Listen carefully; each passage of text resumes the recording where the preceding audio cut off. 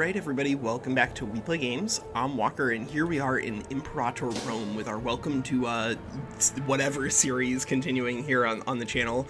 So today we're going to be going through and showing off how to do an Antigonid kingdom victory here inside the Fourth Diadochi War, but we're also going to use that as just sort of like a broad template to actually show off what the game is really about. Wait a second, why is this not in windowed mode? Walker. Didn't we set that? Settings. Why is this not on windowed mode? Okay, there we go. Alright, so here we are in Imperator Rome. This is a game by Paradox Interactive that came out a little while ago, but they unfortunately did abandon it. It just did not have the sort of metrics that they were looking for in terms of game performance. But then about a couple of months before they dropped it, they released the 2.0 patch. The 2.0 patch redid a lot of the mechanics in the game, and so any of the videos that you see from really ancient times unfortunately are not as useful anymore, simply because the mechanics really are different. The way that the game operates here is entirely unfamiliar if you're just trying to use information from the olden days. But what we're going to be doing is kind of showing off not only the mechanics of the game, but also the lore, because I think the lore and the way that the world works here inside of Imperator Rome is sort of informed by the history, pretty strongly, obviously. So before we jump in on actually playing with the Antigonids, I think this is a great opportunity for us to just talk about what we're gonna see whenever we set the thing up and let it run with observe only, because we're gonna watch the Antigonid kingdom collapse. But what we're gonna watch here is the execution of the Fourth Diadochi War. So for those of you who are familiar with the history of the Near East, especially the ancient Mediterranean world and the classical Mediterranean world, then you should be familiar with the Diadochi. But the Diadochi are the successors to Alexander the Great. At his death in Babylon, there's still some debate as to actually what he intended to say, but what he was interpreted as having said was that on his death that his empire should go to the strongest. The debate there is that there's a ruler, or rather a member of Alexander's group, Krataros, whose name is really similar in Greek to what you would say if you said to the strongest. And so there is a small group of people who still think that Alexander the Great had intended to pass the regency for the Macedonian Empire over to Krataros. But what actually happened, of course, after the death of Alexander the Great is that a lot of his major supporters, a lot of the people who had served in the companion cavalry alongside him, people like Ptolemy and Seleukos, people who had been friends of Alexander since being very young, they all emerged as major political forces within the world of the Hellenistic world that they had built.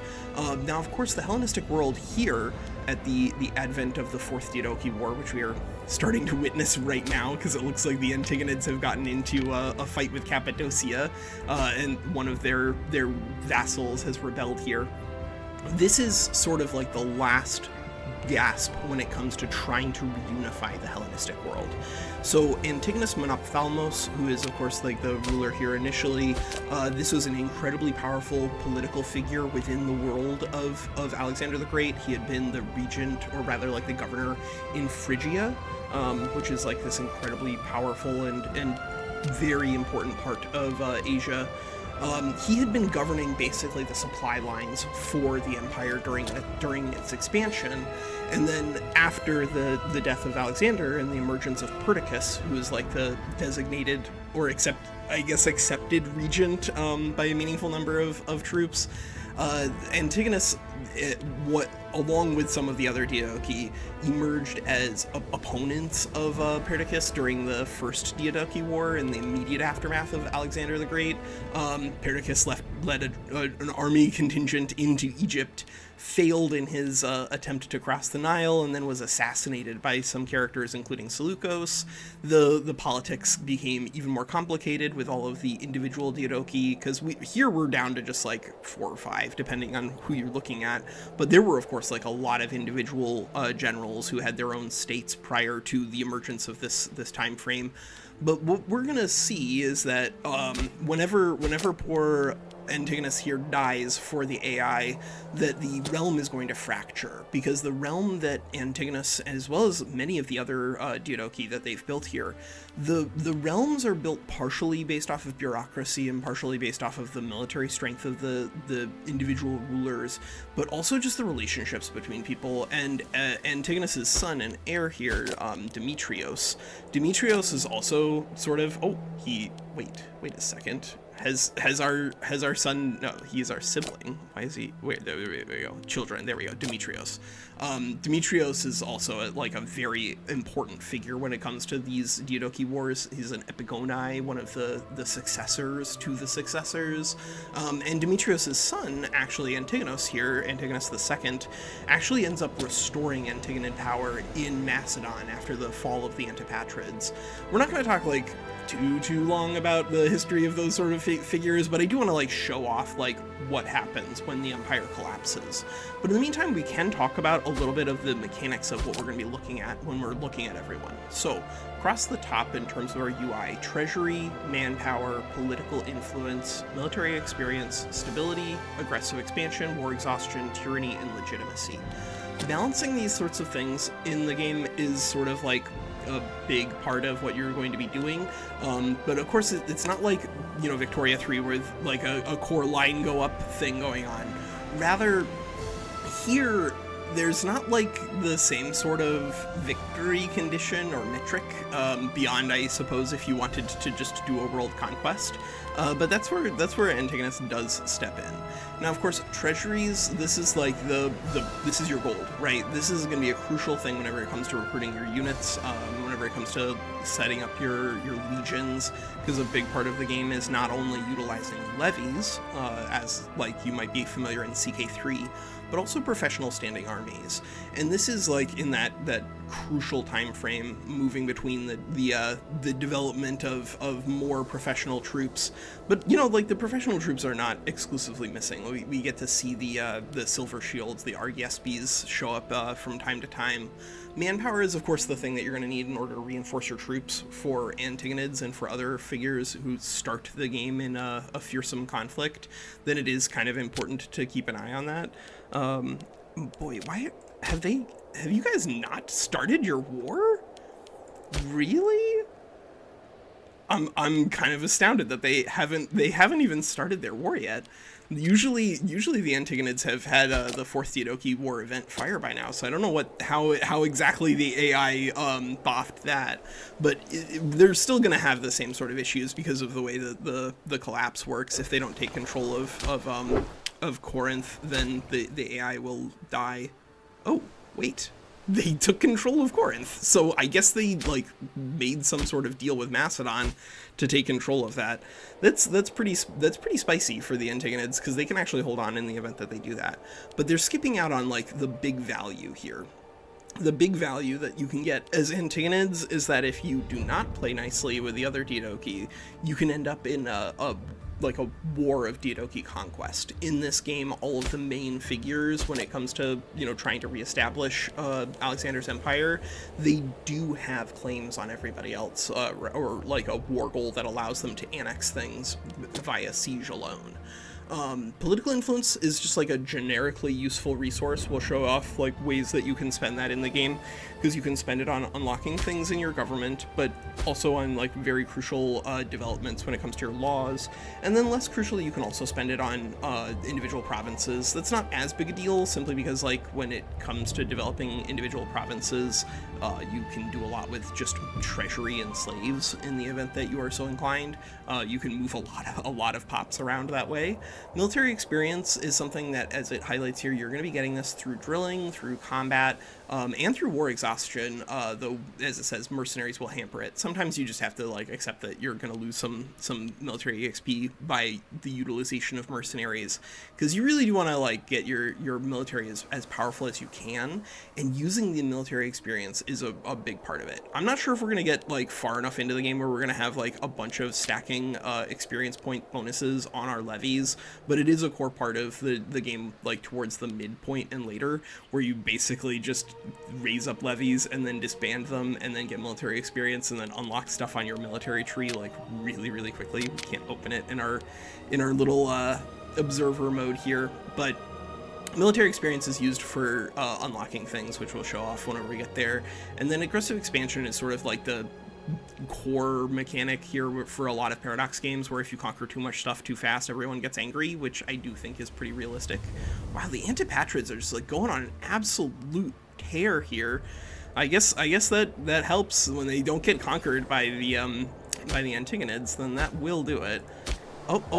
There's a Macedonian revolt in Corinth, so maybe we will get to see the Antigonid collapse. Please, Antigonus, like, I'm a big fan of you, but you're 87 years old now. You should die, buddy. But the aggressive expansion is going to modify not only your behaviors in regards to the overworld, because, you know, like in EU4 and CK2 and stuff, if you conquer too much, then the rest of everybody, like, comes out to stop you. Not only is aggressive expansion going to hamper you there, but it's also going to cause some issues in terms of local stability. This is a big problem in the early game if you aren't careful, because then you can end up in like civil wars like this. So do your best to limit your aggressive expansion. But that's where, you know, the Fourth Diadochi War, where being on the defense as the Antigonids is actually pretty helpful. War exhaustion you need to manage pretty carefully. We'll talk about that whenever we get to our wars against Macedon and whatnot. You can't prevent yourself from getting more exhaustion in any of the longer wars in Imperator Rome. I don't think that's like worth going after, but there are some ways that you can get good value out of war exhaustion, because it does increase your military experience. So don't think of this as being a purely bad metric. It's just one that you do need to be aware of and careful of, because you don't want to be spending like the entire time at war and then have like all of your units constantly rebelling, because then your troops will have to keep coming back home, putting down rebellions, and then your war exhaustion will like basically never go down because you're constantly having your troops up and going. Tyranny, of course, is, as it says, it represents the level of oppression within the country, but that is like only the tip of the iceberg. Tyranny is not really as bad as you would expect. It has some nice bonuses whenever it comes to interacting with your map. Just be careful, because tyranny can cause local people to rebel and get angry at you. And then, of course, legitimacy. Legitimacy is one of these things that is a lot less influenced by your player actions and more static. It'll change based off of, again, how, like, if you have events that modify your legitimacy, and whenever you have succession, it's going to check on the legitimacy of your heir in comparison to where they should be. But by and large, that's like the main stuff that we can talk about from the core mechanics. All right, so it looks like Antigonus did indeed die, but because Antigonus had successfully taken control of Corinth, they were able to click the button that allowed them to preserve Antigonid legacy and therefore avoid the collapse. That's really cool. Unfortunate that we got that here in our test run, but we can demonstrate the same kind of thing, but to a much larger extent with Antigonus, because you don't have to just take Corinth. You have a lot of options when it comes to expansion, and fortunately, those options when it comes to expansion can include reunifying the world of Alexander. So let's jump in here. We're gonna go ahead and switch to very hard, and we'll take Antigonus. So as I mentioned, Antigonus, he's a very, very powerful political figure initially. He does die during the Battle of Ipsus in like the original timeline, the OTL, but we can try to avoid that here. So let's jump on in and see what we're doing. So as it highlights here with this initial event, so it's going to talk about all the different Diadochi, Ptolemy down in Egypt, Seleukos, the Seleucid dynasty out here. You'll note that the Seleucids have not yet taken control of Syria, because after the third war of the Diadochi, Seleukos had taken control of Babylon, but had not yet taken control of Syria. That's a consequence of the fourth war here. Lysimachus is another one of the powerful figures in this world. Historically, Lysimachus had conquered a lot of Western Asia Minor, and then was assassinated kind of in an interaction with Seleukos, who then took all of his land. Cassander and the Antipatrids out in Macedon.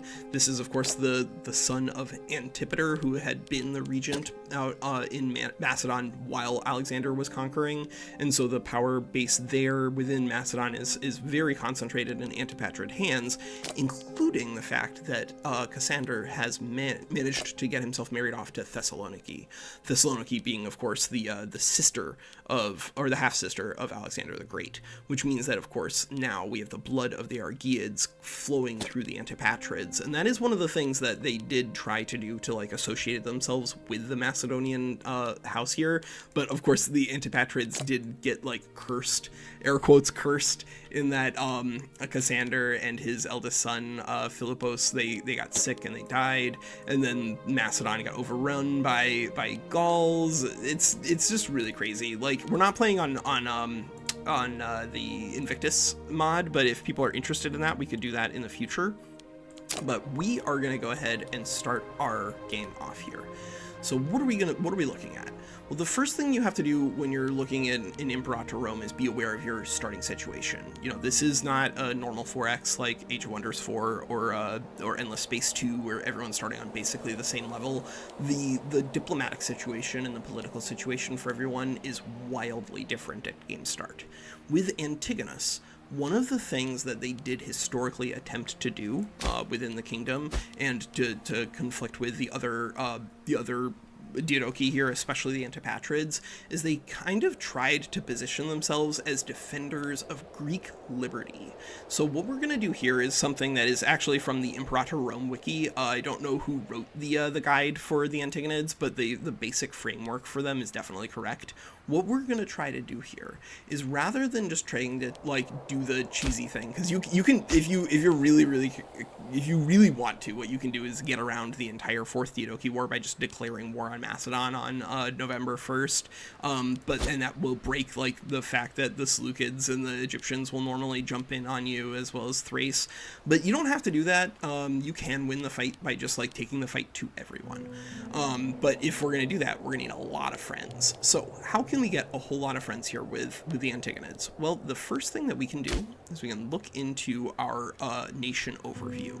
You do not have to line up your ideas with the ideas that are formed by your government. This is one of the things that you can definitely break free from, but because of the stacking bonus, and because there's, like, ultimately so few resources available to you at the beginning of the game as the Antigonids, I do think that it is beneficial to do that. And fortunately, we start with 100 political influence. So what we can do is we can take military ideas and 2 oratory ideas, and then we'll get the nice little bonus here. Whether or not you want to go with ordered retreat or with martial ethos is kind of up to you. I'm a general fan of ordered retreat just because I do like the reinforcement speed.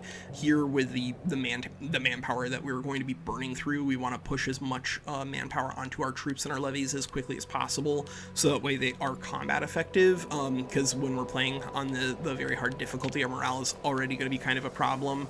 We're going to need to just preserve our troops as much as we can. We'll take monthly corruption, -5, and we'll take loyalty to generals. That's going to leave us with 40 political influence, which is enough to change a law. So here within Imperator Rome, there are a lot of laws that are applied throughout your entire nation. Some of these are things that, like, ultimately you would like to transform, like Royal Army is actually very powerful once you have, like, a lot of things unlocked through military traditions. This is where you spend the military experience that we were talking about. But the laws that you're going to be looking at here are influenced not only by the things that you've researched, but the things that you've done within the world. And in this case, if you're big enough, then you can actually change your law when it comes to subject from institutional benevolence to King of Kings. By changing into King of Kings, you can see their diplomatic relations +2. This means we get 2 more slots for diplomatic relations, and given that we're already over it and we have a lot more that we want to be adding in, we're going to go ahead and do that change. Now you can see there that is going to cause a stability drop. Stability here in Imperator Rome is, like, scaled on a scale of 0 to 100, and it does tick monthly by, depending on, like, you know, how far you are off from your base stability. This is where the aggressive expansion and war exhaustion can start factoring into some issues for you. Here, the monthly stability change 0.07, and then we don't have any war exhaustion just yet, but that will factor into it as well if we're not careful. But the aggressive expansion that we start with here, although it is, you know, supposed to be representative of the way that Antigonus has kind of just antagonized all of his friends, all of his competitors out here. We won't call them friends, but that has sort of like positioned ourselves as being dangerous within the Greek world, and so we can fix that. So let's talk about our technologies. Technologies in Imperator Rome are based off of 4 different lines of advancement. Those different lines of advancement are going to be generating innovations as you complete your research progress. The research progress is also going to, of course, have like a nice little passive bonus along the way, but the main benefit that you get from doing research is getting access to these sort of innovations. Innovations you can get from doing these researches, but you can also get them through having researchers that have special traits associated with doing research. So anytime you see here like intelligent or scholar, those will generate free innovations for you over time. So my general recommendation for like almost everybody is don't prioritize exclusively the highest number, but the highest number that also comes with some sort of bonus that can generate additional innovations. So we're going to go ahead and slot in a bunch of those guys here. Anyone who is a part of a political family, a great family, we will deal with in short time. You don't want to make those guys too angry because they are going to have some pretty big power bases. And you can see here, because we've been pushing important people out of our research and into the world, they're getting furious. Right now, Antigonus is heading towards a civil war, but we can fix that. Let's go ahead and see if there's anybody else. Yeah, you can come in here, and then you are probably replaceable too, huh? Yeah, you're probably replaceable too. Yep. All right, so we've replaced all of our researchers with people who can generate extra innovation points. That's very, very important. But the next important thing for setting ourselves up specifically here with Antigonus is making sure that we get down to at least defending liberty. Defending liberty will make us lose 10 aggressive expansion, which is what we start with. And by taking that, we're going to improve all of our relationships with all of these minor Greek states. You can see here right now we're at minus 27 with Epirus. We don't want to be at minus 27. We want Epirus to be so happy with us that they're actually just going to go ahead and join our party. So we're going to go down to defending liberty. That gives us 1 extra diplomatic relation as well. And on that matter, I'm going to go ahead and take local embassies. I think that generally local embassies is a very powerful option. The more relations that you can have, the better. We're also going to take humane conduct for the same reason. Diplomatic relationship reputation will influence who's willing to play ball with us. And then we'll take material science and sapping. So which of these technologies you go into at the game start really does depend a lot on what your plan is here for your faction. We're going to take military artisans too for a free province improvement, and we'll show off what that means in due time. But there are like 4 broad categories. So the martial advances are of course your military technology with your the stuff that interacts with the sea on the right, and then your siege weapons in the middle, and then like mostly making your troops really powerful on the left. Inside of those, there are a lot of different things that accomplish entirely different effects. Like you can see here on who is it? Who's got our siege option for us? Some of these are going to give us actually not only benefits militarily, but benefits economically by unlocking new buildings for us to build. New ways for you to spend your money. In the civic advancements, that's where you're gonna get a lot of trade. Generally, civic isn't as important once you're huge, but at the very beginning of the game, getting extra trade is pretty nice. And then of course down here, you also have ways to modify the population within your nation. So one of the things that a lot of the Diadochi had to contend with was of course the fact that here within the Hellenistic world, at least in the immediate aftermath of the conquest of the Persian Empire, of the Achaemenid Persian Empire, the Hellenistic world was very pluralistic. Even with all of the Greeks who had been spreading throughout the Near East during the time frame leading up to Alexander's conquest, because there were Greeks like even into the Red Sea. We have lots of information about them trading out into the Indian Ocean and where the Greek world actually spent its money. But they're not from a population standpoint, particularly large here. We can actually confirm that by looking in our own culture and the number of pops. So Aramaic, you can see, is one of our largest, and then Phrygian and Phoenician. You have to go all the way down for the Antigonids, down to like rank 6 or 7 for them to see Macedonians. And so what you get to see inside the technologies here for the civic advancement and religious advancement are ways for you to transform your nation into being something a little more concrete. This is really important for like a longer thing, and so don't neglect those developments, especially religious, because you get the ability to do constant conversion through formulaic worship here. That's really, really strong. And then there's one that's equivalent for culture in here somewhere. Maybe it's an oratory, I forgot. I actually do not remember where that is, but there are some crucial technologies like winning land by the spear, and then the where is our destroy? Where's our the militant Epicureanism? That's it. Desecrating temples to restore stability. So there's like a lot of interesting tools when it comes to the technologies available in the game and the way that they interact. If we play long enough to unlock more, we will talk about those. But the government is not just the like research. There's also, of course, administration. This is a great way for you to make certain families happy. So for instance, here you can see Mesopotamia. This is a province for us. Within the government of our nation, things are going to be divided into regions. That's where you assign governors. So here in Mesopotamia, this governor is mostly just governing this tiny little strip of land, because most of Mesopotamia is under Seleucid control.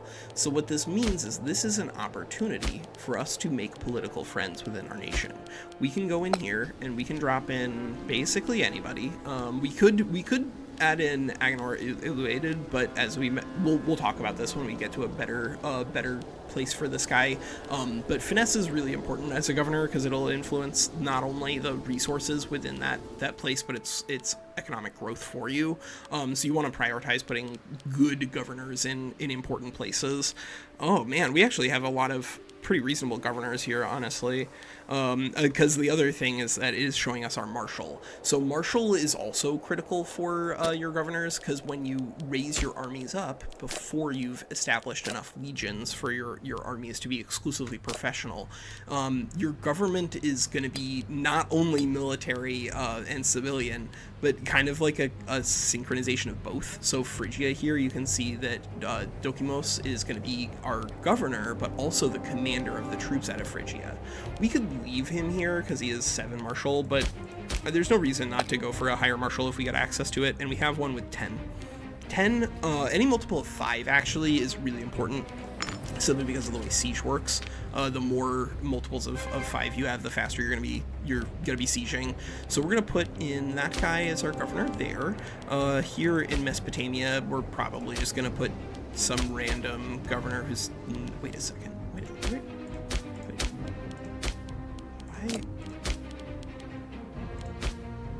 Where are you, governor? Where did you go? Well, all right.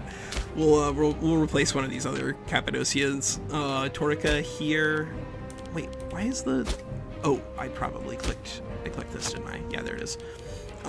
So let's go ahead and drop in another governor here associated with a political family. This is another. I guess that's already a political family. It doesn't matter. Yeah, we'll put you here. Menon with 1 marshal doesn't matter in a province that has absolutely no political power. And then our offices. Let's make sure that our offices look okay. Oh boy, they do not look okay. So inside of your offices, all of them have some different bonuses. The different bonuses are going to be based off of not only the ability of the person in question, but also their statecraft. There's like an infinite number of really interesting things that you have to balance in Imperator Rome, but statecraft is one of them that I don't think you really need to balance as much as just be aware that as people participate in state longer and longer, they'll get experience points there, and the statecraft will make them better as both officers as well as governors and generals and stuff. So let's go ahead and fix up this. I don't think it makes any sense for somebody with 3 statesmanship, or with 3 affinity here to be our governor. We'll bring in this guy instead, and that'll actually free up that guy who we just fired with 7 military to come in as our Epistraticos. And is there anybody else we definitely want to be popping in here? I don't think so. So who is still angry? The governor of Phrygia. Why is the governor of Phrygia so angry at us? We just gave you a job. Why are you so mad? Power base and country, scorned family, and revoked offices. Well, he's mad right now, but we can fix that short term by going ahead and doing a bribe. So we still have 5 political power here. We could potentially give free hands here, but I think a bribe is going to be more than enough for a governor, and then our philosopher we're going to go ahead and give free hands to. By doing those, we've managed to increase their loyalty enough temporarily that they're not going to be rebelling.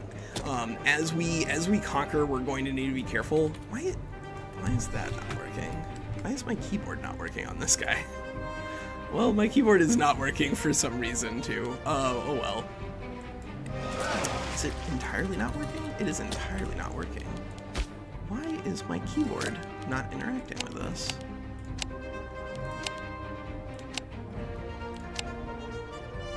Is this just because it's on full screen windowed? It might be because it's on full screen windowed. If so, that is kind of annoying because the key controls are really nice. But all right, well, we're gonna do what we got to do, and what we got to do here is see if there's a way for us to make some of these scorned families happier. And there are a couple of ways for us to make them happier beyond just what we've done, including our own family. So if we want, what we can do here is we can find a member of an important family and we can adopt them. Or rather, a member of a not important family and adopt them. So here, for instance, Adalid, we could, if this guy were of our primary culture, we can adopt him. The Crateros member of our court, though, is adoptable. So let's see. Let's go with male. Yeah, Bithynia at Paphlagonia. So we're gonna go ahead and adopt Crateros. This is the son of the guy who may or may not have been intended to be the heir and regent within the empire. We're going to go ahead and let him keep his old name, though, just for fun's sake. And now we have this guy, Crateros, as our governor, and he's going to become like a member of our family and increase our own political power base. That's going to help us hopefully drown out the power base of the Alexandrid and the Ovaid family here. Our bad research ratio, you can improve this by getting more citizens later, which is important, but at the very beginning, not so important. We're going to go ahead and activate a pantheon. So within your pantheon, there's a lot of stuff that you can do. First, of course, if you have a holy site associated with the god in question, then you can use that holy site to add like objects, holy relics to those spots. We don't control a lot of these at the beginning of the game. They're kind of like all over the place, but as we expand our borders, we'll take control of some of these things, and then we'll have easier time actually using these religious abilities here. But you can see that on each god, there's going to be a lot of different important things. First, of course, is what pantheon it's a part of. This is a time period where syncretism is very important in the development of these nations. A lot of them had like gods that were practiced in different areas, or syncretism between different gods. So Amun-Ra down in kind of this area was syncretized with Zeus, and then also syncretized with Alexander the Great, who is kind of trying to pretend to be a god during his own life. And you can do the same thing in regards to your own stability. So here you can see we have a Sibylline god. A Sibylline god for us, or in this case a Sibylline goddess, Sibyl, she is going to be giving all Sibylline pops within our nation, which is like, you know, a big chunk of our nation right here, and you can see a big chunk of our nation from a percentage point up there. It's going to give them extra happiness. So if you want, you can definitely replace some of these different gods with other members of different factions and get different religions to come together. This is really quite powerful, actually. In the later part of the game, you're mostly going to be wanting to only use your own gods, but at the beginning, be very careful as to which ones you include, because you do want to keep your pops as happy as you can. We're going to go ahead and click... Hey, how's it going, Bruno? Yeah, we're going to go ahead and click Heracles here to activate a little bit of extra discipline. Discipline is just like a basic damage bonus for all of your units. Very important, especially given that we're going to be getting into a pretty big fight in just a moment here, we're going to decrease our tributes. So Antigonus, because we were trying to position ourselves diplomatically in this world and use the smaller pieces of Greece to fight against the bigger pieces of Greece for us, we need to make sure that our current subjects are as happy as possible, that they're not going to revolt. Trade is based off of trade routes. So trade routes are going to be established in each of these, there we go. In each of these individual provinces. The number of trade routes that you have is going to be dependent upon your pops, as well as the different technologies, and of course the rank of your nation is going to influence the number of trade routes that you have in your capital. You can denote the capital within your entire empire where it has that little laurel around the outside. The capital inside of individual provinces has the column but no laurel. Those are really important because of the way that war works. We'll see that when we get to Macedon, but you're going to be conquering a lot of stuff in the Diadochi Wars without being forced to conquer just the capitals first. But when you're fighting a normal war against people, you do have to go for those capitals, so that way you can siege down like all of the rest of their enemy territory ASAP. Is there anything else we need to do initially? Oh, missions. Missions are sort of like an EU4, where like they give you a structure for following a pseudo-historical path, but also giving you like ways to break from that historical path. So Antigonus's vision is going to be a mission that informs our nation, developing our strength within not only Phrygia and Syria, but trying to grow a little bit further than this. The Pearl of Syria is one of the mission trees that just gets unlocked constantly. There's usually like some kind of mission tree that references a region that you currently control. But this one is unique to Antigonus. So Antigonus's vision is, by just clicking this, we're going to get national tax and discipline for 10 years, which means like, you know, a pretty meaningful advantage when it comes to combat. But we're not going to click Eastern Capital. This is something that you can do at the very beginning of the game, but because our gold is so important for our military development, we're not going to do that. Instead, what we are going to do, so now that we have reduced our aggressive expansion, you can see that now a lot of these nations are actually happy enough to ally with us. This is really important. So what we're going to do is we're going to go through and we're going to ally with Epirus. We're also going to go ahead and ally Aetolia and Boeotia. These are two leagues that were sort of like set up in the aftermath of Philip conquering most of Hellas. There were some different city-states down here that did not want to play ball with the Macedonians. In fact, most of them did not, because the Macedonians are largely looked down upon by the rest of the Hellenistic and Hellenic world, especially, as being wildly different from everyone. But we can actually expand in more than one direction. So one of the things that the guide on the wiki encourages you to do is to mostly be playing around with just the things inside of Greece, and that is useful. But don't think that there aren't other Greek city-states out here that won't be a part of your empire if you ask them nicely. Sinope, for instance, this has 28 troops. If you can get them into an alliance and then turn them into a vassal, which is going to be a core part of what we're doing here, just get as many of these guys that start at the top, work our way down, bring Byzantium, anybody else who's out here and willing to play ball with us. We're just going to ally and get in on this fight, but we're also going to be trying to turn them all into feudatories. In order to turn them into feudatories, we're going to have to send a lot of money at a lot of these small city-states. That's fine. Like, you do what you got to do in the pursuit of conquest. Let's see, but I do want to mention, although you can ally a lot of these city-states here as they do border Macedon, I typically encourage people not to do that, because the Macedonian AI will usually declare war on them really quickly, and then you don't actually have an opportunity to turn them into a feudatory if they're at war. So let's pick up any more of these small city-states that we can. Probably, yeah, everybody else is probably just going to say no because we have too many allies right now, too many relations. But that doesn't mean that we're done with these city-states. Rather, what we're going to do now is use this gold that we start with. We're not going to spend all of it. I have gone through and experimented like who you can get away with trying to ally, and you can feudatory a lot of nations if you are so inclined.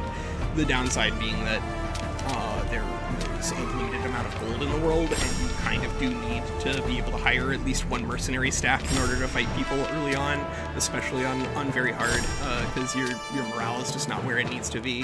But we can go through and still make a lot of these smaller nations happy with us, and that'll actually be still useful when we get to the point where we're going to be turning people into feudatories, because we're going to be able to ally some of these guys really, really quickly. We're not going to send money to this city-state here, Sicyon, though, because they are friends with our arch nemesis Ptolemy. I don't know if there's anybody else who we desperately want to be picking up. Oh, Thebes, of course. Thebes is actually so happy that they'll even ally us. Thebes, unfortunately, has had a really rough time of things during the lead up to the conquest of the Hellenistic world. Thebes was a powerful city-state. We often talk mostly about just Athens and Sparta, but Thebes actually was like dominant in the time period up to Philip of Macedon conquering, because they actually had fought, I forget what the name of the war was, but Thebes actually did develop a lot of military technologies and tactics that, because Philip had been a captive in Thebes during the war with Athens and Sparta, Philip learned a lot of those technologies and was able to bring them back home to Macedon. Yeah, let's get Corcyria. We'll get Apollonia too. Anybody who's like on the earth, like this, the ground, is going to be able to help us. I do typically like to pick at least one or two guys out of Crete, especially if they happen to have ships. So yeah, let's take Knossos and Cortinia. Yeah, Cortinia, and then maybe maybe Europetra as well. They're not as useful initially, but I like laying the foundations for us to move into Crete itself. And then, you know what? We'll also try to set ourselves up to be friends with a couple of these larger Hellenistic states as well. We won't interact with them until the very, very end, simply because we are going to wait to see if we can turn them into client states. There's different forms of vassalage here in the game. Some of them require diplomatic slots and some of them don't. And the ones that are really big, like the Bosphorian Kingdom, for instance, these guys, you can see, are only available as a client state, whereas these other smaller states can become feudatories. They won't just now, but they will once we've sent them some gold. Let's see, is there anybody else we want to do? Anything else we want to do at the very beginning here? Okay, great, my keyboard's working again. I don't know what I did, but the keyboard's working again. All right. Oh, yes, let's finish up our military development, and then I think we can actually unpause. So you can see here that we do start with one legion. We have Demetrios in charge of it. It's pretty nice because he is actually a very capable military commander, and this legion does have some nice dedications already. It also starts with a nice number of troops, but unfortunately, although it does have some nice troops, it is like way undersupplied. Only one supply train for that many troops means that you can burn off a lot of troops in terms of attrition, and we need the troops because this is coming out of our capital.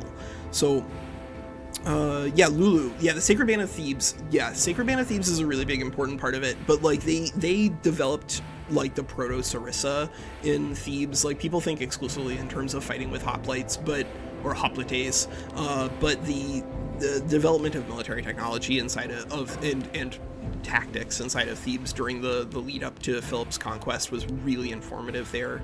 We're going to add an engineer so that way we have a little bit of extra siege speed on this main stack, but I don't think we're going to take any other troops out because we want to preserve our military strength for our capital region.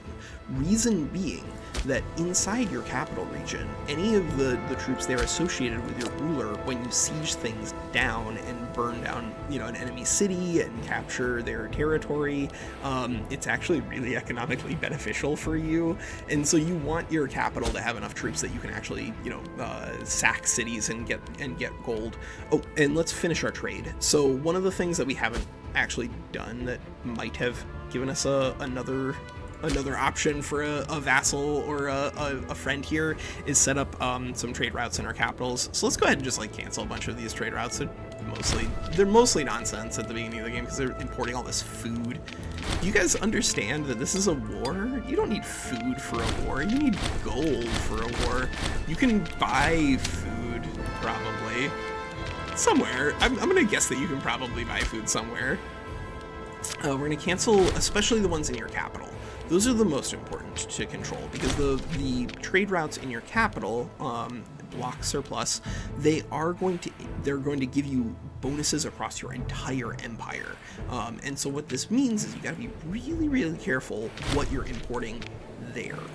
So let's take a look at this. Right now we have 0 current imports. We have these goods here locally being produced inside of Syria itself. The production of those is going to be based off of the different settlements within this province, as well as if there are any sort of bonuses coming from having extra slaves. If you have extra slaves locally, you'll get extra production. It's generally pretty difficult to do at the very beginning of the game, but it is powerful as you scale up, and a great reason to be sacking cities, so that way you get lots of slaves there. We're going to go ahead and take import routes as our free business investment, or as our free province investment. This is something that you can unlock through the technology tree, but you can also just like expend points. If you have an infinite number of political points, you can do it that way. Generally not worth doing until you got a lot of discounts, but that is going to start a development. We'll get an extra import route, but in the meantime we can import the rest of the things here that we need. So what do we need? The game will highlight here that we don't really need to be importing olives and dates and glass because we already have the bonus for having more than one, for having a surplus. If you have a surplus of any good, more than one, then you get this global bonus. So what we're going to do is we're going to import 2 iron, so that way we get heavy infantry plus 10% bonus. Critically, we're also not going to be importing from the Seleucids because we know we're going to get to go to war with them pretty soon. We'll start with Cappadocia. There's an event that sometimes causes Cappadocia to rebel against you, in which case we're probably going to have to just accept that. That sometimes you trade territory for time, and here we're going to go ahead and import some honey. Honey is very important for what we're trying to do because the +3 diplomatic relationship means that we should have an even easier time turning some of these folks into vassals.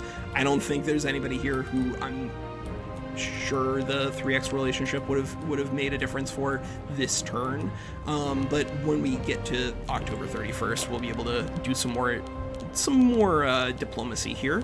And then of course we're also going to just pick up an import here on incense. So you can see that this is the amount of money that we're going to be generating. We could import some precious metals, but I want to go ahead and take country, same religion, happiness. Not going to apply to everybody obviously because we don't have an infinite number of Hellenistic pops within this world, but it's still a nice little place to start. I'm also going to import food in the form of grain into these spots. So we're going to get a little bit of extra monthly food here, which is going to allow our Phrygian troops, because remember that Phrygian army is huge, it's going to allow those Phrygian troops to move through this territory without depleting the foodstuffs locally, which unfortunately is a problem for Demetrios. You can see that he's standing on Chaldicea, which is a very tiny little bit of the empire for us, and the food stores there are not holding up. But that's a short-term problem because our units are going to move into enemy territory pretty quickly. The rest of the stuff I'm mostly just going to be importing whatever the most money is, simply because, as I mentioned here at the very, very beginning of the game, the biggest barrier is almost always cash, and until we get our troops into the enemy proper, well, we can't import from any of those. That is no bueno. But until we get our troops into Hellas proper, they're gonna need to come up with some money elsewhere. You know what? Yeah, let's import some Epirus from Memphis. That seems okay. And there's nothing to import here. All right, good. Yeah, I think that's everything. I think we're ready to go. Oh, Great Wonders.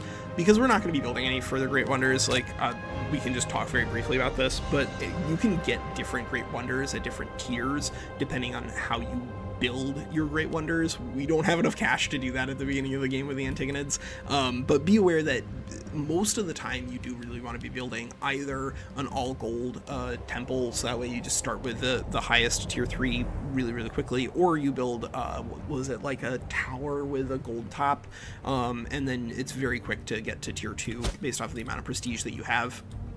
And the Great Wonders are going to give you bonuses based off of different doctrines that you've built in. In this case, the ones that are historical start at their maximum, so you don't really have to do a lot other than just sit on them. But they are still pretty neat. We're not going to raise any troops immediately. Oh, but we will add a commander for our nice little navy here. But we're not going to raise our troops immediately because as we raise troops, we're going to add some war exhaustion. War exhaustion is going to modify our diplomacy, and our diplomacy is the only thing that we have going for us right now.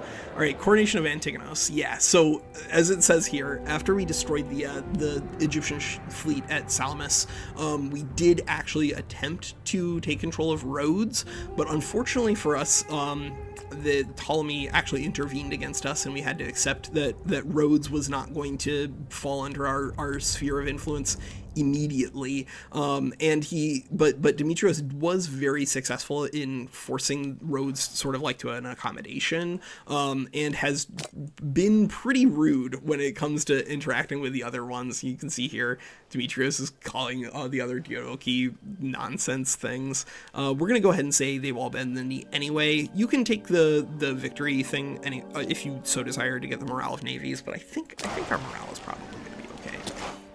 And the provincial loyalty is very important. We're going to let as many people import things from us as they want. By importing things from our territories, we do lose access to the local bonuses, but that extra cash is very important here. And the more trading that you have with a smaller power or whatever, the happier they'll be with you. So let's see when we get to October 31st if Macedon has declared war on anybody. Have you guys started a fight? They have not started a fight. All right, cool. So let's see who we can continue our alliances with. The first thing we're going to need to do is send gifts to the people who we've already allied. Anyone that we've allied and sent a gift to, now you can see offer feudatory, they'll accept this. This means that we don't have to have, like all of our political diplomatic slots being dedicated to these alliances, because we can turn them all into feudatories as long as Macedon doesn't declare war on them. So we'll go through and send these guys some gifts. This is like the setup phase, and so it's sort of like the setting up in CK3. There's a lot of initial things you gotta do, and because Antigonus's position is so sketchy at a game start, you do have to be really careful at managing your diplomacy here. But I think it is still like flavorful because of the League of Corinth. So we don't see that here in our initial setup, but the League of Corinth was one of these things that the Antigonids attempted to set up to oppose the Antipatrids, where they pulled in all of these smaller Greek city-states. Wait. Oh, god damn it, Walker, did you send Trapezus an insult rather than... Oh my god, whoops. Well, I guess we're not gonna be bringing Trapezus in because I'm making mistakes while streaming. F in the chat. That's okay. We don't strictly need them, because the biggest key for us, not only beyond bringing the Greek world into our sphere, is also bringing Armenia, Atropine, possibly Cappadocia. If you can get some of these guys on your side against the Seleucids, then this front of the war kind of like takes care of itself. Actually, let's see, diplomacy. Anybody else? No, I don't think there's anybody else we necessarily are trying to work on. So let's see if there's anyone else who will just jump in on an alliance. Yeah, because we sent a bunch of cash out, so a bunch of these guys are gonna still be happy enough to sign on. 1, 2. Anybody? You want to join? You want to join? No, nobody else wants to join, Walker. It's all right. Let's see. Can I turn settings on? There we go. Yeah. Yeah, I think that's more reasonable. All right, so I think we can now let ourselves progress. And now when we get to November 30th, I'm going to have to go ahead and just end the relationship with Trapezus because, oops, I made a mistake there. But a lot of these other guys will pull in as permanent friends. And then by pulling them in as permanent friends, we'll unlock all of those extra slots, and then we can have even more permanent friends. Everyone's a permanent friend. Oh my god, everyone's trading with us. I feel like the most popular girl in high school. I'm at this point, anything that anyone wants to buy is free game. All right, 29, 30. All right, and diplomacy. I'm gonna go through and you offer feudatory. Boom. Epirus offer feudatory. Boom. You can get different types of vassals, but because feudatories don't take diplo slots, they're just like the best ones by a pretty big margin.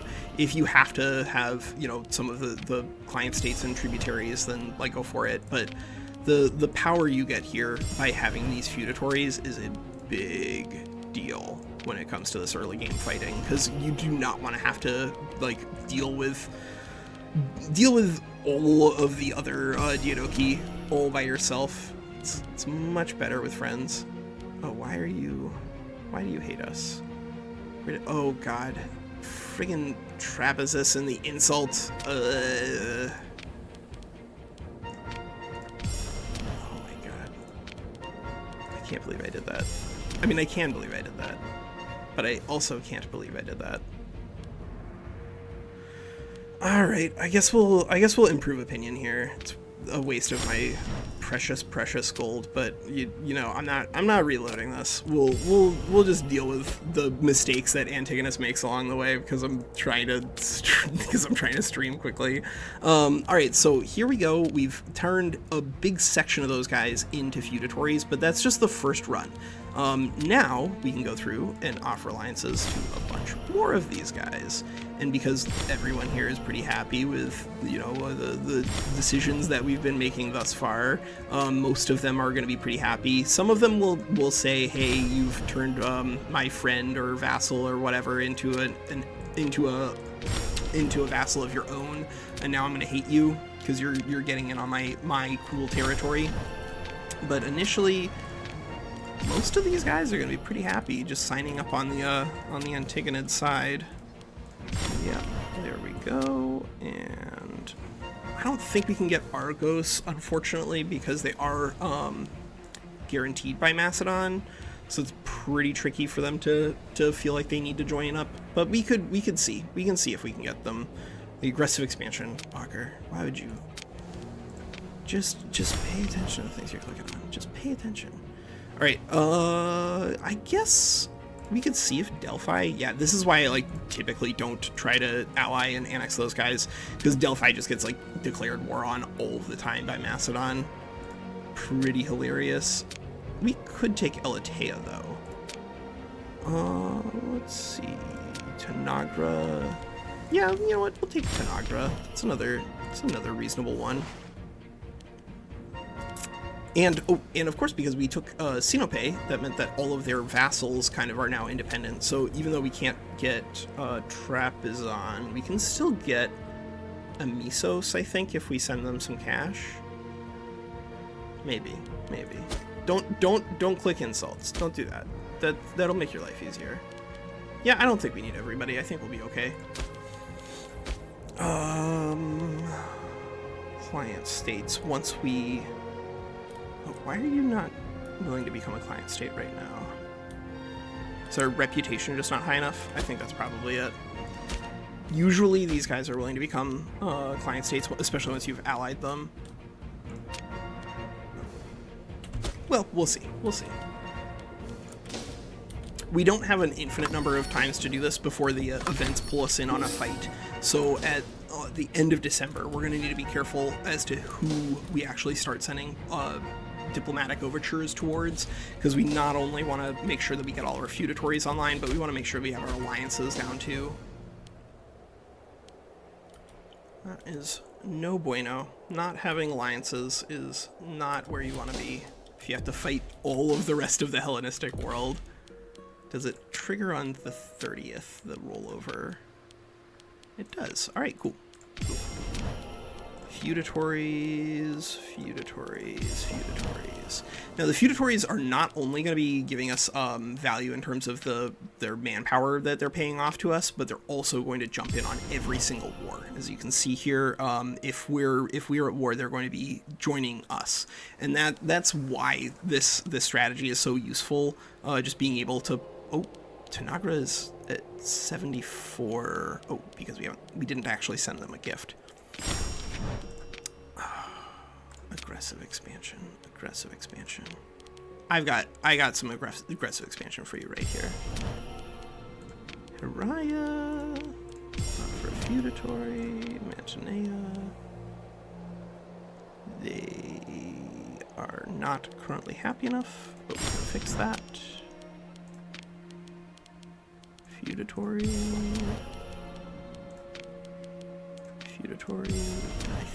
I think that means that now all the rest of these guys are like locked until we can fix their relationship with us.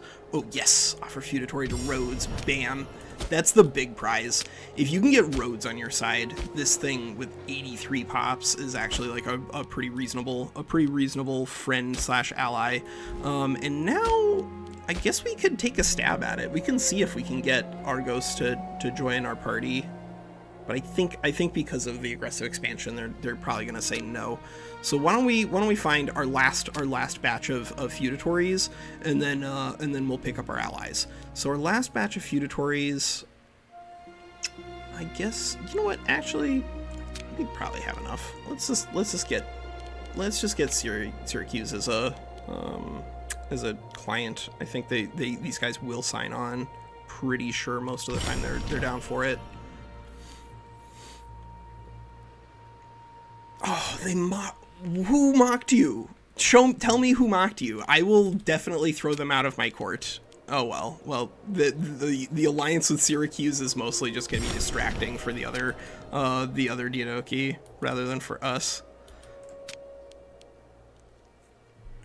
We need a little more relationship with Armenia here, right?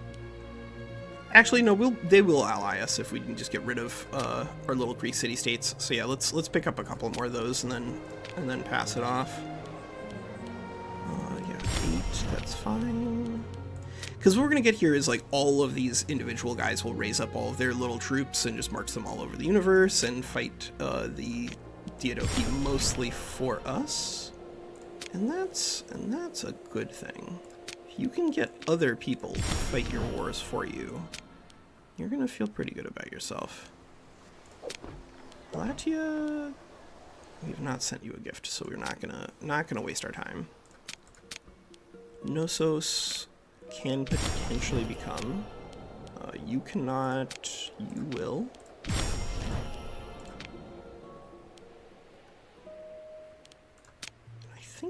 I think that's probably good. Yeah, I think that's probably good. All right, so January 29th. All right, so this is going to be Empire belongs to the strongest, right? To the strongest.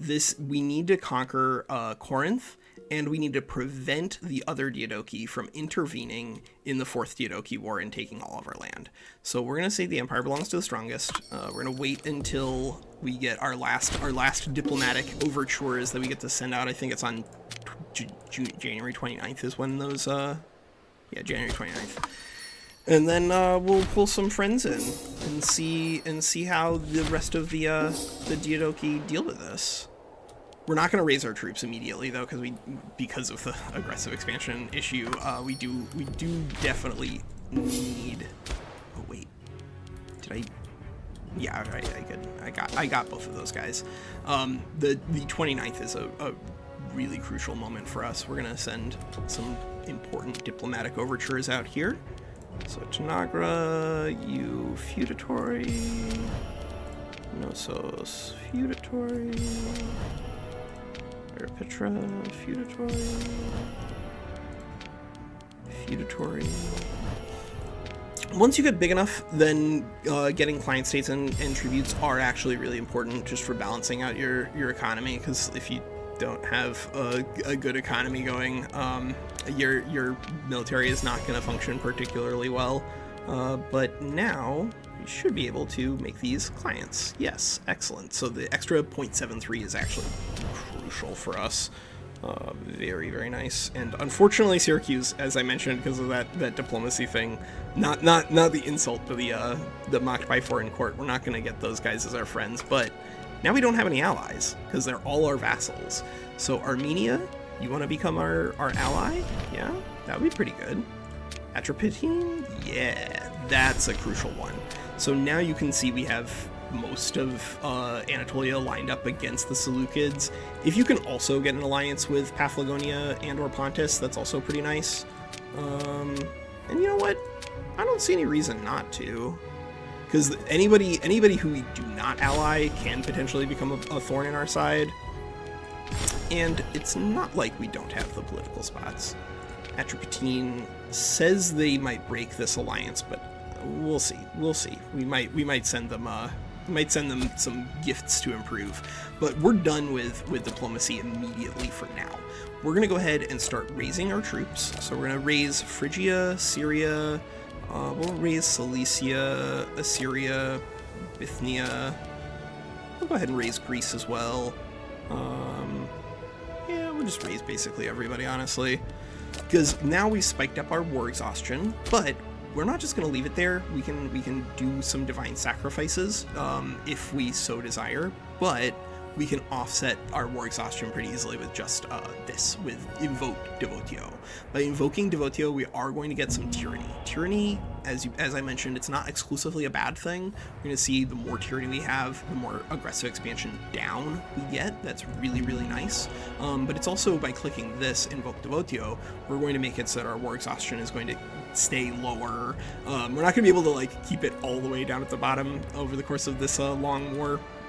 It's sort of inevitable, but the monthly war exhaustion ticking is pretty nice at the very beginning of the game. And we could go all the way up to 9 tyranny, but every time you click this, it'll refresh the tick down, like the timer, and so we're actually going to intentionally hold on to that. Let's start moving our troops in. So the first thing we're going to want to do is see if there's a mercenary. If you see a mercenary nearby who happens to have like 10 military, that's a really nice advantage. If you can get 15, that's even better. Here we have a 13, which is not a 15, but it is a smaller stack, and therefore it's not going to cost quite as much. But it is a smaller stack, and honestly, at this point, against the Antipatrids, we are almost certainly going to want just as many troops as we can get. And we should be able to afford this. It says that we don't have enough money for more than, like what, a year or something like that if we hire them here. But that's okay. That's a short-term problem. We'll get a year's worth of gold off of sieging and pillaging a lot of territory in Greece in just a moment. And you know what? I guess we could just go ahead and pop down here and pick up in Palestine. Yeah, we'll come back for you. We'll come back for you, friend. We'll let some other people assemble troops in that direction. Meantime, everybody else over here, go ahead and start moving down towards Ephesus. I think that's a pretty nice one just because it's got a really big supply limit, and therefore it's a good spot for us to position out of. And we're gonna go ahead and turn off drilling. Like we're about to start the Corinthian War, the last opportunity for all of these other Diadochi to stop us. We'll leave our troops here in Assyria in case it becomes an issue. Sure. Yeah, you guys can do whatever you want to in regards to moving units around. Oh, somebody died out in Asia. Well, all right, that's fine.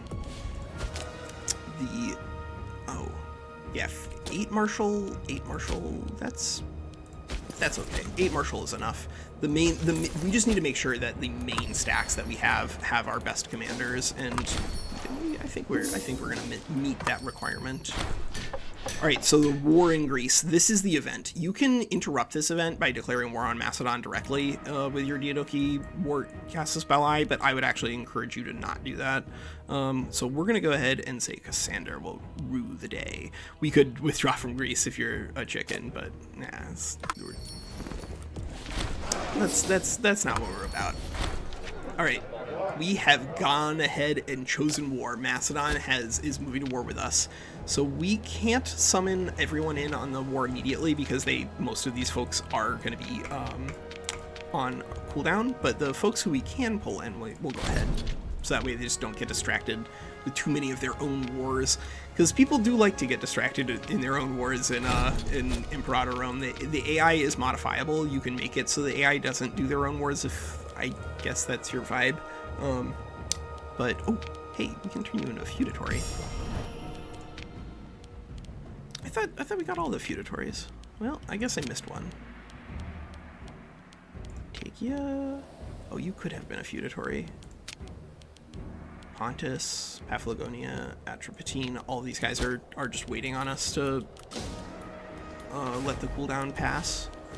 So when it comes to shipping things on ships, you can see here that these guys have 31,000 troops that they can transport at once because it's just like 500 per ship. So we're going to take these guys and we're going to embark and take those guys and embark.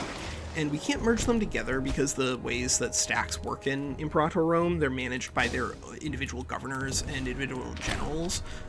And so like don't think that you can just do EU4, merge all of your stacks together, blah blah blah.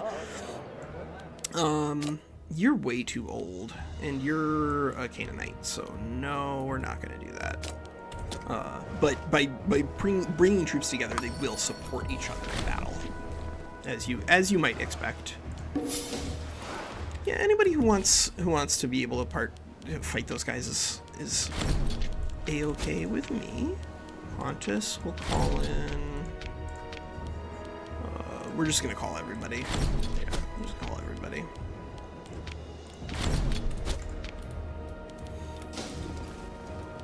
And 17,020, and now we can actually go ahead and send our guys down to Corinthos. So Demetrios, we're going to help him siege Corinthos in just a moment because we do have the really gigantic ships, and the way that they work in the game is they actually can support land invasions pretty easily. Let's see, who is trying to make friends with us? Stop asking me to be friends. Get out of here. Oh, I guess, sure. We'll become friends with the ruler of the Bosphorian kingdom. I don't see any reason not to be friends with one of our major client states. Oh, we got commercial ventures. Great. All right, so with commercial ventures on the books, we actually can readjust our import routes in our capital yet again. So let's go ahead and do trade overview. And we'll do Syria is still going to keep the iron because we do want the discipline bonus for our heavy infantry. But now I think we can drop the honey. It's not as crucial in a universe where we're going to need a really good military advantage. And a really easy way to get a good military advantage here is to get light infantry and offense. So we're going to import the base metals. At the beginning of the game, you actually start with base metals being imported into Syria. It's just I do think you need the political advantage of lots of friends, and that's where honey steps in. But base metal is really nice because you can see that on our levies, a lot of them are going to have a lot of light infantry. This is a consequence of the way the levy system works, but it's based partially on the cultures of the people in the areas that you're trying to levy from. And a lot of the cultures in the game just use light infantry. Not today, Mr. Pack. This is mostly just a welcome to learn how to do an Antigonid victory warfare thing with Imperator Rome. But if people want to see Invictus, then we can do that in the future. I think Invictus is a really interesting development for the game. It obviously makes stuff like Antigonid victory just a lot more complicated because they've reworked a lot of those things. But I think if you're just getting used to playing Imperator Rome, that this is a reasonable way to kick things off. So we're gonna go ahead and position everybody in Palestine to jump on that boat, and then we can go over to Greece and start our great campaign. Embark, embark, embark, embark, and embark. Alright, there we go. And this fleet, first thing that we're going to do with this fleet is actually not drop everybody off immediately, but rather go support that siege, as I mentioned, because we do want to just break through the walls. One of the things that you can do with a big boat is not just blockade, but also just like literal smash the walls, reduce the fort level, and then take control of crucially important parts of the empire for ourselves. Tegia. This was the one that we failed to turn into a feudatory, so, sure, yeah, you can be our friend. I mean, Antigonus is gonna die in a very short period of time, so I'm not 100% sure why they're so worried about that. We'll take bureaucratic issues. We're just not gonna worry about getting all of our vassals and friends so angry, considering how unbelievably important they're going to be for us militarily. But you can see here, like, this is what I'm talking about. 24,000 troops out of all of our vassals coming this way, 8,000 troops coming this way, and like oh, actually, you know, there's another thing that I haven't done here that I wanted to do but forgot to do. Let's see, it's you? No, you? Where is the family? So the family of Alexander the Great, here it is. The family of Alexander the Great actually does come from Epirus originally, and so that means that there's blood of Archaeans, or the Archaeans, here within this world. And if we marry a member of our family off to the Antigonids, or off to the Achaeans, then we can actually get the blood of the Archaeans flowing through our own heirs and get this nice little bonus. And it comes with a nice bonus too, where once you actually refound the Macedonian Empire, you can call it the Archaeid Empire in the event that your family is part of the Archaeids. And we are off. The troops here in Ephesus are going to be really important moving over here. I mean, so Friends is not strictly balanced. It's like just good for you diplomatically. Having rivals, I think, is supposed to be the way that it's balanced out. And Antigonus does start with some pretty powerful rivals. Nobody likes him, basically. But I think it's supposed to be sort of like in CK3, where like having friends is good, and the only downside is the opportunity cost. Yeah, I know we have too many diplomatic relationships. We did our best on that front. We really tried. We put so much effort into having too many relationships. So you can see that the water here is, they have storms and stuff. Try not to fight in storms unless you have a meaningful military advantage, because it does a lot of damage to you, and you do not want your fleets to just like evaporate in the event that the Egyptians declare war on you, and they usually do. Almost every single time I've played this out. I'm kind of astonished still that the AI managed to prevent the Antigonid collapse the way that they did. How are you gonna do that? How are you gonna do that, AI? When I wanted to get a nice little picture of you exploding, and you just won't play ball. Oh my god. All right, well, we actually managed to siege through Corinth in the entire time that our fleet was coming over to help them out, which is great for us, because it means that now, rather than our fleet being forced to support Demetrios' capture of Corinth, we can go ahead and take the decision. Shoot, where is it? Where is the decision? I think this is under missions? No. Where is our decision for preventing collapse? Oh my god, Walker. Where? Shoot. Oh, there it is. It's just popping up at the top. Alright, so we can secure Antigonid position. By doing this, we're going to go ahead and make it so that when we die, rather than everything exploding, we're going to hold on to onto our empire. And you can see that actually now the Macedonians, that Antipatrids, are getting torn apart by all of our vassals. We don't even really have to send troops over to Macedon, but because you get so much cash going over there, there's no reason not to. Oh, but we did get Demetrios' playground. Yeah, alright. You know, we could release Corinth as a feudatory subject, but I'm gonna hold on to it, because we did manage to keep the cities in place for us.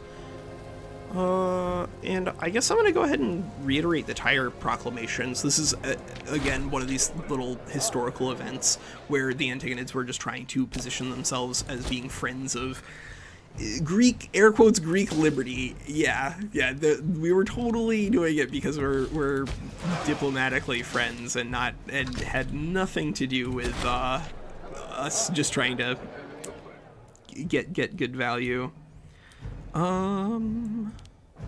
You know, sure, we will let some folks out of Cappadocia. We have gotten lucky so far in that Lysimachus has not tried to peel Athens off of us, and Cappadocia hasn't had their little revolt flip so far. Yeah, looks like those guys are going down. And I guess we have to siege down this in Boeotia. Nah, I think we can just have people jump around. That's the way we're gonna get some value here. Oh, okay, so this is a scientific breakthrough. Yeah, we'll just give people whatever they need in terms of research. That's not the event that gives you an extra technology, but it's still very powerful. Thessaly. That's gonna be in Macedon, right? Yeah, because we already have a Greek ruler. So yeah, let's go ahead and put Antigonus here, our grandson, in charge of Macedonia, because he's going to be a powerful political figure for us anyway. Oh, why did that marriage not go through? Did she die? Did she die already? She couldn't have died. God damn it. She died.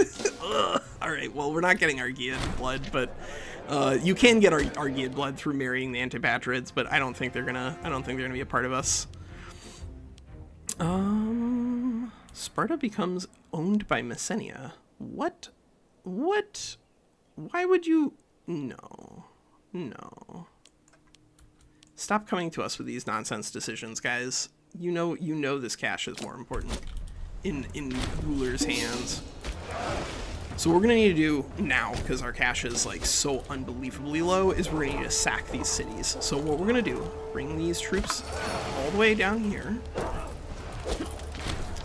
and we're gonna have Antiochus himself be in charge of a siege. As long as your ruler is the one finishing the siege off, then you can do whatever you want. The mercenaries, I guess, they can start that siege. Syria can go here. Cilicia can go here.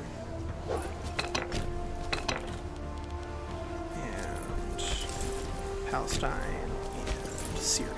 Alright. So we'll let our troops land.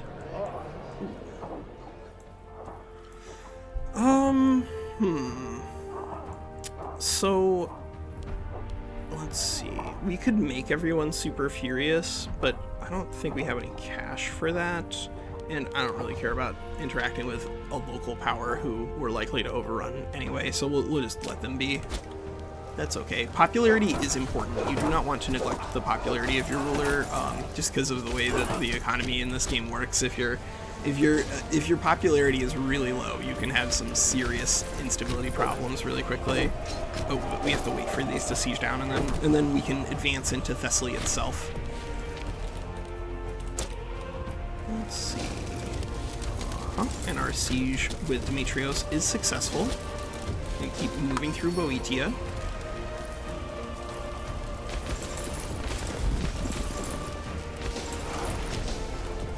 Hey, no, siege that down. There we go. Okay, so we can siege others. So anytime you see this city, this is what we're looking for. Anytime you see a city like this on the map in that settlement, that means that is a potential for you to do a good old-fashioned sacking and get your troops loyal to you, you know, by just offering them the loot of an empire. And that is really what we're going to see here out of as much of this land as we're going to be able to siege down. It's going to cost us a little bit of long-term growth in that, you know, of course, if you're sieging down your enemies' territories and sacking them and stuff, that you're intentionally losing an opportunity to make wealth there long-term. But right now, long-term wealth is not our concern. And it's not even just like the big ones. Yeah, the automatic carpet siege button is definitely something that I would like to see poured over to Imperator Rome. I'm really excited that they're actually moving in this direction already, where they've released a patch today. I don't know if anybody noticed that, but they did release a patch today, and that means that there is a non-zero chance that they continue to do this. Oh, we got dementia. Oh no, poor Antigonus. He's starting to get confused during this war, but as long as we don't lose control of our eastern forces, which hopefully the Seleucids don't cause too many issues on that front. As long as we don't lose too much territory in the east in the opening phase of the war, we should be okay.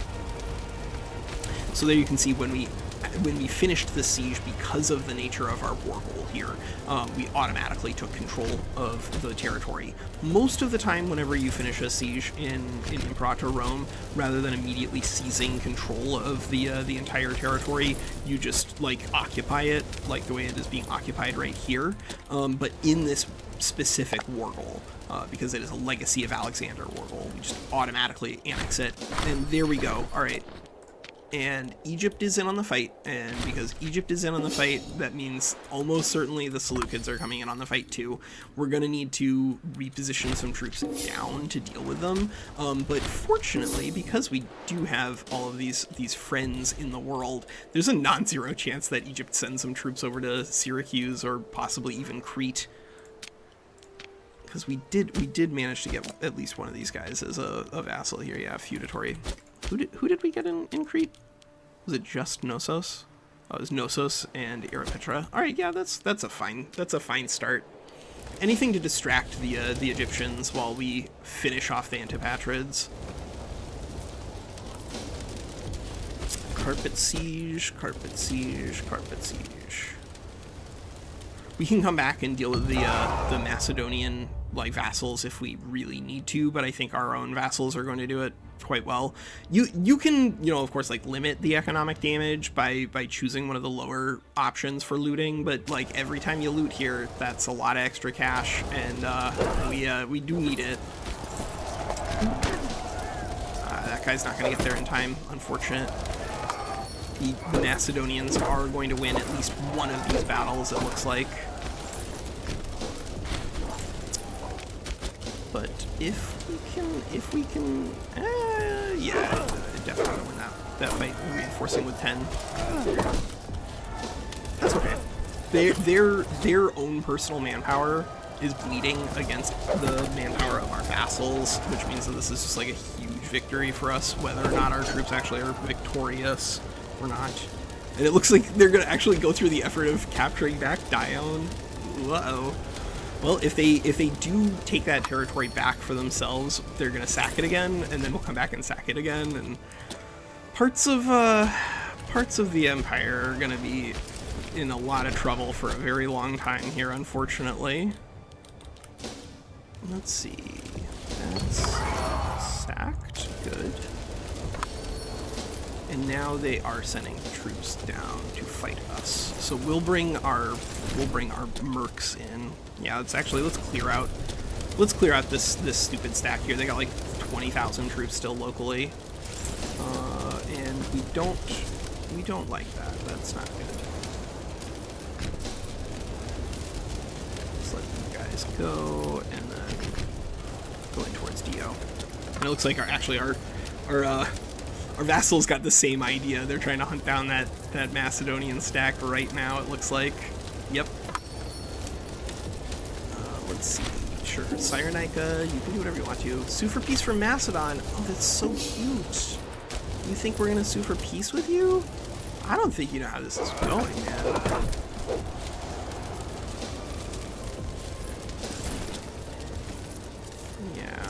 That's not very cash money.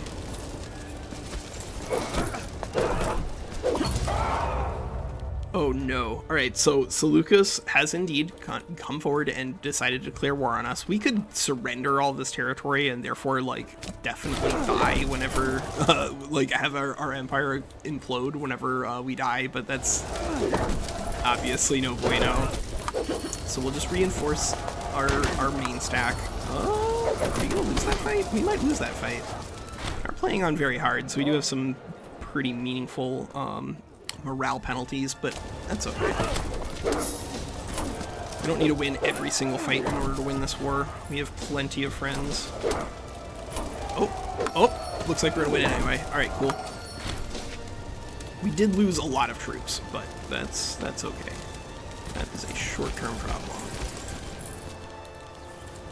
Pydna is under siege, so we'll send that guy over there. We just need, like, 1,000 troops locally in order to continue these sieges on regular cities. So we shall. Yeah, I'm gonna send Vasily Taxis over there. And if we want to, we can even do a port assault here, or a capture port. If you do the capture port, you have to sacrifice a lot of HP, whereas this port assault only causes us like a tiny amount of damage on one of them, or rather a meaningful amount of damage on one of them.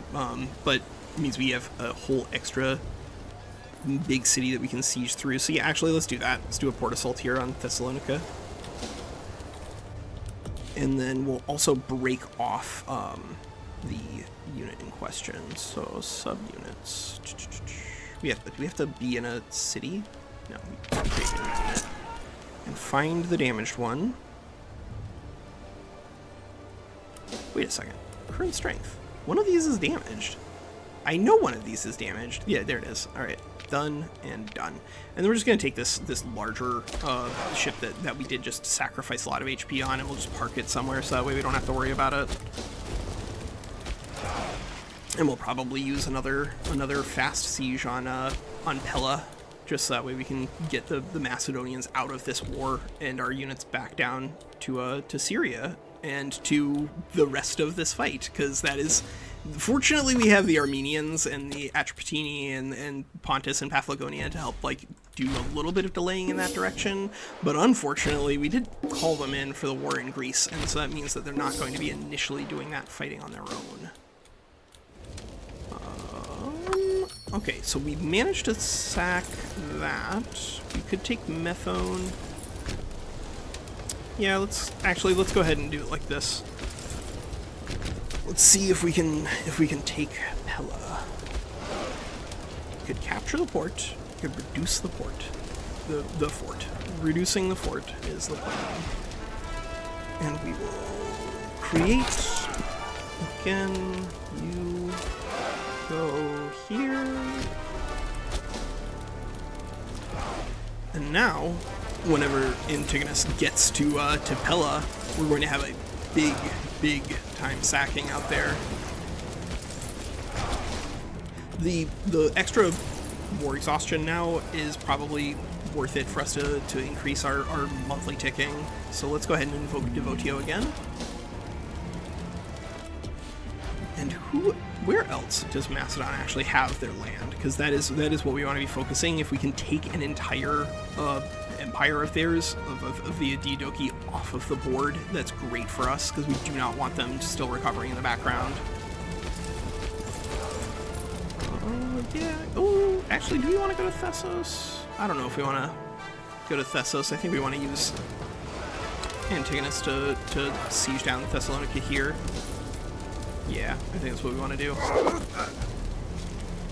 Macedon is trying to stop us. The Antipatrids are not going down without a fight, but that's not going to be enough military strength, friend. Alright, let's bring the mercenaries back, because those we are going to need to reposition to fight against these Egyptians. And frankly, we're probably going to need to hire a couple of Egyptians to help us out. Ascalon is one of the things that if we lose it, then we can explode when we die. So we're going to want to prevent them from holding that. So we'll take another mercenary stack there, I suppose. Yeah, that seems okay. and then we'll bring some troops down once we've captured Pella in this territory. It would be nice to be able to station some troops here in case Lysimachus jumps in, because they usually do as well. But given the current state of the Antipatrid military is like in current constant routing, I think that our friends here should be able to finish this war off on their own. Okay, so we could sack like Pella and turn it all the way down to a settlement. This is something that you kind of have to decide for yourself if you're on the achievement train or not. If you're on the achievement train, then you have to do this, so that way you actually get the achievement for destroying all the main cities. But if you're not intentionally trying to get that, then go ahead and just take, you know, this instead. This is a nice little bonus. Every time you sack one of the big cities in Imperator Rome, you get like a 10-year nice passive bonus. But just looting this main will be fine. Plenty of cash for us. And I'm not going to kill 4 Macedonian nobles either, so we'll just take some cash there. And this legit might be enough for us to justify sending... Oh, no, we don't want those. Oh, wait, do we want those mercenaries? This is 10,000, 11,000 troops. And we have an infinite amount of cash, and the Egyptians are being stupid. So yeah, actually, let's bring all of these guys here, and then we'll send them up on ships, send them down there to drive the Egyptians off. Oh my God! Don't lose. You have such a. I know that they have a morale advantage, but don't lose. You got the military advantage out the wazoo. Got all the big ships. Look at their ships. Your ships are so big. You should not have issues with this. Yeah, you go here, you go here. Actually, go send this guy straight to that fort, because forts are gonna be a longer siege for us, unfortunately. We've used our get out of jail free fort cards already.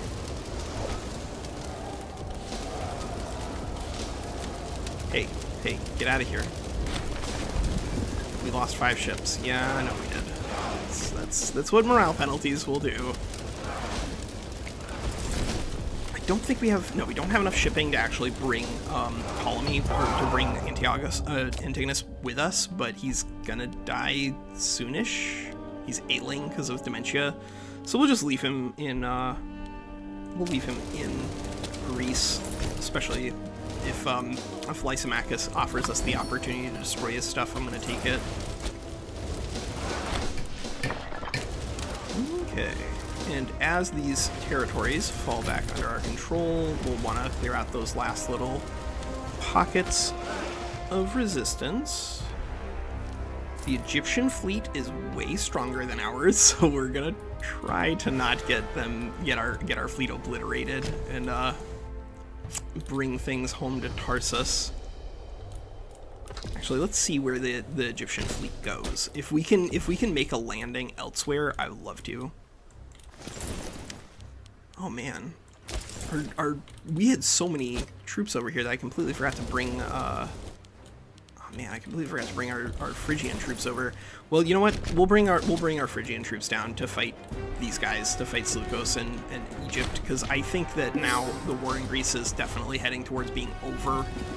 Outside of the massive advantage they have on the navy, then I don't see a way for the other guys to beat us.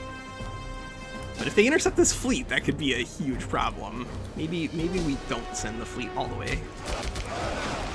Maybe we land them somewhere along this coast. Let's see. Keep an eye on that fleet, Walker. That's the most important thing. They are going to marry Phoenicium. Okay, so they're going back down south. Mare.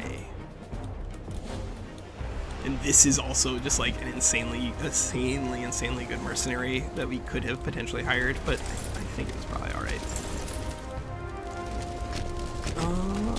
Okay, so the Antipatrids are still fighting over there. Oh, we don't have 2,000 troops, so we actually can't siege through that fort. That's okay. Athens, yeah, you can... Oh, it would remove our national... No, we're not. We're not offering up a surplus. Get out. Stop it. Stop asking me for my surplus of olives. I'm desperate for money, but not that desperate for money. I'll do anything for money, but I won't do that. 15. Yeah, whatever. It's good enough. Let's see. Oh boy. Alright, so they did take control of Ascalon, so we are going to need to send some troops behind. It's a good thing we have one more big ship to break that fort if we need it.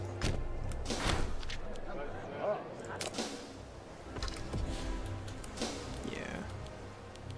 Where are you going, Lower Egypt? Let's see.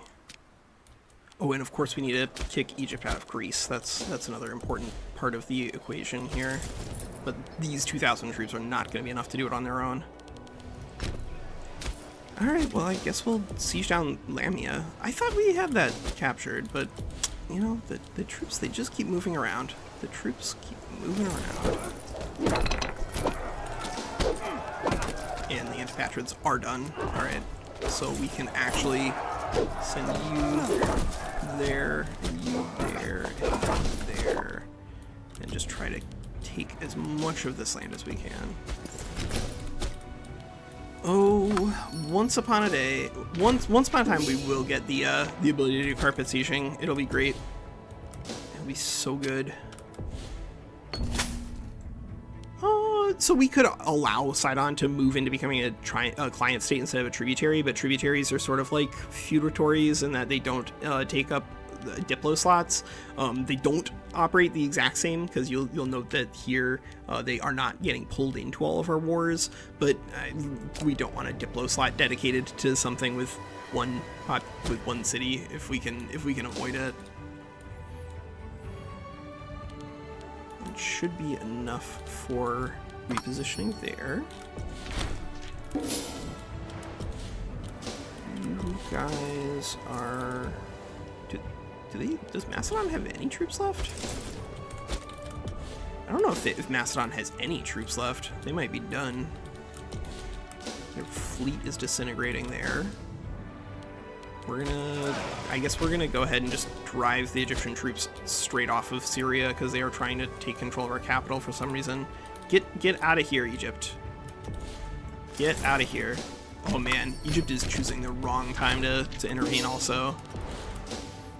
We can see that our aggressive expansion, although it is taking up, it's not taking up like grotesquely fast, and that is because we're going to be on the defense in most of these wars. Not this one, but most of the rest of them we will get basically zero infamy from, which is pretty good. Pretty good. There's the last of the Macedonian army walking around. Yeah, 3,000 guys. Oh, they drove off. Oh man, they drove off the mercenary stack that we dropped in down there. I mean, we could potentially just disband those and replace them with other mercs, honestly, because there are giant merc stacks nearby. But we'll deal with this little detachment of theirs first. Where is the Seleukid army? It looks like the Seleukid army is mostly just moving through this area. I think it's Assyria. Yeah, Assyria. That's fine. Assyria is not a crucial part of the empire just yet. And oh, are you guys gonna help in this fight against? No, don't go that way. Come to the fight, AI. It's right over there. You can help your friends. I know you can. Oh no, they did catch the friggin' Egyptians caught our fleet. Oh my god. Well, we'll wait for them to wave off. In the meantime, these troops are just the Phrygian troops are just gonna have to win the fight locally on their own. The Egyptian fleet is a big scary menace at game start. And unfortunately, you don't start with like enough resources to like start building high level ports. One of the advantages you do have is the big ships that you start with. But it's not enough to just have big ships. You need to be able to fix them up too. And unfortunately, you need a huge port in order to fix those guys up. All right, Egyptians, get your ships out of here. Embark army and embark army. I don't think the Egyptian fleet can stop us from dropping off in Tarsus. I don't think they can redeploy that quickly. And you... man, we need more bigger merc stacks than that. But most of them are going to be like deep inside Egyptian territory. If you have a big fight against Macedon early and you manage to capture their ships, then you can usually take the fight straight to the Egyptian delta. But your navy is not strong enough on very hard to bully all of the other Diadochi as effectively. All right, well, we did manage to drive the Phrygians off there, and now we have to go down to Ascalon. And we are going to have to... We're gonna have to break the fort, I think. Yep. Alright, we defeated... Oh, 400 troops? Just delete the stack. Come on, Macedon. Just throw in the towel. I know you're trying to throw in the towel anyway, because you're trying to surrender to me, but we want to delete you from the map, not give you the opportunity to recover your troops. All right, let's get these mercs and those extra troops and send them down here to fight the Egyptians. Wait, why are you not landed? Guys not land? Oh, you didn't land. That's why. That's why, Walker. You just sent them to stand in the river delta. You didn't actually land them.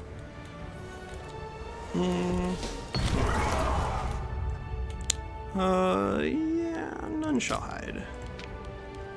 So now they've got 2 forts left. 2 forts left. 3 forts left. Yeah, they just got a couple of forts left. That's all that remains for them. And Lysimachus, I guess, is currently thinking that he's too chicken to jump in on the fight. So, sometimes he does decline to intervene in the Fourth Diadochi War, which is usually pretty good for you. You don't really want to be fighting all of them all at once, especially on very hard. We do now have enough cash. Is it worth it for us to go ahead and macro build? Sure. You know what? We'll show this off because it is a macro build thing anyway. Oh, we could get another member of the Antigonid family, so sure, why not? They'll lose 15 loyalty. Sure, yeah, this babe has royal blood. And now we have another Antigonid family member floating around. Eastern capital we could still do, and that would let us do Phoenician timber and therefore cut down to more ships. So yeah, let's go ahead and do that. Oh,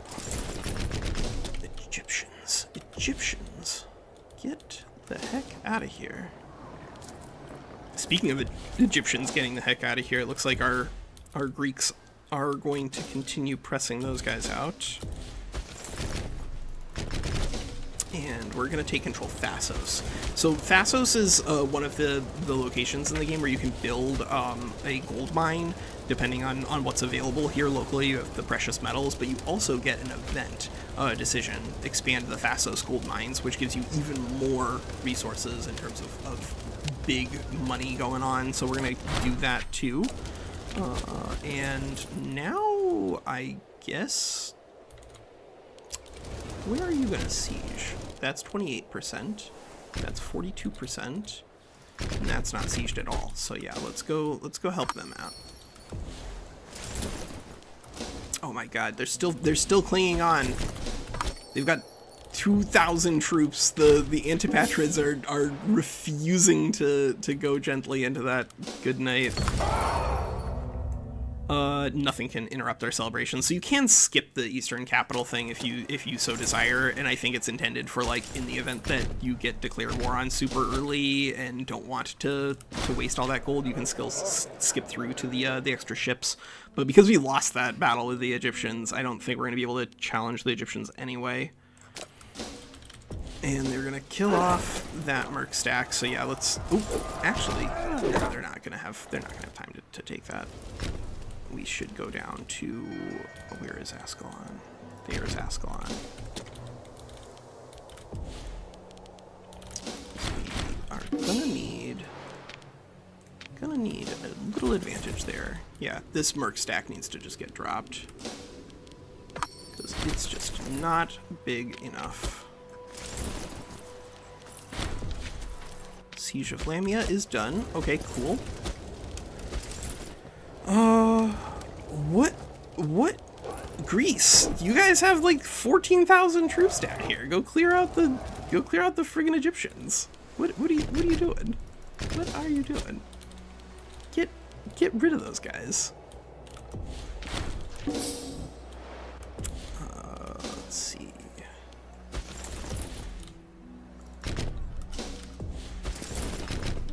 Yeah, let's try to cut off that little Egyptian stack. So far, we really haven't engaged with the Seleucids like at all. But that is the advantage of having allies over there.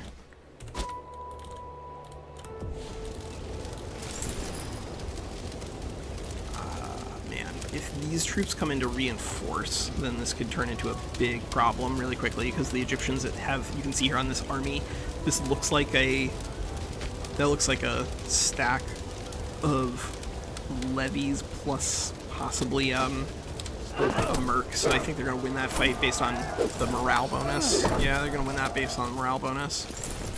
We even have an advantage in terms of our technique, but very hard gives a really giant number of advantages to the AI on Imperator. I think it's okay though. I think we'll be all right.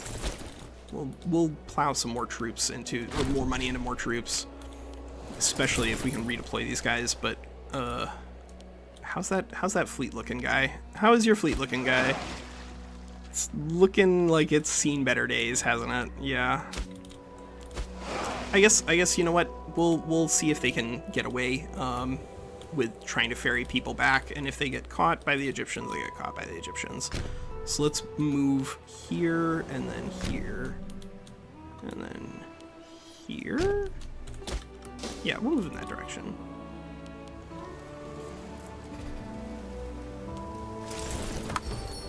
Yeah, those guys got caught, and we'll need to withdraw.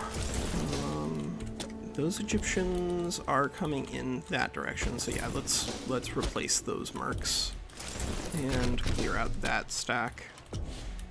Getting rid of those levies is going to be pretty crucial.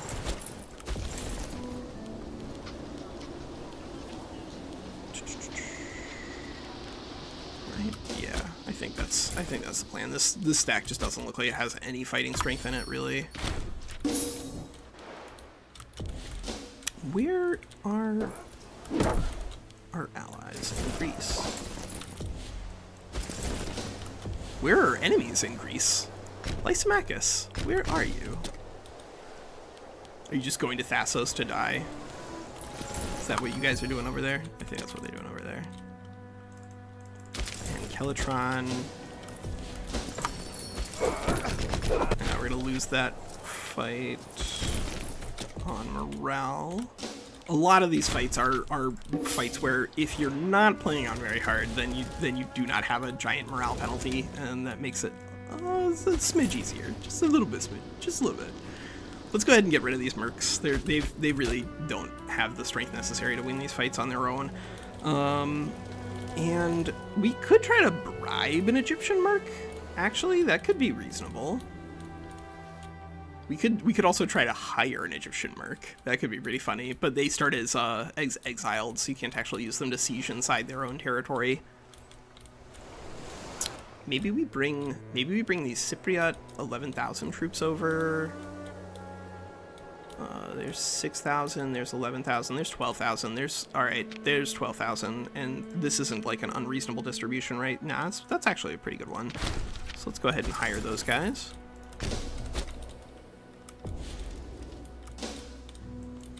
And, yeah, mercs are out. Alright, so where are you going? You're going to Okara.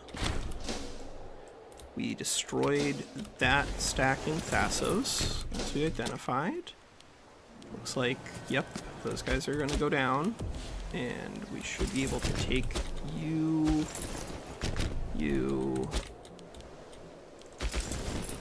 and you. I guess Cilicia is, yeah, just still going to be repositioning over there. So what does Macedon have left? How close are we to knocking them out of the fight? They've got, yeah, they got basically nothing. They've got basically nothing.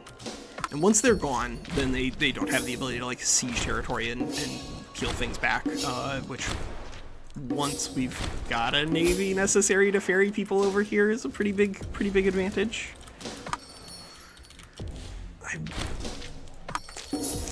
I think what's going to happen, unfortunately, is that because we lost Ascalon down here and lost our fleet, that we are going to have some issues with our succession. But I think because we've taken enough of Macedon that it's not going to be a big issue for us. We will see. We will see. All right, so the Egyptians are indeed rolling out. They are trying to, they're trying to lose. That's okay.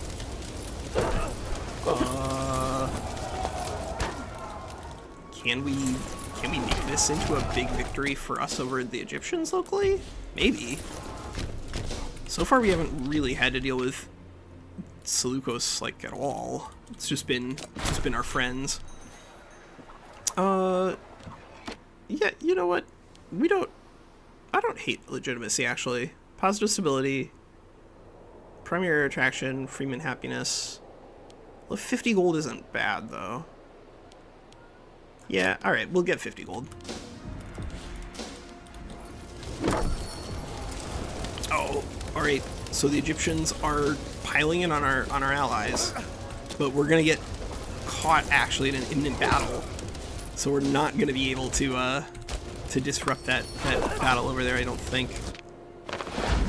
We lost 2 ships, or 0 ships, I lost 2. Okay, so actually we're going to be able to recover some of our fleet potentially by clearing out pirates. I don't hate that. That is one thing that you can do to take your navy to the next level, is just like take a bunch of fights with pirates with captures on, and then you can take a bunch of their ships and bulk up your fleet really fast. But once we get through this mission tree and into Phoenician timber and Antigonids port, then we'll get options to get lots of ships from our little friends in Tyre and the Phoenician city-states.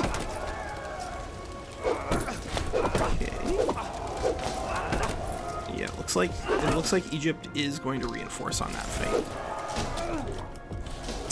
I'm hoping that the morale for our allies holds up long enough that we can actually take control of that. Media? Alright, so Media is now under our control somehow.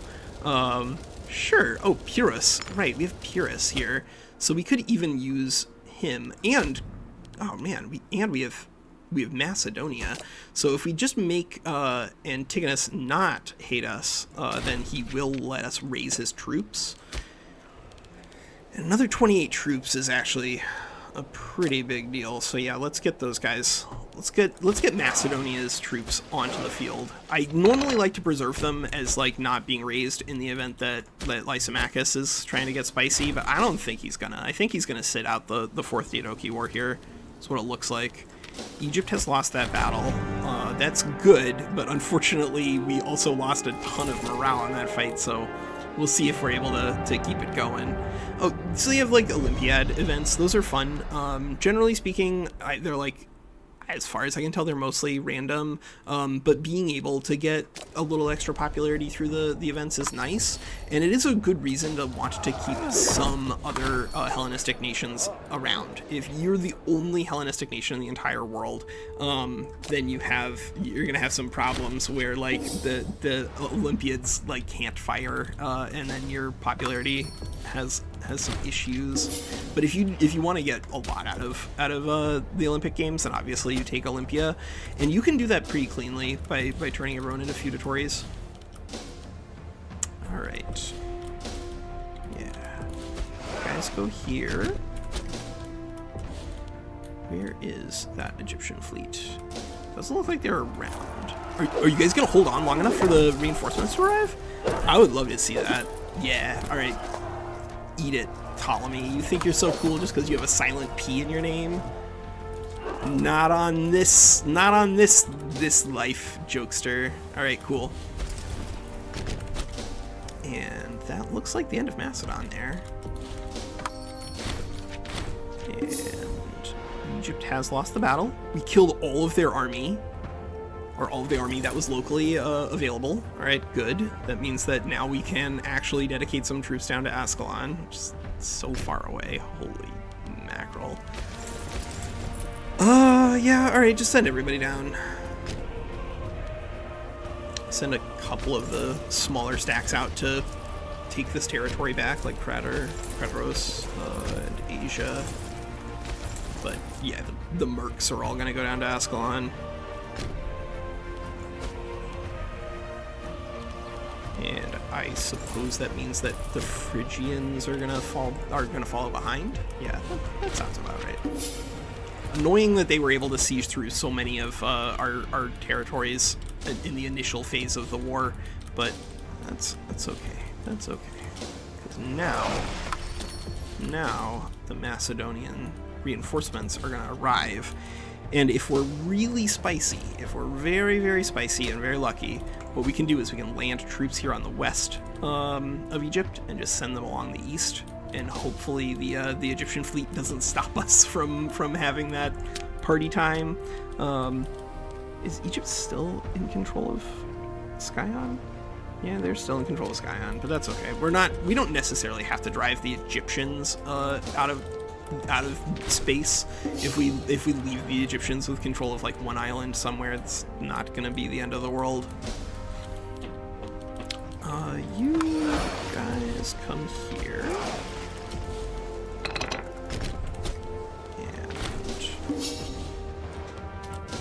And you guys keep sieging. Keep sieging. And let's see where our friends are. How sick is... I'm kind of astonished that Antigonus is still alive, considering they got dementia early enough. But hey, I'm not gonna be mad about it, I suppose. Let's go here. 17,000 is probably enough to threaten the west here. So we don't need too many troops in order to take their land. We just need enough. Actually, you guys wait. You guys wait here. We're gonna make this attack happen. Let's start on the western side near Cyrenaica and then just keep pushing. And I'll take another invoke.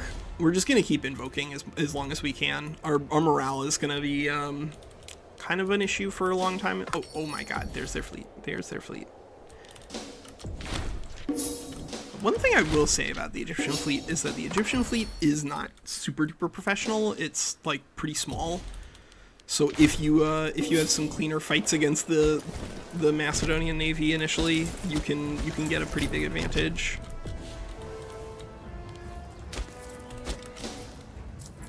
$30,000 troops marching down towards Ascalon. The Seleucids are still fighting a losing war against Armenia. Oh, no kidding, the Seleucids are fighting a losing war against Armenia.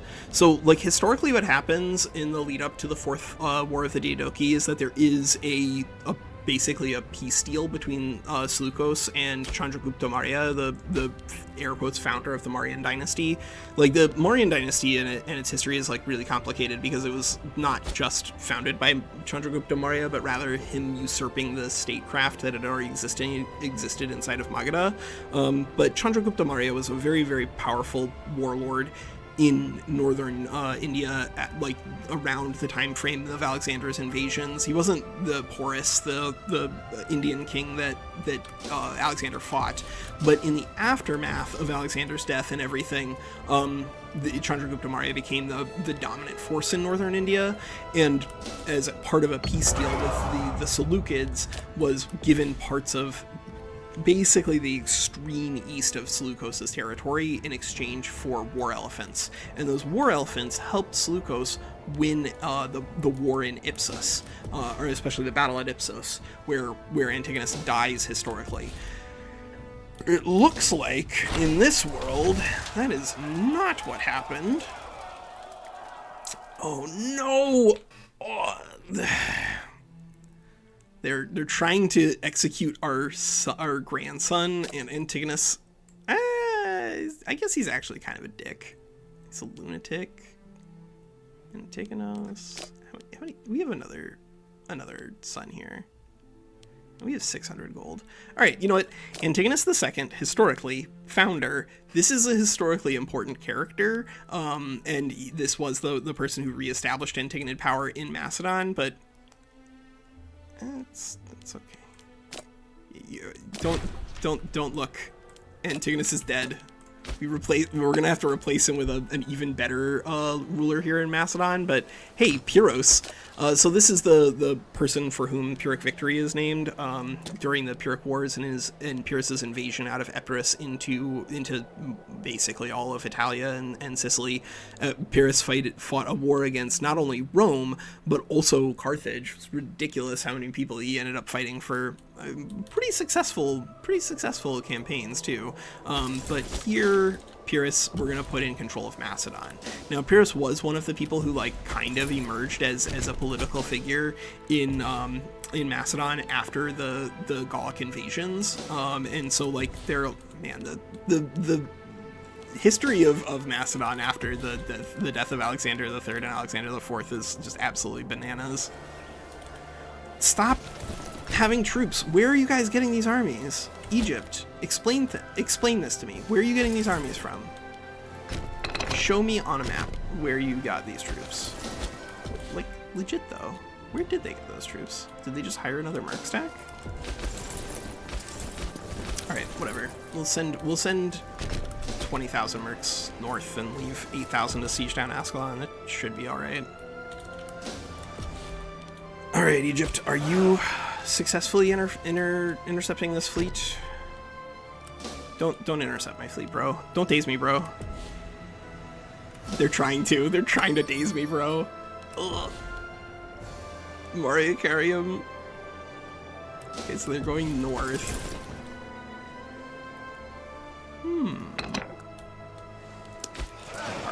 Are they trying to intercept us? They're going north. All right, well, let's go this way. We can afford to get our fleet caught once. We cannot afford to get our fleet caught twice. That would be a disaster. No, you guys are not good. Get out of here. We'll adopt cool characters, but not dumb ones. Ooh, yes. The Egyptians do not know what's up. They seem to be going on like a slave raid or something deep into our territory in Greece, which I guess that's cool, but you know what's even cooler? Wiping the enemy fleet out, and it looks like the Egyptians are not going to do that. Yeah, it looks like the Egyptians are gonna probably just send their fleet around to cause issues in the Aegean itself. But if their issues do not interrupt our supply lines, then I'm not too worried about it. All right. Yeah, we'll win that fight. Good. Yeah, we're gonna need to have troops march in from the east. No way around it. Egypt lost the battle. Bing bang boom.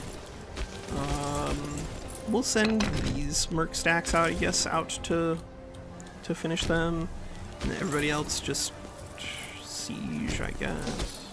Yeah, everyone else just siege, I guess. Find the Egyptian stacks, remove them from the board, profit. Nope, they will do the same thing. They will come back and clear your troops off of Ascalon. So you only left one troop down there. Ugh. Alright, well, we'll have to send more guys down to take Ascalon, I guess. Yep, Egypt has won the battle. And that's being sieged down.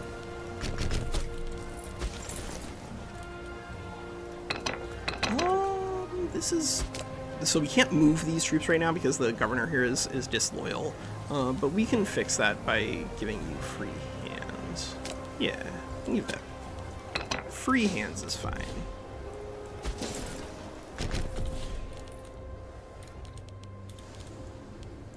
How far away are they running? They're running... Okay, they're running over there. Ooh, alright. That should be the end of Macedon here, and it looks like it is indeed the end of Macedon. You can see that we don't have a war with them anymore.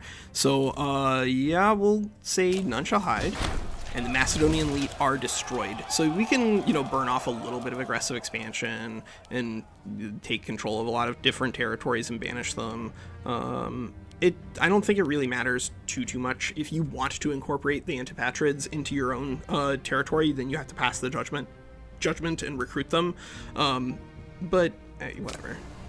We're not recruiting the Antipatrids. What do you think we're doing? What do you think we're doing? This is really annoying. The way that prisoners are still kind of bugged is definitely a problem, considering that they did just release a big patch for us. Paradox, please, you could fix that one too. But it's not gonna cause our stability to collapse entirely, so it should probably be alright. Alright, Macedon. I guess we'll... yeah, we'll just drop these guys off. We'll just drop these guys off right there. That should be enough. 10,000. You guys go here. Guys, go clear out those stupid Egyptian stacks.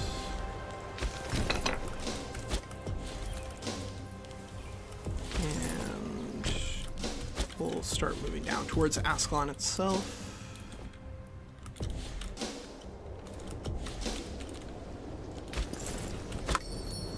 But having 2 units here is actually going to be really nice, because it means we can, like, drop one of them here in the back and actually the other one, like, right there.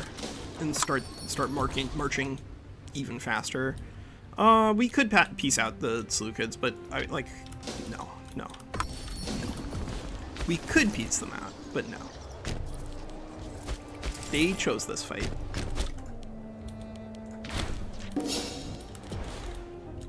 All right, are those guys gonna land before the Egyptian fleet comes over to curb stomp us? It looks like it. Deleted another. Oh, here's the breakthrough event. So this is why you choose like people in your technology who actually have events that can give you extra innovations. Because oh god, is it great? Oh god, is it great? So we could take some happiness to help offset things, but honestly, at this point, probably still on just like sieging or discipline, honestly. Starting experience is like really important to stack up once you're at the point where you're just like raising levies and disbanding them. But that's not currently where we are. That's not currently where we are. You know what? We could take local.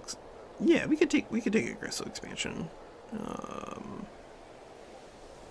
Although our aggressive expansion is going to bleed off really quickly anyway, because now once we start moving into Egyptian territory, then we're going to see the advantage of being on the defense. But I guess we'll take one more divine mandate or something like that. Why not? But being on the defense here, this means that anything that we take is going to cost almost nothing in terms of real infamy. Bro, go help your friends. Like, don't just watch the fight. Go help them out. help him out. Walker, don't just watch a fight. Send your units into said fight. That's the real strategy. Land? Land? Just land anywhere so that we can make the fleet run away. Yeah. I guess they'll run there. That seems okay. Are we gonna win that fight? Looks like we should. Hey, like, go kill those guys. Go kill those guys. There are automation buttons for these sorts of things, but unfortunately they're not like perfect. They're very helpful actually. Like once you get to very late game, like gigantic empire fights, then the automation buttons are hugely useful. But it is better at this phase if we can be managing these guys all on our own, because the AI would send them in silly directions. Ooh, Cyrenaica. Sure. Eumenes, you could show us what's going on here. Actually, this might be an opportunity for us to use one of the automations. Yeah, you get to Carpet Siege. You get to Carpet Siege. I don't want to click Carpet Siege on all of them, unfortunately, because they will typically like wander towards each other, and then you just end up with everyone starving to death on the same tile, which is, I don't think that's what you're supposed to be doing with troops, but that's okay. Now we're gonna get some reinforcements from the west, and that will start pressuring Egypt.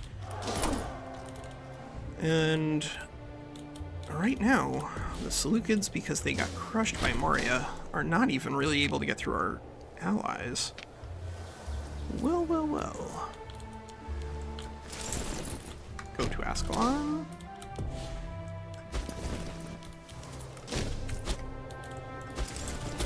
Hunt those guys down.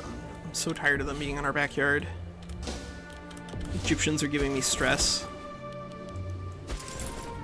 And this army, I think, probably can just go pretty far forward once we've taken that, because I want to take this. Can Egypt prevent us from taking that port? I don't know if Egypt can prevent us from taking that port. Let's find out. Let's find out. Stop buying my food. Stop stealing my stuff. Get out of here. Jerks. Yeah, whatever. Ransom? Will you? 59 gold. Alright. Yeah, we'll ransom him. 59 gold is worth it, just to get the ticking problem off. Stop running, Egypt. Stay somewhere that my troops can kill you, please. Stop running around. Stop being so crazy. Allies, come down here and catch them for me. There's like 4,000 of you. You guys love this stuff. Osruni, Otea.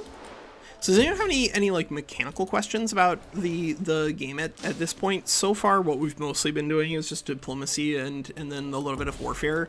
The economic development, of course, is like pretty different when you're starting in an immediate warfare like this. But like one thing that we are getting a lot of are going to be slaves, and those are really handy when it comes to early game economic development. Actually, you know what? You are the weakest. Oh, wait. How many troops do we need here? We need 2,000 men per level of fortress, and there's one? Why? Oh, because we were leaving. Yeah, there we go. That'll do it. And then you guys go clear off those Egyptians, and you go clear off these Egyptians. I swear to God, man, just stand still. This really won't hurt that much. I mean, that much. We're using operative things here. It won't hurt that much. And our economy is actually like so good now that we could legitimately build a bunch of boats. All right. We're gonna get some boats from the event that we're gonna get while working on our Antigonos' vision, but considering that we did take some pretty serious losses against the Egyptians early, I'm gonna go ahead and expand our navy a little bit. And I'm gonna build a bunch of triremes. Triremes, generally speaking, you can build the absolute smallest of the Liburnians, but they only have the slight advantage in terms of naval move speed, where they are still a lot weaker because of the loss damage to triremes. So like, I mostly don't build Liburnians. I don't think you need to build Liburnians either. They're not very cost effective.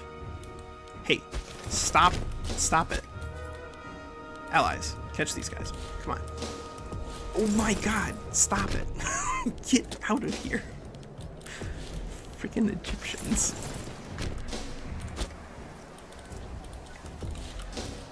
Alright, this is 14,000 troops, I think, and a 10 commander. So even with a very hard penalty, this should be a victory if we can catch them. Oh, thank god. And we caught the Egyptians there too. No. Seleukos, again, you don't seem to understand what's about to happen, man. Because you chose this fight, right? So what's gonna happen, having chosen this fight, is now you are gonna lose your empire. It's gonna be really great. And everyone's gonna be so happy. Or are they trying to reinforce these guys? Looks like the Egyptians might be trying to reinforce those guys. Oh no, they're just trying to die. They're trying to go to Damascus and die. All right, well, that's a fair thing. Turn that stack on for carpet sieging, because at least they have 1,000 troops, so they can take control of territories that don't have a fort. That is not a problem. Egypt has lost the battle, but somehow Palpatine survived. These stacks have 150 troops in them. Allies, finish them, please. We have to go liberate Damascus again, because it's gonna get sieged down. Actually, are they gonna break their troops off into 2 different stacks here, Egypt? Is that what you're gonna do? Yeah, no, we're just gonna catch them all in Damascus. Boom. Oh, and I suppose our intervention out west so far has gone entirely uninterrupted, and it's creating copycats. Aetolia has a 24 stack of their own, so this is the advantage of making friends early, is that as we've expanded, that's not Aetolia, that's all of our little friends, but all of our little friends have come together, built a nice little fleet for the purposes of harassing the Egyptian coastline, which is exactly where we want to be. Damascus, yep, the Egyptian fleet, the Egyptian army is destroyed there. We will, I suppose, send our mercs down into Egypt itself. And where actually is the Syrian army? It's currently waiting to be picked up. Well, we can fix that in just a moment here. So what we're gonna do is make an infinite amount of cash now, because unless the Egyptian fleet stops us, what we're gonna try to do is we're gonna try to land our ruler in the Delta. This is the big prize when it comes to sacking and raising things and getting good early game economy going. If you can move your ruler into this Delta here, you can make thousands of gold in the early game. It's pretty good. Thousands of gold is pretty good. All right, Phoenician timber, do it. Give me more ships, please. I do kind of actually desperately need them now. Oh, good. Thank God. We got Ascalon, so now I don't even care if the if we were threatened to collapse after Antigonos' death. What? Well, of course he's plain speaking. This is all upside. Diplomatic reputation +3, baby. Where's the downside? Nope. All right, send everybody south to reclaim territory, because now the Egyptians are on the run. Now the Egyptians are in real trouble. They are very quickly running out of friends in this world. Lysimachus, good on you for not being a part of this, because I don't think you would have done very well for yourself, but unfortunately, you haven't really saved yourself here, because one of the things that's interesting is that you actually can declare Legacy of Alexander wars with Demetrios, because Antigonus starts so crazy old in the game. Like historically old. He's not unrealistically old, but he is very old when these wars, the Diadochi Wars, start, because he was actually in Philip of Macedon's generation rather than in Alexander's, which is one of the things that makes him a little bit different. Oh yeah, absolutely. Give me some big boats. Give me the big boats. This is gonna be bad for them. Yeah, Egypt did lose the battle. I know, buddy. Tell me more. Sure. Yeah, we'll get more pops. So every pop, there's like a lot of different pop types, but the most important things when it comes to pops are like what class they are. So slaves are the ones who are going to be generating like extra resources for you.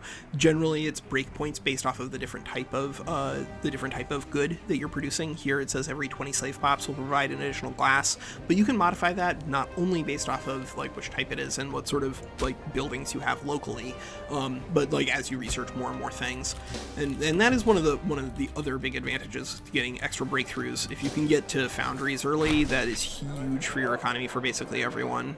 Extra goods are extra good. Ha ha ha ha. Fucker, no one's gonna laugh at the except for you. You're the only person who'd ever think that's funny. Thank you, Walker. Oh boy, our Syrian troops are really worn down just because of the long campaign there, but it's okay. Nobody else is necessarily ready to jump in on the fight, he says, and then realizes that Cyrenaica actually could raise a levy and then participate in carpet sieging too. So yeah, let's do that.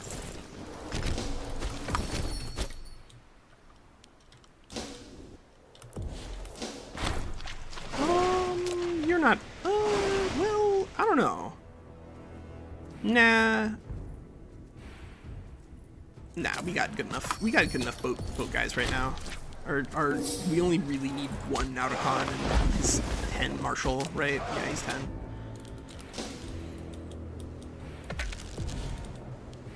Ooh, we can call down another Omen. I think there's still enough fighting going on that we can click on Discipline again, but, you know, if you wanted to do extra aggressive expansion change, or more importantly, pop assimilation speed, this actually, you know what, this is a perfectly good opportunity for us to talk a little bit more about cultures here. So when you do pop assimilation with absolutely no infrastructure supporting it is really inefficient. You can still do pop assimilation by using special government policies in each province, but every time you change, you know, around, it's going to cost you a little bit of political influence. And as we've demonstrated, like in a big empire like this, your political influence is really crucially focused on your empire and not on your provinces. So how do you do conversion if you're not going to be doing that? Well, there are some buildings that you can set up that do some passive conversion for you. We don't have them unlocked just yet, but here grand theaters and great temples will do cultural conversion and religious conversion. So the cultural conversion, if we actually start moving into Egypt, we're probably going to want to incorporate Bohairik as being an accepted culture, and then we can highlight that. Yeah, that could be fun. Is there anything we can add for Phrygians? They are actually not angry. They are not angry. Sometimes this is an important thing when it comes to managing your cultures. So first, you do not want to have too many cultures that are integrated. You see here, number of integrated cultures, minus 12%. Typically, I'd recommend to have like your biggest 3 or 4 cultures integrated most of the time. They won't incorporate into your main culture, Macedonian, unless they are like non-main, so be aware of that. But you can make some of these cultures really, really happy by just giving them some rights, like the Assyrians here, for instance. If we just gave them right of intermarriage, it would cost us a little bit of stability, but it would make them pretty happy. Right now, fortunately, all of the provinces that it's going to be targeting still have plenty of provincial loyalty, so I don't think we need to do that right now. But as we move into Egypt, we're probably going to have to offer some rights to the people living in Egypt, as you do, because there are just a lot of them. Hey, Antigonus has died. All right, and now we have Demetrios as our new ruler. Antigonus was killed in a freak accident at the age of 83. He'd been suffering from dementia for like 5 years, and then died of a freak accident during the course of the Fourth Diadochi War. But the Macedonians are done, and the Egyptians are, looks like, right behind them. No, you guys are not worth looking into. I guess we could see if anyone here is the right culture for us, and not part of an important dynasty. But there's probably just not a lot of options for us, unfortunately. There's just not a lot of people of Macedonian extract within our empire, both at a political level, as well as a little further down. I guess you, no, cannot adopt proud. That makes sense. That makes sense. You would not want to just throw all of your family stuff away.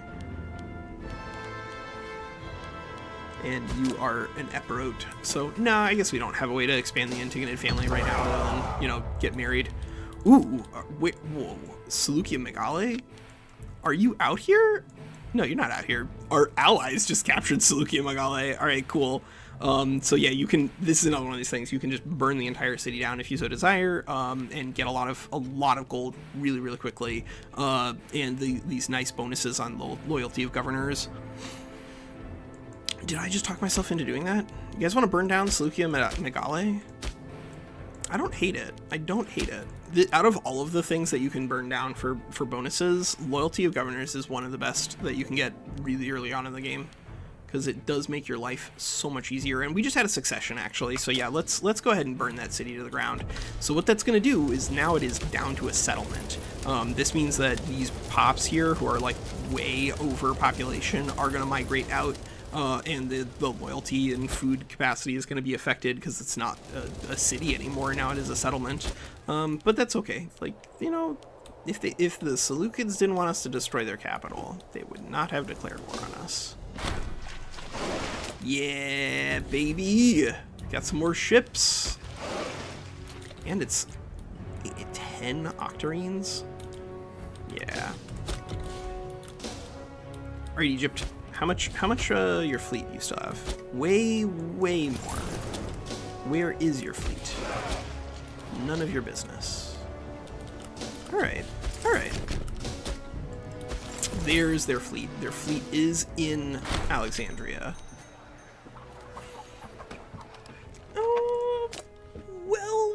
Well, our governor of Palestine would like to go become the ruler in Sidon. I think that's fine. Like, the national manpower is not a big deal for them. I don't know, the ship construction cost, we're actually kind of at the point where we don't really care that much.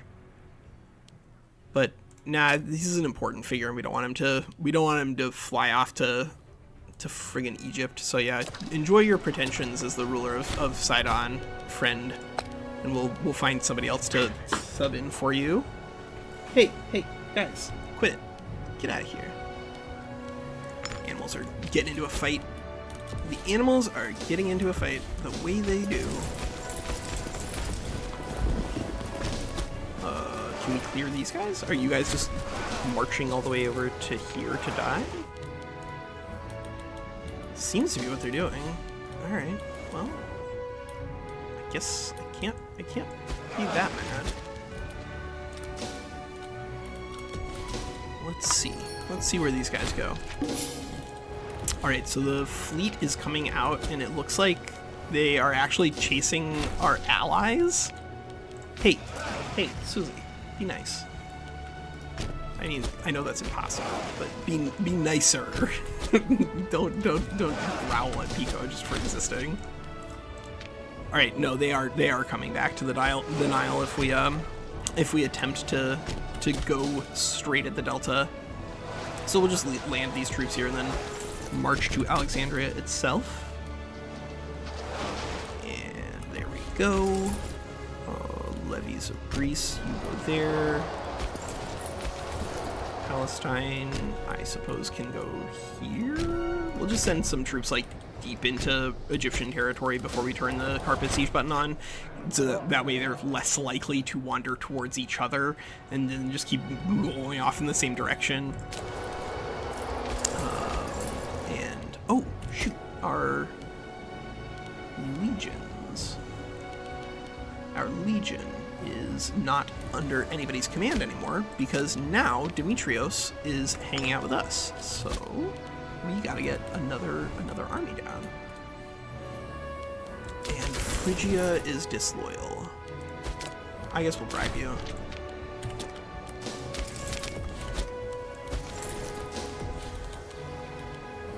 Where were they going? They were going over to the Seleucids. Well, we're one at a time, friend.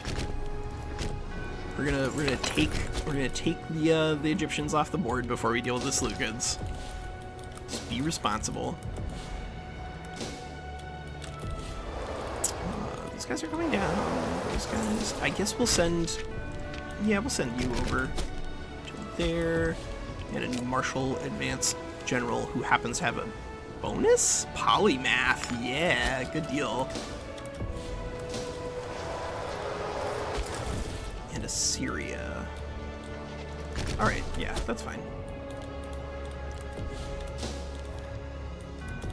And now in order to repair our really big, really big city, the really big ships, we're going to need to add a gigantic port somewhere. So that could actually just be here in North Phoenicia.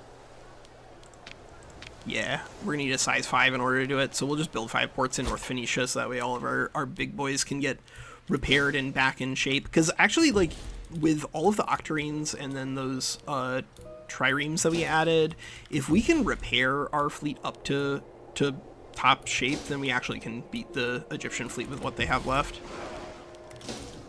A bunch of octarines and triremes and big ships are pretty dangerous.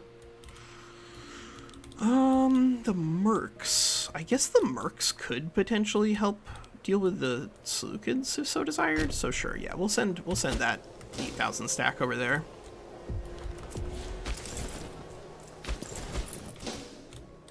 If we need to drop one of them. Oh, finally, they had the revolt in Cappadocia. So Cappadocia is now no longer one of our subjects. They've moved over to Armenia, which is definitely annoying, but not the end of the world because we got most of the value out of having them as a friend.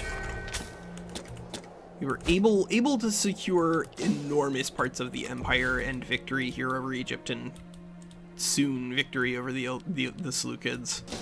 I guess not really at victory over the Egyptians just yet, but they are really quickly going to disintegrate. You are on... Where are you guys all going? You're on Carpet Siege.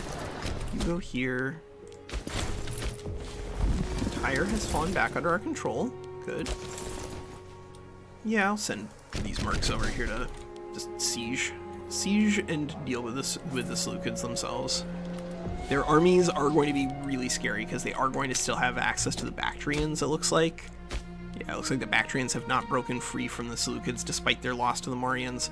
So the Seleucid army is not nearly as weak as it looks. They've mostly just been losing sieges to our friends and allies. Oh, monstrously disgusting, huge merc stack. 22,000 troops that's going to be disgustingly expensive. There's no way around that. But that is enough troops that I think we could drop one of our mercs and replace them with that guy. They're both 10s, so it doesn't really matter. So yeah, let's drop you. And now we can hire you.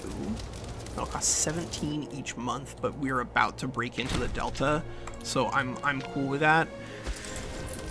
We could do unit reorganization for 1 month just to get a little bit of extra morale on these guys before they get into some fights. But these 22,000 troops when we click Carpet Siege, or I think actually these guys we're going to put on independent operations, so that way they'll hunt some of the Seleukid armies and get rid of them. I think that's going to be the best use of our money. Do we actually have enough strength on our last big ship to just pierce Alexandria? 37 strength, 30 and 30. No, we don't. All right, so we do actually have to repair them before we're allowed to start using the real siege weapons again, which is unfortunate.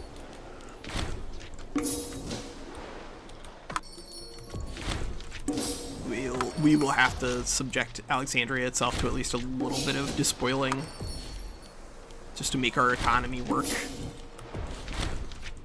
Yeah, that's okay. That's fine. Gaza, we killed 8,000 troops out of the Egyptians. What did they just hire a merc stack where our troops were? That looks like what they did. All right, guy.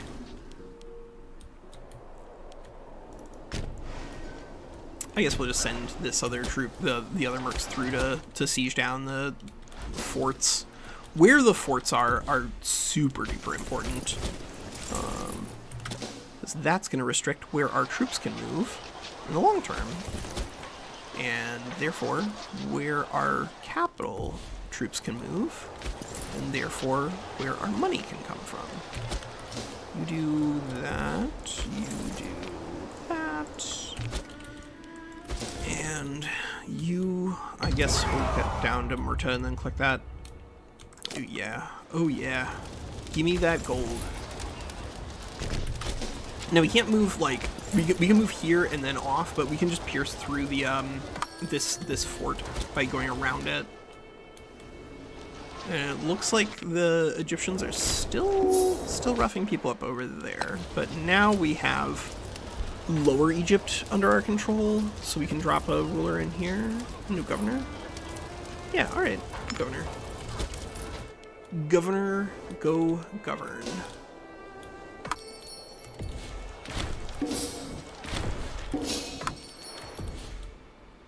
Oh, these guys are still on unit reorganization. All right, in May we're gonna turn that off and send that guy back out to fight. No, he's so good. Well, what's the worst that could happen if we just turn a blind eye to corruption? Like that's the old school way. The old school way. Just accept corruption as a constant reminder of our own mortality. Yeah, this is why I like to. Man, I wish the carpet siege button were better, because this is not carpet sieging. This is sieging just one area. Ugh. All right, AI. You win. I know better than to try to click carpet siege. I'm gonna do it, but trade route? Actually, you can do independent operations, and maybe that'll encourage you to carpet siege a little better.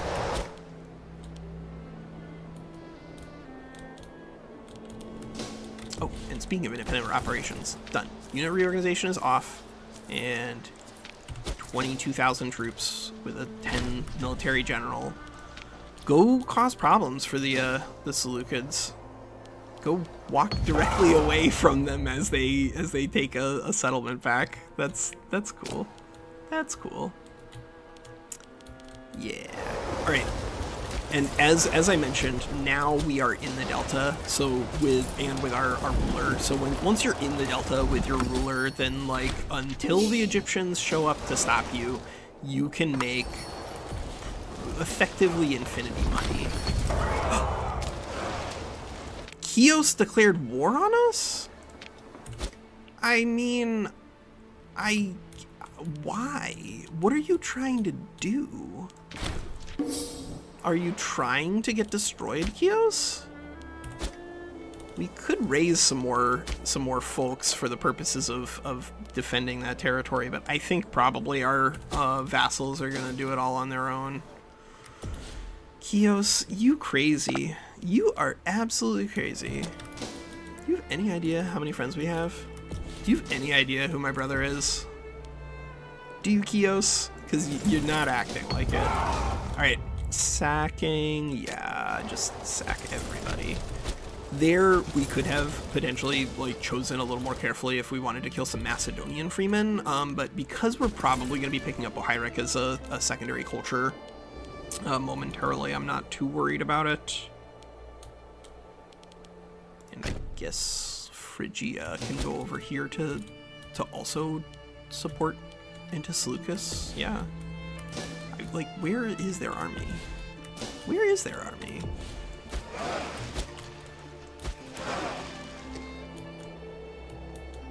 Where's their navy? That's the bigger problem. I don't want our navy getting obliterated by their navy just because I'm not paying attention, but I think this is probably good enough. I think that's all right. So we're not going to burn down Alexandria entirely. That's no bueno. But getting 400 gold is pretty good. And now their capital is in our hands. Oh, Ptolemy, how did you do this to yourself? And I guess I'm gonna keep these 14,000 troops like relatively nearby in case the Egyptians do hire a merc stack, because they are actually pretty good about doing that. They have a lot of cash, and so they love hiring mercs. But I think we chewed through most of their early game economic advantage. Oh, Pontus is gonna lose a battle, and I think that's definitely this AI's fault. Yeah. All right. So we could disturb Alexander and move him like anywhere, because one of the things that happened in the aftermath of the death of Alexander is that there was a scramble for people to like get the things, the panoply of Alexander, his army, or his army most importantly, but the pieces of legitimacy, right? Like the symbols, the army, the armor, the body, his sword, things like that. And the tomb itself was, because the body was absconded and brought down to Egypt, it's in Egypt somewhere, though it has gotten lost to time. But in this case, I will just leave him. Yeah, we'll just leave him. Whatever, bro. We're not moving a dead body around. We don't need him. We got other stuff we can do here. We can build a port or secure frontiers. Well, you know, we're just going to keep working on these ports.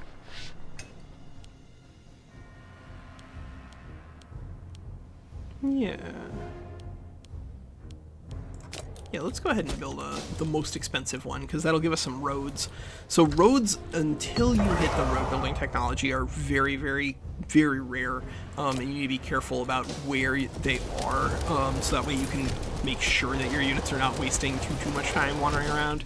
But this is it.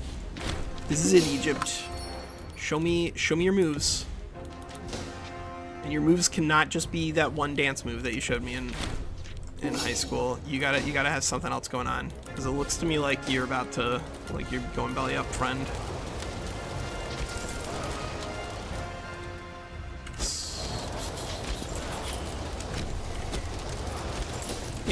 I think that's all right.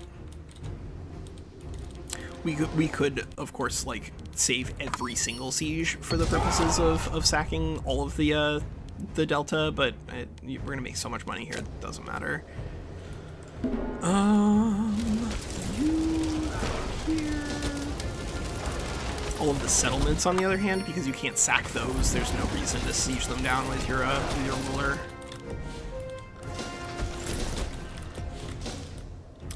These guys are going there. Bithynia, Paphlagonia. All right, you go over there and just carpet siege. Get into a fight, please. We're paying you so much money. Like, fine, we'll just control the AI. Just take control of the mercs. Deal with the Seleucids yourself, Walker. They are the ones who have the military remaining to oppose you anyway, so you might as well deal with them first. Egypt is mostly just a playground now, he says, and then Egypt has 9,000 troops there. Alright. Alright. But alright, you dumb butt guy. We're gonna take those armies off the board. Get them out of here. No. You guys don't get to be a part of the family. Not in this universe. Egypt does have a Kia, so we are gonna need to push them off of that spot. So we do need to raise somebody over here to put down these guys and those guys. Maybe we'll send some troops there after we've pulled our fleet together and repaired it. Did they get to the northern port? It looks like they're gonna get around the Egyptians. Oh baby. Yeah. Unfortunately, this city is building so slowly that it's gonna take multiple years before all of those ports are done. You can also getting an extra port early there is pretty crucial just for saving on construction time. So I guess we're just gonna have to deal with the fact that all of our ships are damaged. Just deal with them by dropping them from the stack. That's a way to do it too. Oh no.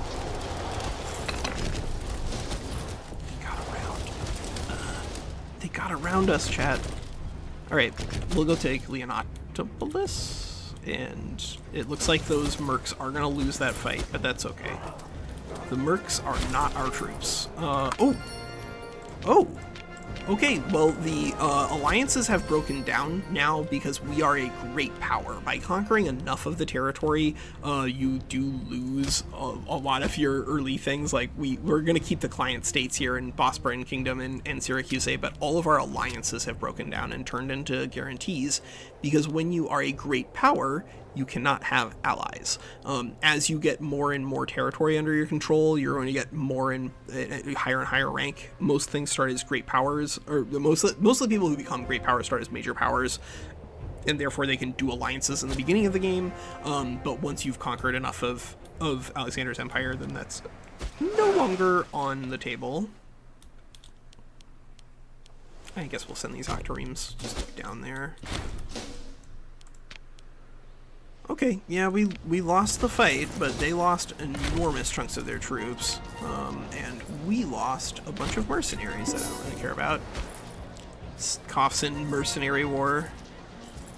So let's see. We can take Logistics Division if we want supply limit. We can take Oratory if we want to just keep focusing on dealing with subjects, because we do still have a lot of them. And getting +10 subject, it's not bad. We're gonna take religious inventions and start working in that direction. Yeah, let's start going in that direction. Just so we can show off like a little bit of the development that you can do economically. Alright, 14, take those guys. You got like double their military. Sure. Are you gonna lose? No, you're not gonna lose. You have 14,000 troops, Walker. And Pyrrhus.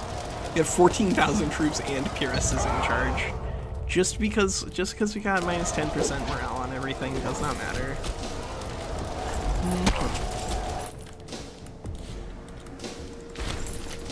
Yep.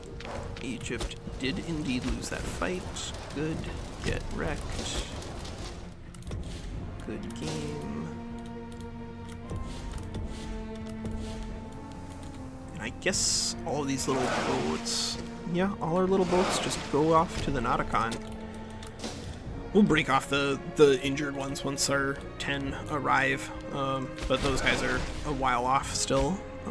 Oh, good, and we did siege things down, so I suppose we could send these mercs. We'll still actually there's a non-zero chance that the Egyptians have enough money to hire this mercenary stack, which is pretty dangerous. But there's not a lot we can do about that now, because we have 3 mercs online. Yo, what's up, Winsaya? How's it going? So we are just currently conquering all of the old empire of Alexander. We're here in the Fourth Diadochi War. We've managed to sweep through Macedon. Lysimachus, I guess, got too scared because we did manage to get almost all of Greece into our feudatories before the Fourth Diadochi War fired. And so Lysimachus has actually sat this one out, and the Antipatrid state just like collapsed. The Egyptians came pretty close to being really scary because they did push up through Ascalon and all the way up to Tyre, but Antigonos himself held on long enough that we managed to get the secure Antigonid position thing, and then we took Ascalon back, and now the Ptolemaic dynasty is just in like full-fledged collapse. You can see that we have troops marching through the delta, laying siege to a lot of their territory, ruining their crops, and making them just generally not have a great time. But don't feel bad for them. These guys declared war on us. They are jerks, and now, because they are jerks, they're gonna lose their land.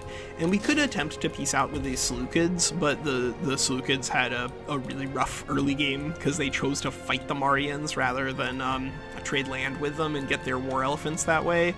So despite the fact that I was not paying attention and we fat-fingered something and insulted Trapezound rather than turning them into a feudatory, and that caused a lot of other diplomatic problems, it looks like indeed this is going to be an Antigonid victory here. It's going to be probably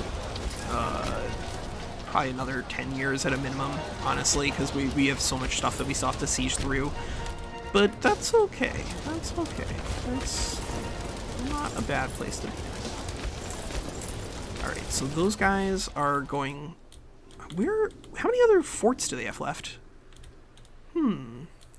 So there are a lot of civil wars in the game, but how you manage them, Winsaya, is, I think, like, really important. So here, for instance, we could have some civil wars going on, but we have deliberately gone out of our way to, like, bribe a bunch of people, take a bunch of money from the empires that we are conquering, and then turn it around and give it to the people working for us. And as much as that, like, is annoying, I would say that that's an accurate description of events. Like, that's how this world works. So I'm okay with that. Oh man, Pyrrhus has gone back to Epirus, which means that now Macedonia needs a really good general, a really good leader there. And actually, it could be this guy. Yeah, Greece. We have like 2 things here. Why is one of our best governors in charge of tiny amounts of land? Yeah, you come here and you come here. Niarchos. Are you good enough? Yeah, you're good enough in HP. But like one of the things that is kind of annoying is that you can't just move a general from one location to another without having a loyalty penalty. But I think that's realistic because like the people who are loyal to that guy are in Greece itself, and so by moving him somewhere else, that's a historical pattern. People did move governors in these ancient empires all of the time, because then they aren't trying to build up local power bases and oppose you. But it's also just like really useful to move people around if you're trying to break up their ability to know local terrain. That's a really dangerous side effect of not doing. Oh my god, the Egyptians. Are you guys at war with Nubia? Kargana is at war with Egypt. All right, well, it looks like we might not be able to take all of Egypt because it looks like some of it is going to fall into Nubian hands, but that is something that can happen during these initial Diadochi wars. And don't let that dissuade you. You can conquer lots and lots of land in Imperator Rome if you are so inclined, even from non-Hellenic people. I mean, that's pretty historical. So they don't, now the Civil Wars are a little different. They just released a patch today, actually, where they changed the logic on civil wars. So now it will, like, not just take a random person who is powerful and make them a rebel leader against you. It will explicitly find people who hate you and make them the rebel leaders. So you don't have to worry about, like, loyal generals turning their back on you as frequently in this game as you used to. But it is still, like, some of the civil wars can be really, really difficult if you're not prepared. Seleukos. Yeah, they still have tons of troops in the Seleucid Empire because they have Bactria. But Armenia is still in this war, yeah. Armenia is still in the war. So once we've taken Egypt out, there should be plenty of troops to push over there. And we could even drop a merc to pick up another giant merc. Is there another giant merc in the area? So the size of the mercenary army does scale off of the size of the local population.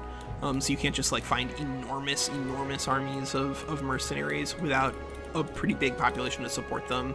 But that means that, like, in Babylon and in Egypt especially, you're going to find some pretty big armies to play around with. And we do have effectively infinity gold right now.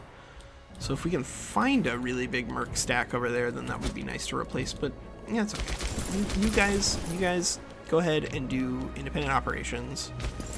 Phrygia, actually, you do attachments allowed, and you do attach to the mercs.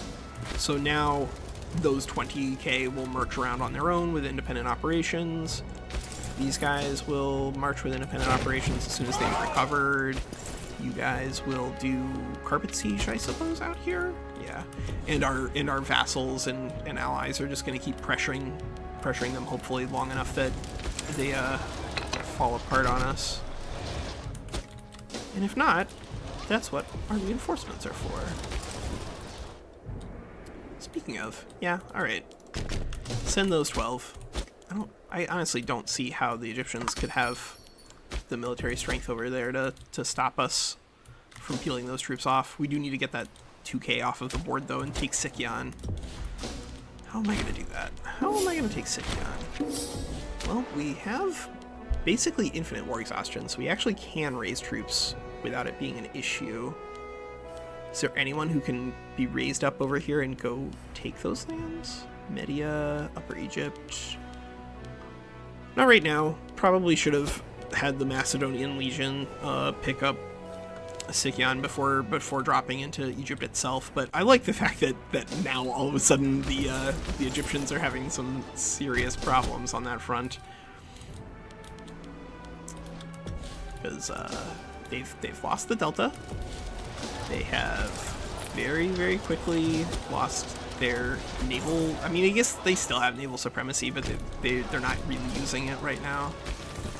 Yeah, whatever. Send everybody over to the Seleucid front, other than a handful here. This has got to be enough to beat whoever's left. Yeah, sure, whatever. We don't need discipline on a tiny army. That's not important. And those carpet siege 6, 5, 2. Yeah, that looks okay. Done. Bohyric. Oh, right, Bohyric, we were going to incorporate their culture, or at least do something to make them not as angry at us, because they are huge. So here you can see that we can take, like, a right of intermarriage, protection against torture, things like that, to increase their happiness with us culturally. And considering that right now we are at positive stability, I'm okay just going ahead and doing that. I think what we're going to do is we're going to take probably right of intermarriage. That's usually one of the easiest ones to eat when you have a ton of extra stability, and right now we do. Yeah, we'll take right of intermarriage, and that at some point we can promote the Bohyric up to citizens. In the event that we do that, they will be considered an integrated culture, which means that, like, they are going to be providing a happiness penalty to all of our other integrated cultures. So if we're going to do that, we're probably going to want to drop somebody else. But, you know, for now, just intermarriage, and then maybe adding right of inheritance later if we need to, is enough to make it so the Bohyrics aren't immediately going to rebel. stabilizing your empire after you conquer it is something that we could potentially get into if people are interested in that. Okay, well, I guess we're gonna say that we want to protect our defenses against Thrace, because, like, they're probably gonna be the only one left in a short period of time. Probably. Yeah, I think that's what they're gonna do. Okay, so you guys are sieging, you're fine. We've taken Egypt. Oh, there's Memphis. Whoops. We're gonna miss out on being able to sack Memphis, except for the sack event. But we don't want to do this. We have plenty of gold right now, so we'll just do the light sacking. Just a light sacking for this afternoon, I suppose. Oh, the Egyptians do have an army locally. They've managed to hire a merc stack. Do we want to drop these guys after this fight? Maybe we drop those guys and just bribe the Egyptian mercenaries, because you can do that too. If you have a big economic advantage over someone, just bribe their mercs, and then they're gonna feel terrible, because they're gonna send all of the raised morale right away. Why are you, Egypt? Why are you sending your mercs this way? Why don't you want to fight the Kushites who are just rebelling against you, and not the Antigonids who are trying to conquer all of your land? Why are you doing that? That doesn't make any sense. I guess actually we probably need to keep this army here to drive those mercs off rather than waste the money on this. Yeah, that sounds about right. Stacks on stacks on stacks. Alright, go. And Chaldeki's fine. Oh man, yeah, they actually do have a lot of troops locally still. Alright, well, I guess those 14k are gonna stick around, because they got 4,000 there, they got 8,000 there. Yeah. I'm gonna have to de-automate them. De-automate them. And just leave the Seleucids still waiting for someone to pay attention to them. Pay attention to them, Walker. Seleucids are cool. You like Seleukos. He's fun. It looks like the Egyptians, or it looks like the Seleucids are starting to run out of manpower, though, because you can see they are starting to have losing battles, even with the very hard things on effect. Nah, you guys are dumb. Don't stop asking me. Stop asking me if you can join this family. Like, you guys aren't cool. If you guys were cool, then we would let you in. But it's tautological. No, they're gonna eliminate the Greek troops. Are they gonna eliminate the Greek troops? Is this another? No, this is not another merc stack. This is an actual stack. They do have some troops left.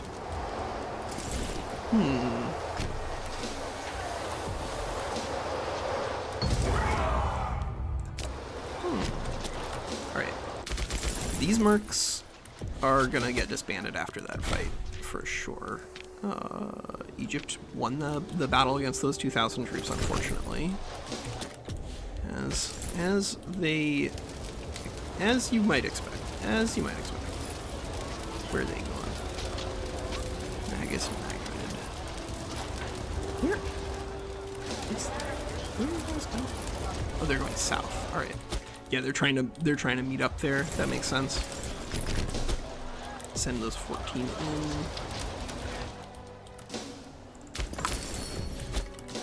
Win this fight. Finish the battle. Ooh. Alright. Finish that up. Could take Diadochi Conquest. Sure. Yeah.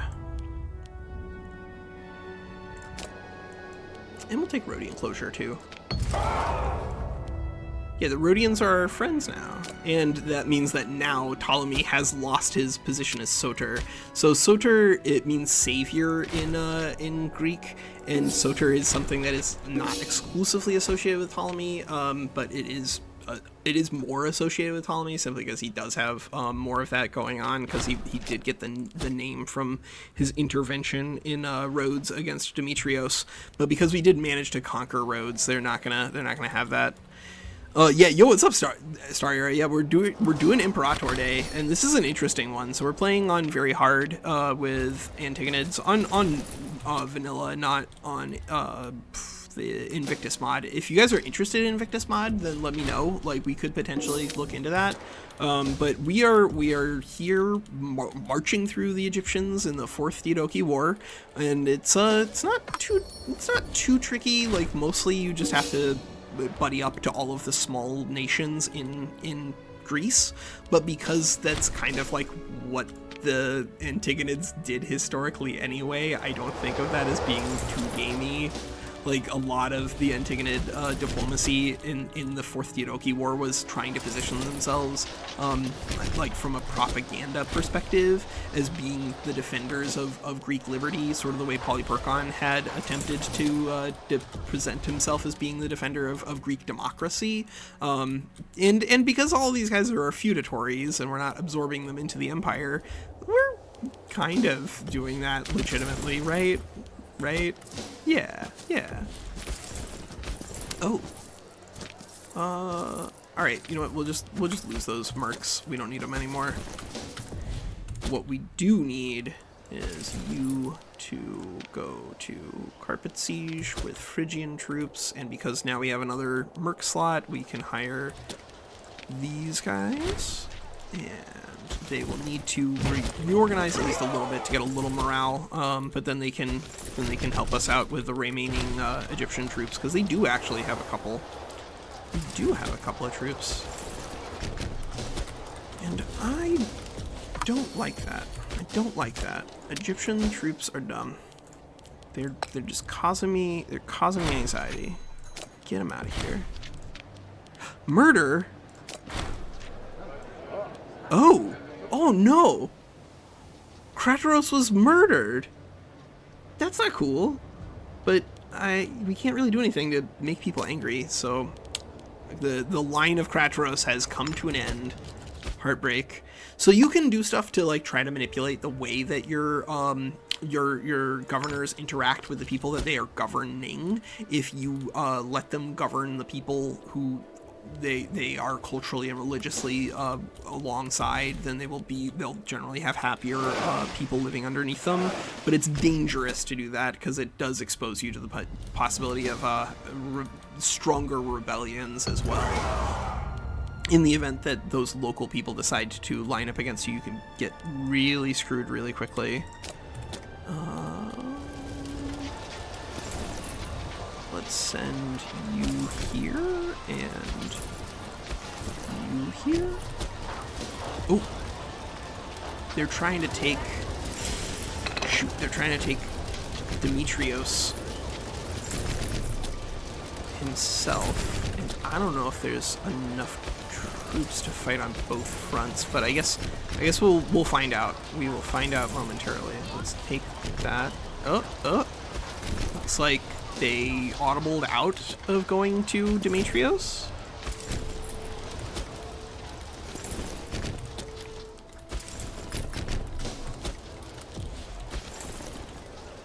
And we'll have you turn off unit reorganizations to deal with these guys. Stop hiring mercs, Egypt. Stop it. I know that's part of what your mechanics are, because you got an infinite amount of cash, but you gotta let me seize your stuff down. If you don't, I'm gonna tell my mom. And Seleukos, stop sending me peace treaties. Like, you chose this. You chose this. Yeah, you guys just go help them out. We're not gonna win that fight because of the morale penalty, but if we can inflict enough manpower damage to them, because our manpower is still like not 0, which is more than enough. as long as your manpower isn't 0, then you're doing fine in the Diadochi Wars. You guys are on independent operations, so you should be hunting down these enemy stacks and pressuring Seleukid manpower. Our manpower is also getting pressured by the Seleucids, and we need more friends over there. Yeah, we did lose that battle, but that's oh. You guys stop running straight into the fight. Stop running straight into the fight. Everyone go here. And then we deal with that 13k with these 16k here. That should be enough.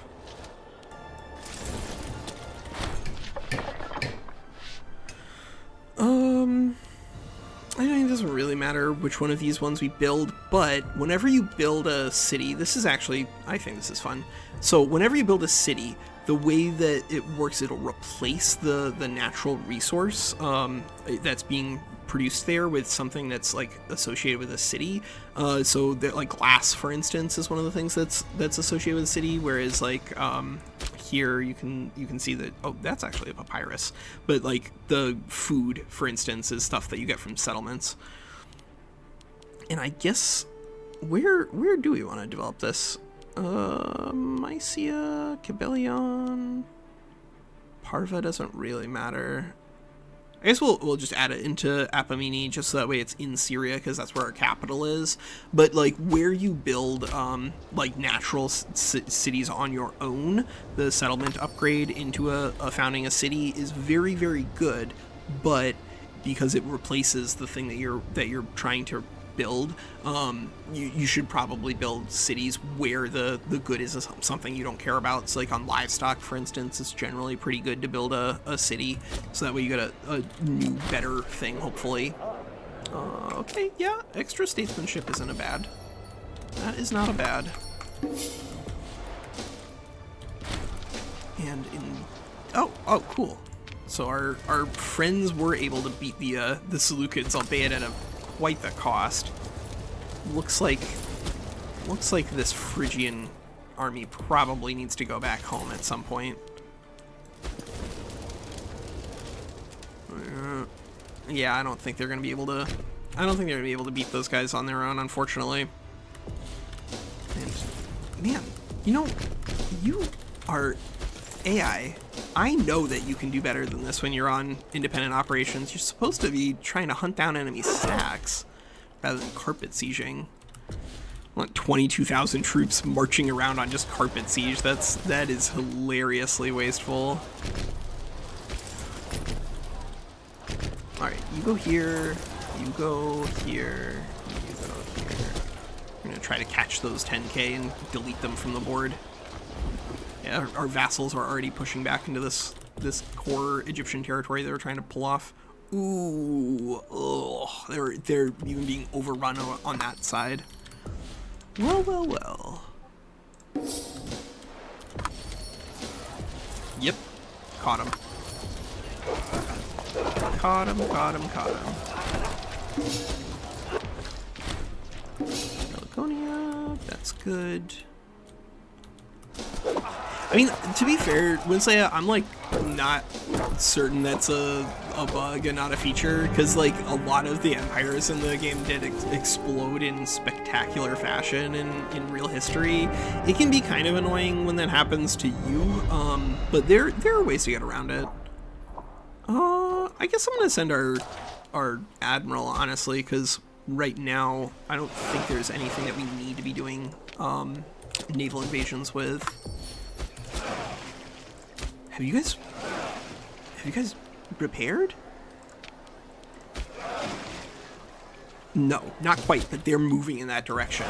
Once those are fully repaired, then there is actually something for the ships to do.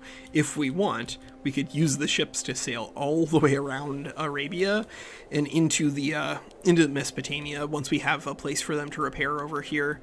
And that can actually be worth it, because then they can start deleting forts for you in that vicinity. Oh, no, looks like we actually might win that battle over there, despite the morale penalty. Nice.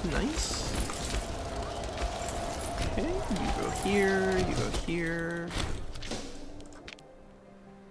Yep, Seleucia lost the battle. Good. Alright, Mercs. I guess we can't trust you to carpet siege because it looks like you're not or to clear out background territory. So it looks like you're only on carpet siege for some reason. Yeah, Mercs go in. Are there any cities over here for us to burn down, or should we bring our Syrian troops back to Seleukos, actually? Yeah, bring our capital troops to Mesopotamia so that way we can start burning that down. That's pretty good.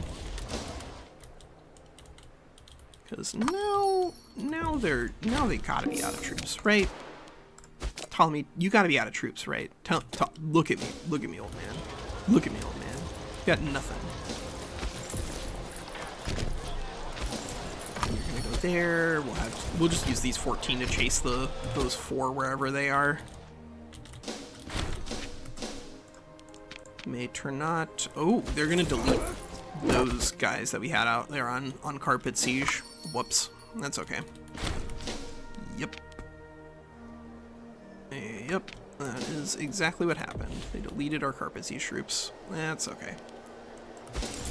That's what they're there for. That's what these guys are there for, actually. The Phrygians. Actually, we could send the Phrygians just to siege down Babylon. I don't even hate that. Yep, there we go. And Egyptians still on a run. You guys go on carpet siege. And now we gotta figure out what the hell we're gonna do about this last little Egyptian spot out here in Achaia. Because our allies are not going down there for some reason. I think it's probably because we don't have Delphi under our control, and same with Elatia. Yeah, I'm certain actually that's what's going on here. Can we get them to become our feudatories if we ally them here, though? Probably not. Probably not. That is minus an awful lot of stuff. And we can't do an alliance because we are a great power. So the complications now, we might want to switch over to a mercantile diplomatic setting, because a mercantile diplomatic setting gets around the issues of so diplomacy in this game is like based off of your setting, your stance, and normally you want to go with appeasing stance at the very beginning of the game, because that is actually really, really great, but now that we can't have allies, we can't actually use that, so we'll switch into mercantile, and that should make some of these guys a little happier to float into our orbit. Can we gift you? Can we gift you and then feudatory you? I guess we could improve opinion and then gift you and feudatory you. Because I want to make it so that our allies actually have a free line to come down here. And right now, we do not have said free line. Tire Proclamation is bleeding off. Alright, we'll see if we can turn these guys into feudatories with gifts and improving opinions. If we have to send our fleet over there to siege that down, we can, but given that the Egyptian fleet is still in the area, in the Aegean, just causing issues. Oh, they're in retreat. What happened? Did all of our little friends beat the Egyptians? All of our little friends beat the Egyptians. Well. All right. You know, I'm not too mad about that. That's pretty good. Oh no. Well, our son here is sick. We'll see about that. Hopefully he's gonna find his own treatment, but I guess we could just spend 200 gold. We've got plenty.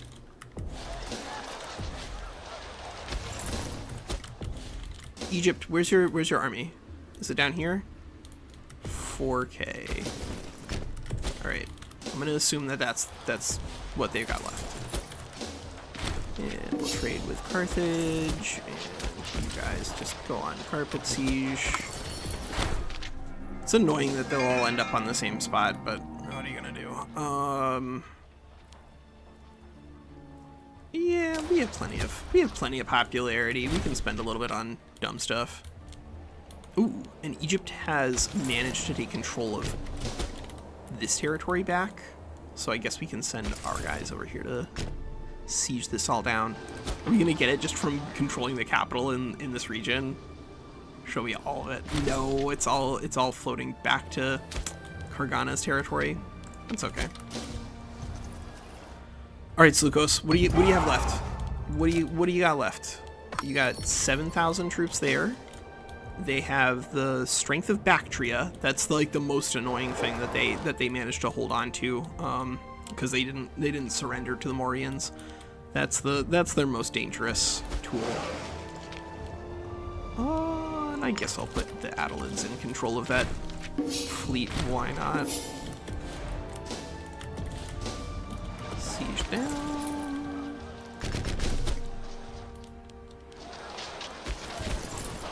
Guys, this isn't what carpet siege means. Carpet siege means carpet siege, not send 15 units onto the same spot.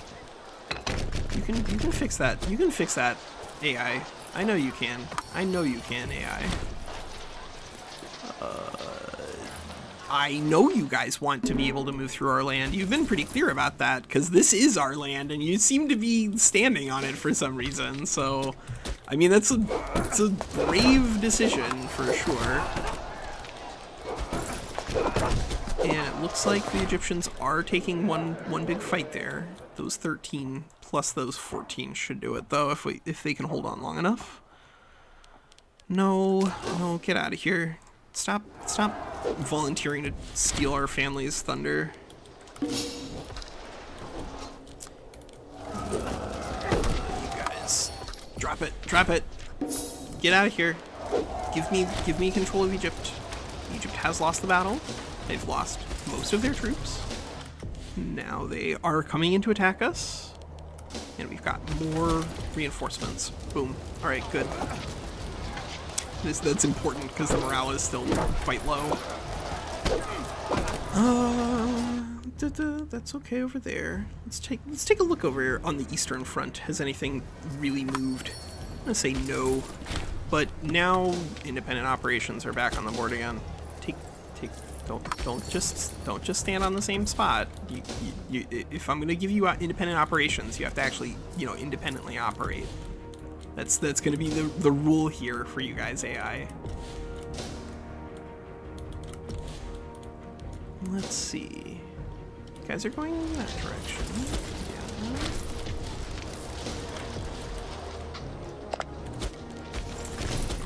Yeah, I guess we'll just take as much of this territory as we can before it all ends up coming back to the Nubians. If they split some of this off, that would be pretty hideous border gore. So I'm hoping that if they're going to take anything, that it's this section here, because I think that would not be wildly inappropriate.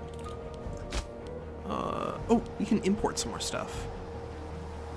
Well, at this point, it actually genuinely might be worth it to get honey back on the board.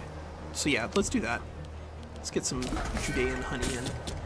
Diplomatic reputation is helpful when it comes to burning off aggressive expansion. Not as big a deal now, because again, this stuff is going to be like basically free from an AE perspective. But if you're ever having issues with really high aggressive expansion, just pump up your Diplo rep. That's like a really efficient way to do it.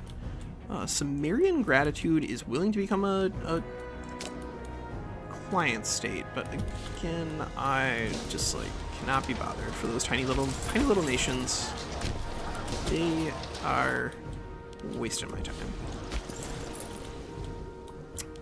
Do these guys have any forts left? I guess there's a fort. Yeah, there's a fort for the Egyptians, and there's somewhere for another guy to be turned on to carpet siege. If you want to do carpet sieging, you kind of have to manually break them all up first. But that does work pretty well. Oh, we got another import route here? Alright, well, let's get... I guess we could get heavy infantry, or heavy cav boosts. Or we could get ship recruit speed. Actually, that's probably better in case we need it. In case somebody like Rome or Carthage declares war on you, having a really, really big naval advantage is pretty nice. Hey, how are you predicting this to be a might win? We have 2-1 in terms of military. Like, I get that the difficulty has, but it's only minus 10% morale. It's only minus 10% morale, he says, in bargaining with himself. I mean, I suppose we can send those troops over to try to help them out. Yeah, that's probably okay.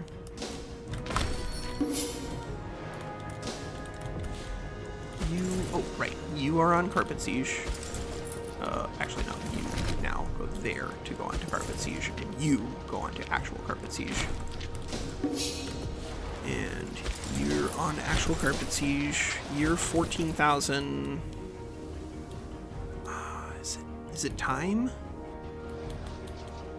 Is it time for them to go east? It might be time for them to go east. I'm trying to send one of those stacks out to the Seleucid territories for so long.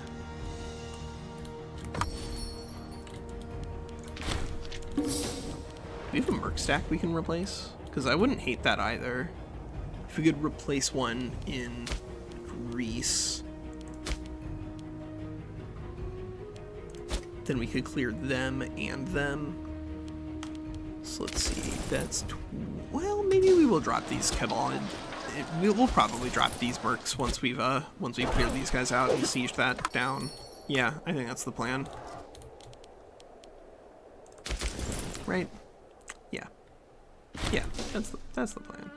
Maybe it's these, because they're already down to 6. Yeah. All right. Well, oh, they lost the big battle against the Seleucids. So yeah, those mercs are gonna get disbanded, and then we'll just replace them with, I think there's like a 15. Yeah, there's a 14 guy there. This is more than enough to conquer this in the event that our allies don't do it ourselves. Come on, guys, get down there. Don't stop being jerks about this. Eliminate their territory. Go crazy. Oh. Alright, so the Egyptians did take Siwa back, which means that they have to have some kind of army in this direction. It might be a lot. They might have the strength necessary to peel off some of our Carpet Siege units. Does seem to be the case out here. Phrygia is so weak.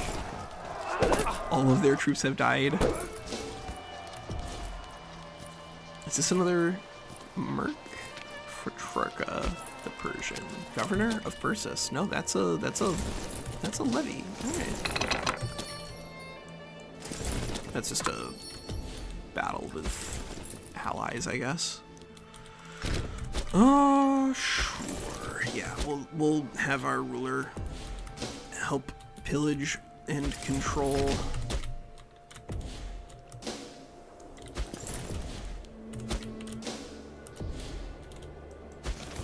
You switch to Carpet Siege again. Aramea's on.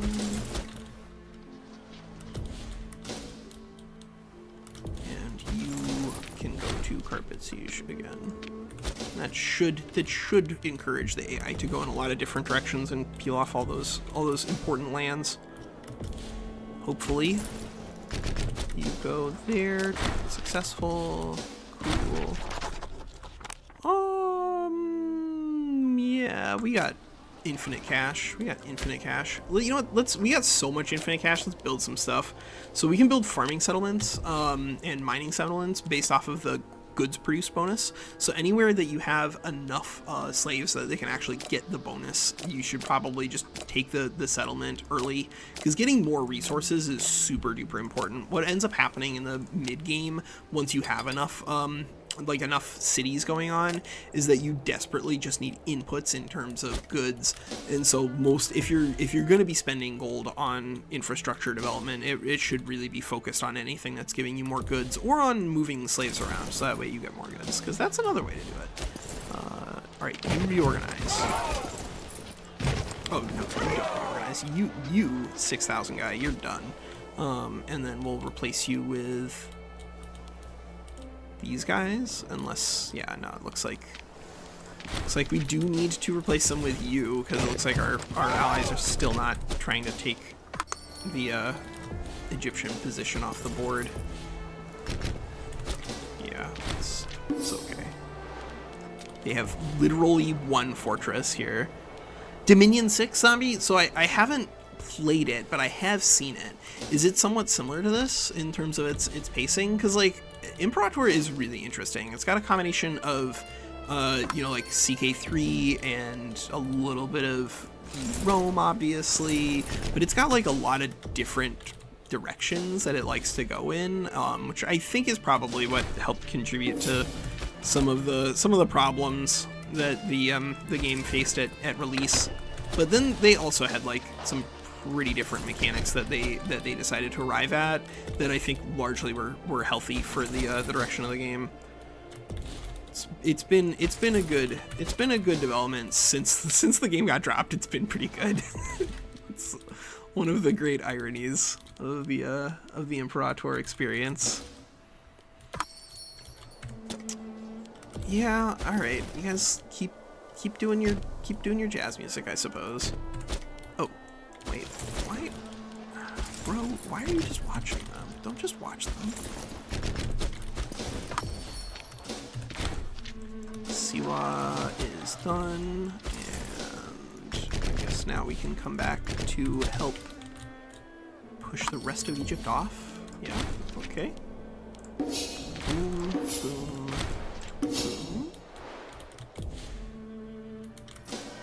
This little rebellion in Chios has been going on for how long exactly? May 29th?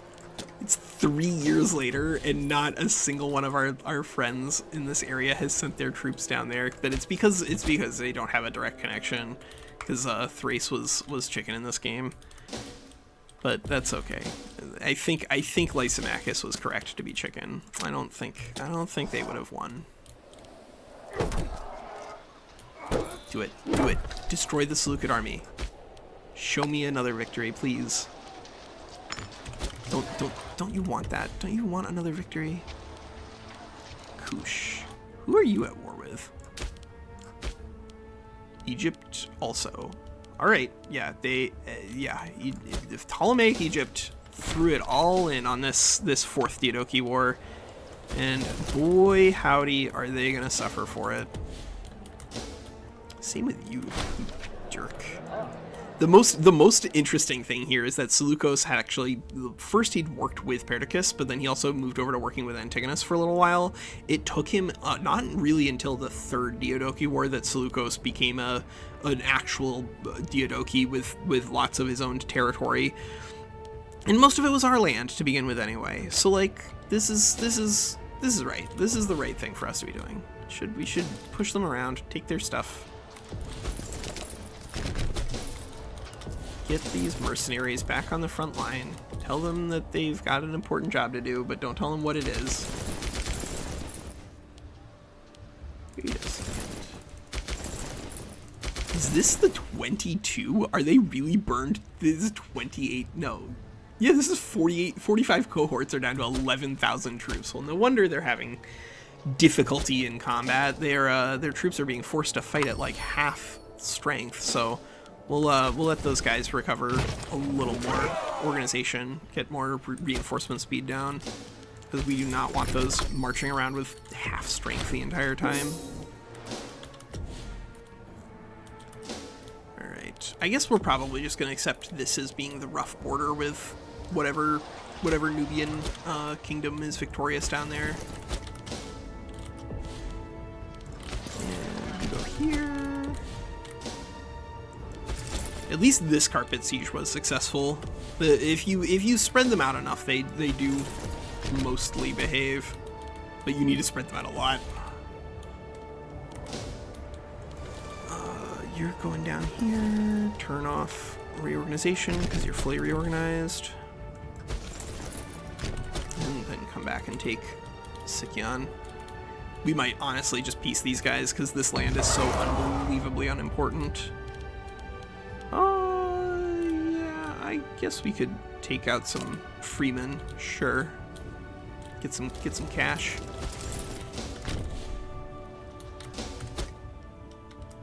The Egyptians have pushed all the way back into Babylon. They are really trying to hold on. Good lord.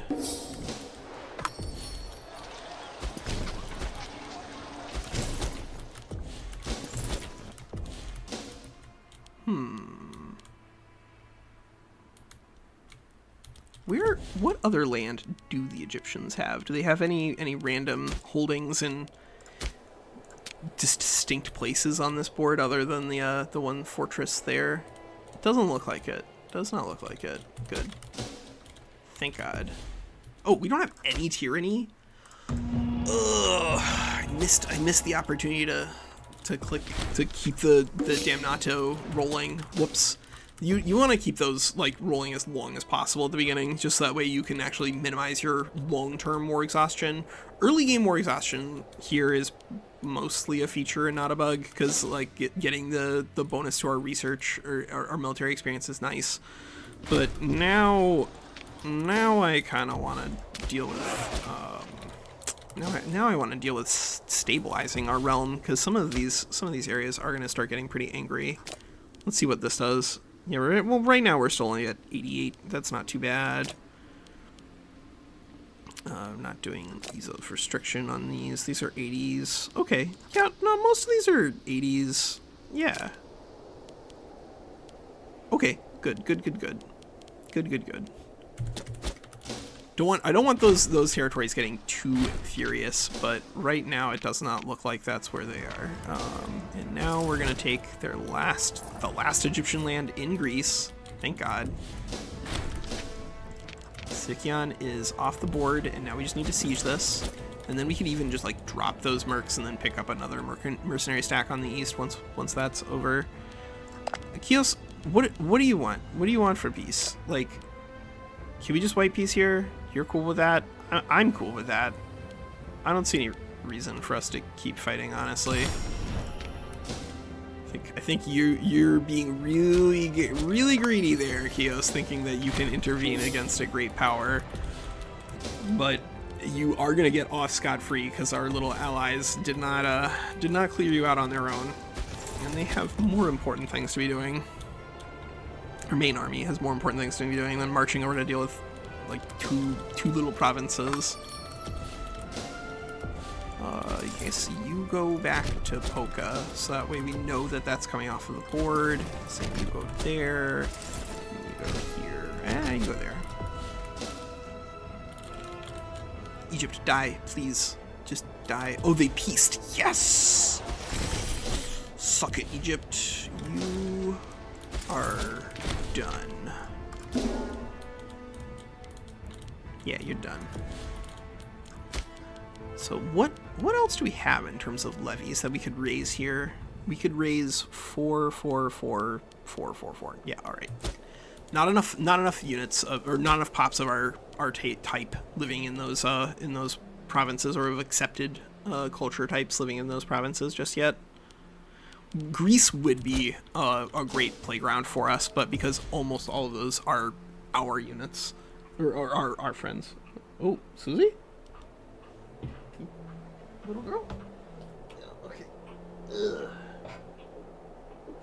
Cats are throwing up. This is the real live experience when it comes to playing Imperator Rome. It's that you're playing Imperator Rome and then you got a cat vomiting in the background.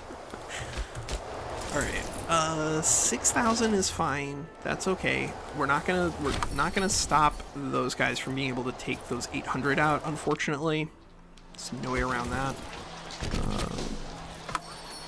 But we can move down to take out the remaining Egyptians. Get out of here, Egypt. Get out of here. And they didn't go in somewhere stupid. One time I was playing this opening, and Egypt got into a war with like somewhere down in Ethiopia, and ended up like with really random disparate territories while they were being invaded, and so you just got like outrageous amounts of land pretty quickly. Yeah, you go there, you go there. You're on Carpet Siege again. Egypt lost that battle, okay. Felista? Yep, there it is. You're gonna have their nice little Greek castle is gonna be their last stand. And then we just need to get all this money funneled into mercs, and then that should be it, right? Yeah, that should be it. Gotta delete the Bactrian reinforcements though, because they are scary. He was trying to attack Demetrios. He was trying to hunt our ruler down. AI. That's so rude. So unbelievably rude. I mean, I get why you were doing it, but still. Oh, Macedonia is not loyal at all. Holy cow. Why are you so furious? Power-based pretender. Oh, it's because you're a pretender. Because we don't have any legitimate kids, unfortunately. Because Antigonus II died. I guess we could bribe you and then give you free hands. Yeah, and then probably we'll have to replace you after the war is done. Because I don't want somebody floating on like minus 15 loyalty forever. Yeah, I know that you guys have morale penalties, like down an entire point of morale effectively because of the difficulty. But you can win this fight. You can win this fight. Just like stop dying, and then you'll be fine. Just stop dying, and you'll be fine. All right, so we won the first battle of Nineveh, but then the other troops are going to arrive here, and I don't think we can bribe any of those, right? No, I don't see any mercs that we could steal off of them, so I guess we're just going to have to accept that we're going to win the first battle of Nineveh and then lose the second battle of Nineveh. Because our troops got disloyal again. You jerks. You absolute jerks.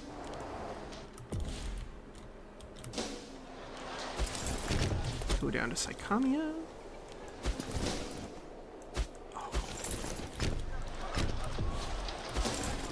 And Carpet Siege. And Seleukos is willing to peace out again, but I want us to beat him from just like an emotional standpoint. I think in terms of people who have betrayed Antigonus, Eumenes was probably like the most consistent traitor in the bunch. Although he was like also was Eumenes a consistent traitor, or was Eumenes the only person in the entire Hellenic world who actually wanted to work with the family and actually turn power over to him? That's one of those where you kind of have to choose your own adventure and your own narrative as to what is true. But Eumenes was a governor in Cappadocia who was like one of the early Diadochi who was eliminated in the second War of the Diadochi, but he had been working sort of with Antigonus on and off. He was notorious for like taking resources from one warlord and then turning around and fighting said warlord with their own troops and stuff like that.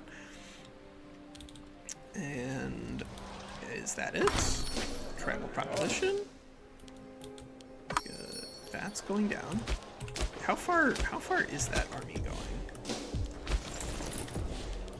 How far is that Egyptian army going? I don't know how far that Egyptian army is going to go, so I'm just gonna take their land, because they know where their army is going to go in the event that they have absolutely no land. They will disappear from the map, and then we don't have to worry about it anymore. Governor of Asia. No, I don't think we're gonna like punish one of our governors super aggressively right now. We're doing okay on that front. Oh, good. The 3,500 we had over there are just going to catch the 1,000 anyway. So that means that these 12 actually can start heading back to the real front. Oh boy. there's 7,000 there. Now I'm just gonna look for merc in that area, actually. I wish this were a little better sorted in terms of like where they were. Like, you can do this to find them. That's your best bet most of the time, but I want to sort them by like size of military, so that way we can find the best cohorts for us. Because we can only have 3 mercs, unfortunately. And that's 11, that's 11, that's 13. Where is this? Priya, no, that's way too far away. Oh, that's not too far away though. Yeah, all right.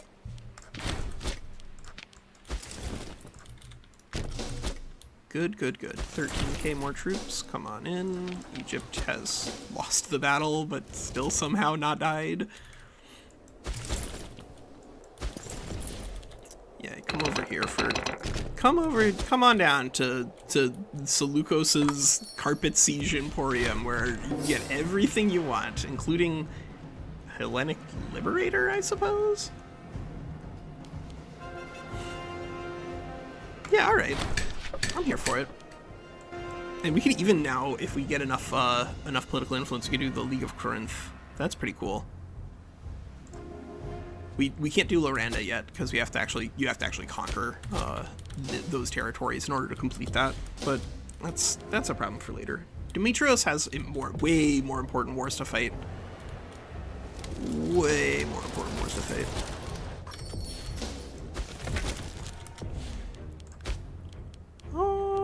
Sure, yeah, we'll take discipline because we are actually having some issues against Seleukos and his eastern allies. Nah, get out of here. Quit coming to me with your dumb friends. We don't need them. We don't need them.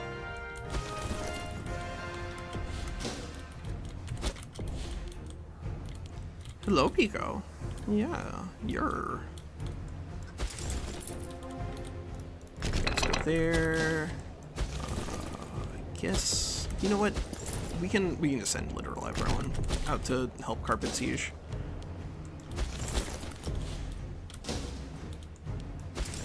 And that should be the last. This should literally be the last of Ptolemaic Egypt about to fall.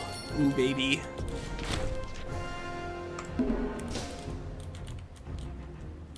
With that, we're going to be down to just one Diadochi on the east. He's gonna be a heck of a fighter. No way around that. Like, the fact of the matter is that Seleukos is like one of the most dangerous to be fighting against always. They have great vassal troops. But now everyone shall join us. I'm gonna take Ptolemy just into our fold, just because I like having him around, because he's I think pretty fun. We're not gonna do install the King of Soloi though. You can do that to release Cyprios if you so desire. Well, I guess we could do that just to like show it off.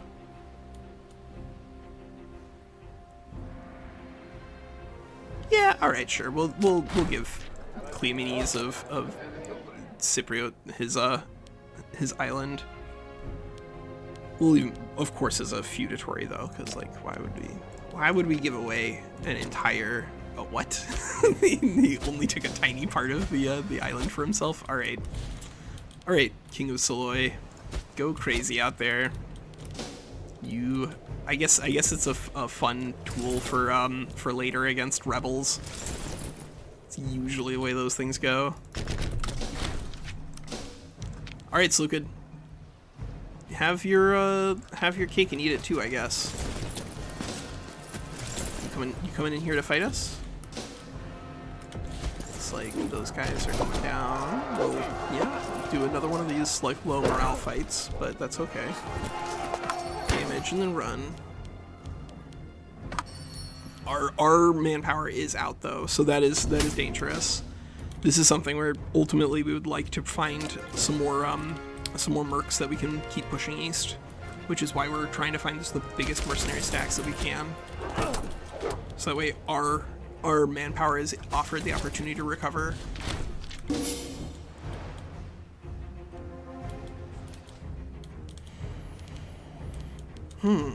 So they're sieging into Atropatene. Yeah, that's actually a pretty good deal for us. Right now we need 15,000 troops to recover everybody. So that's not ideal. That is not ideal. But now we've gotten the two of them out of the way, and the only one left is the biggest. And fortunately, it's the biggest minus a core of resources against Maria. I can't believe that now Seleukos is able to be pushing back so effectively. I guess I can, because most of our friends are isolated over there, so it could be an opportunity for us to declare war. Legacy of Alexander. Enemy allies. Well. Maybe.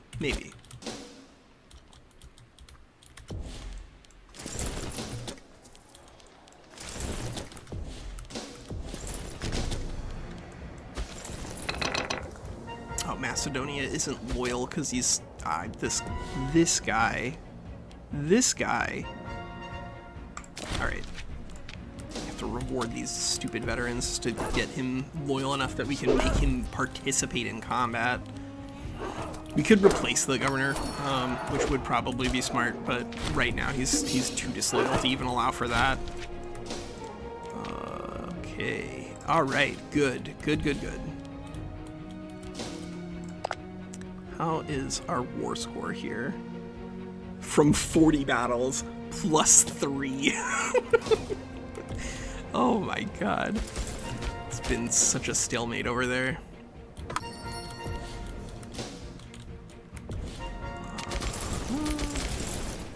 Should we try to replace those mercs?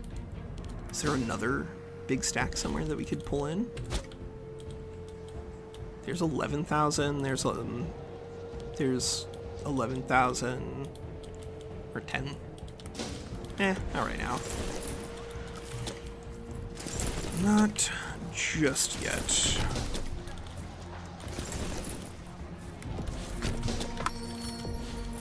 Yeah, let's pick some of those stacks off. So once we're done conquering Seleukos, if depending on where you are in terms of your development, I think it makes a lot of sense to try to incorporate Babylonian as one of your integrated cultures, because mostly what you want to do once you're past these early game fights, you want to make sure that your cultures are set up where the biggest cultures, the most important cultures, are all going to be not causing unhappiness problems for you.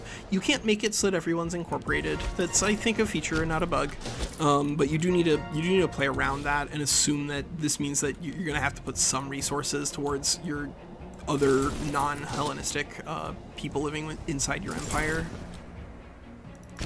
Yeah, you guys go there to Hatra, and then this big stack come down here.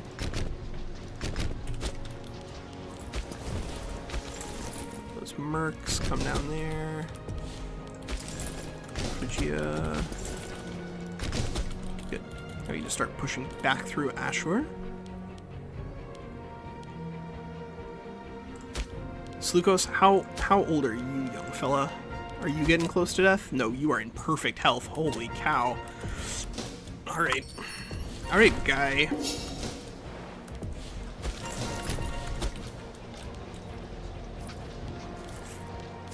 I guess this is Demetrios, so actually you go ahead and start taking Nineveh back. This one we might legit not burn to the ground, because it is a city that we used to control. Maybe we'll just lightly sack it. Just some light sacking, that's all. Yeah.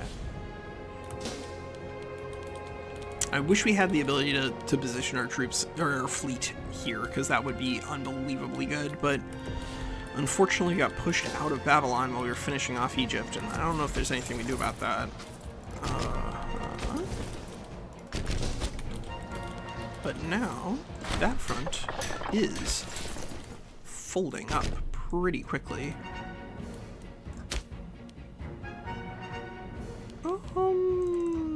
Cool, Syria, sure, yeah, whatever. You guys want to build forts, go crazy, I guess.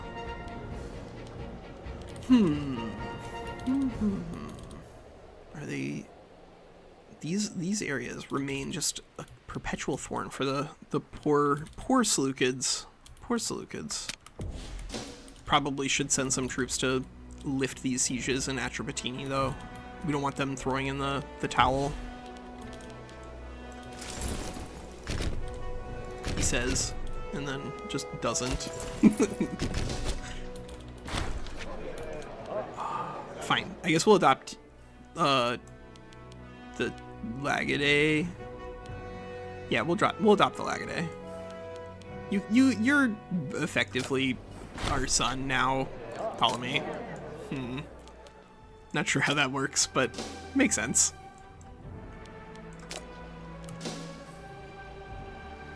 So this is Ptolemy Carounos. This is the son of Ptolemy, who ended up being involved in the wars in Macedon against the Gauls, and then ended up dying up there. There's a really big Lagidae family that as a consequence, because there were like historical members like kind of like all over the Hellenistic world during this time frame. But Ptolemy Carounos sucks, so I don't think we're gonna adopt him. We might adopt Philadelphos. He was not bad, but I'm not wasting my time on a dude who just gets like absolutely clobbered by a bunch of Gauls, which, to be fair, that probably describes a lot of these guys. The Gauls did a pretty good job for themselves. That's how Galatia in central Anatolia gets its name, was from the Gallic invasions of Macedon, and then the Gauls got driven out into Asia Minor and then settled in Galatia.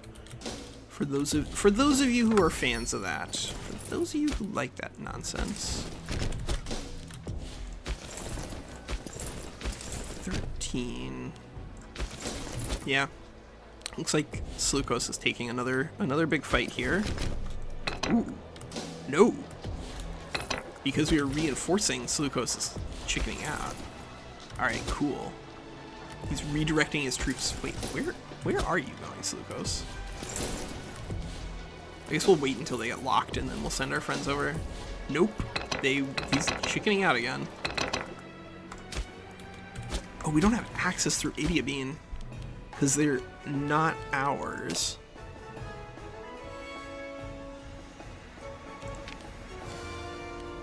Well, access actions. Ask for military access. Cool. Alright. Now we can go into their territory.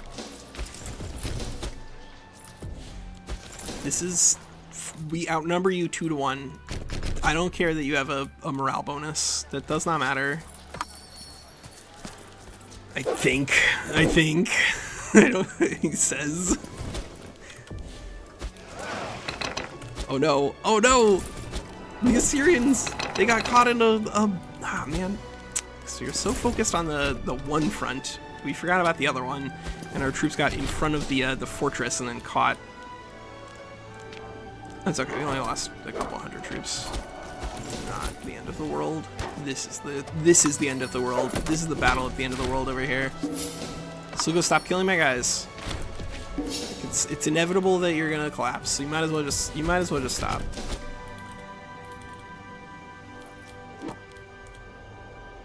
Give me your land. All right. Yep. Won that battle.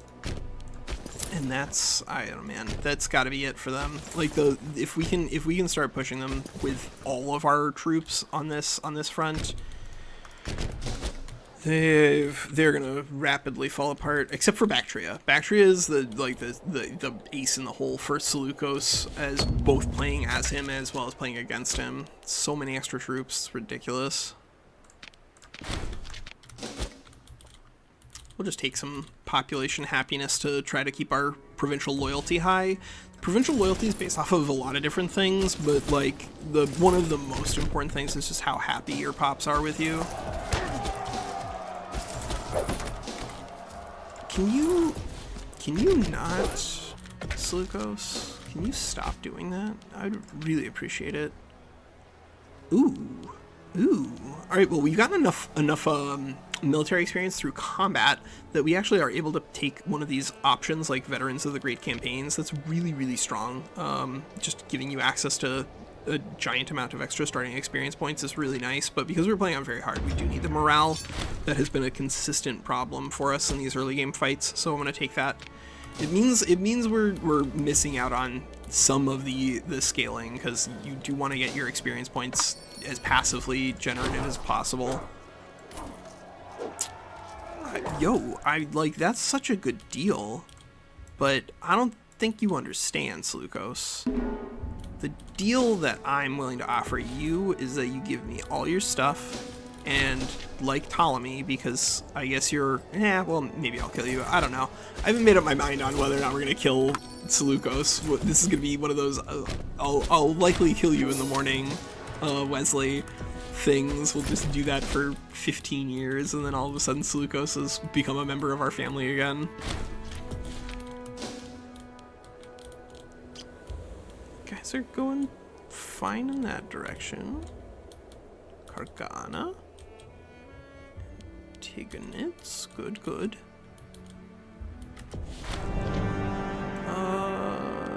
Yeah. We could send somebody to the Olympiad. We'll send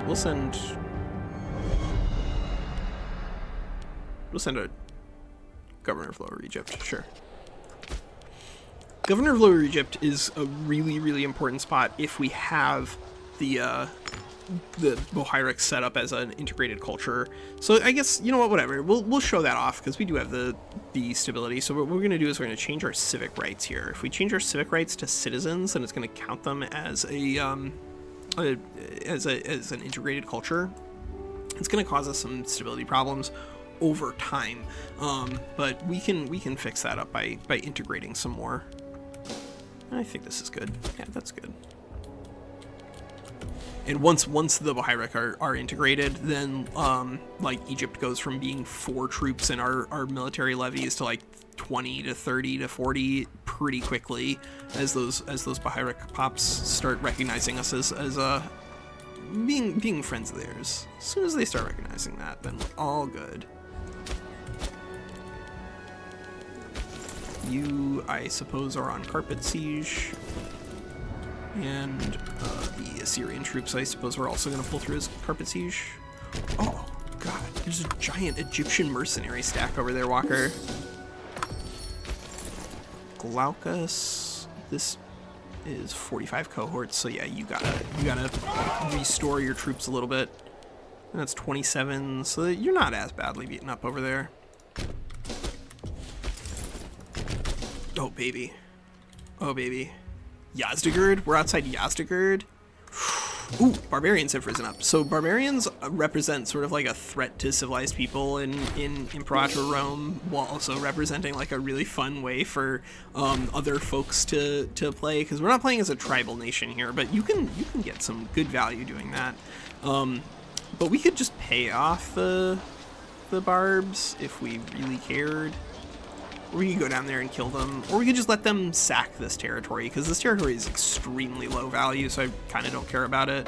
But you do not want your barbarians sacking high quality territory, because not only will they cause economic damage from, like, you know, losing population and maybe capturing some of your folks, but they're going to cause some issues with, we're going to have some settled tribesmen down in this here, in that area, and that's no good.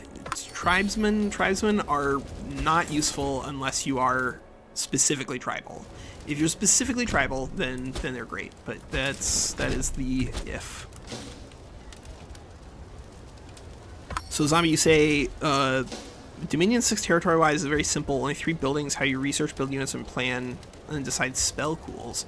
Well, yeah, I'll look into it. Like, I can send an email to somebody. I have not gotten like a press copy for almost anything except for a couple of games from who was that? THQ Nordic, I think. But yeah, if it's an auto-resolve only, like, that's, you speak in my language here. Like, I think we're probably gonna still be, you know, covering Age of Wonders 4 for the indefinite future, at least at least as long as Winsley and Zombie and guys are still around, I think we are gonna be hanging out and playing with them. But like in the event that that Paradox and Triumph decide not to, you know, add more content to it, then we're gonna have to find at least a couple of other games to play on the channel. That might involve us going back to doing Vicky 3, because like I do genuinely like the game. It just has so many problems right now that it's a little taxing for my CPU as well as my psychosis to be trying to deal with Vicky 3's speed problems at the moment. But that's maybe a fixable problem. No promises. We'll see. We'll see. Actually, you go that way, because those are not particularly dangerous troops, so I don't think we have to have you on reorganization. Yeah, I don't think those guys have to be on reorganization.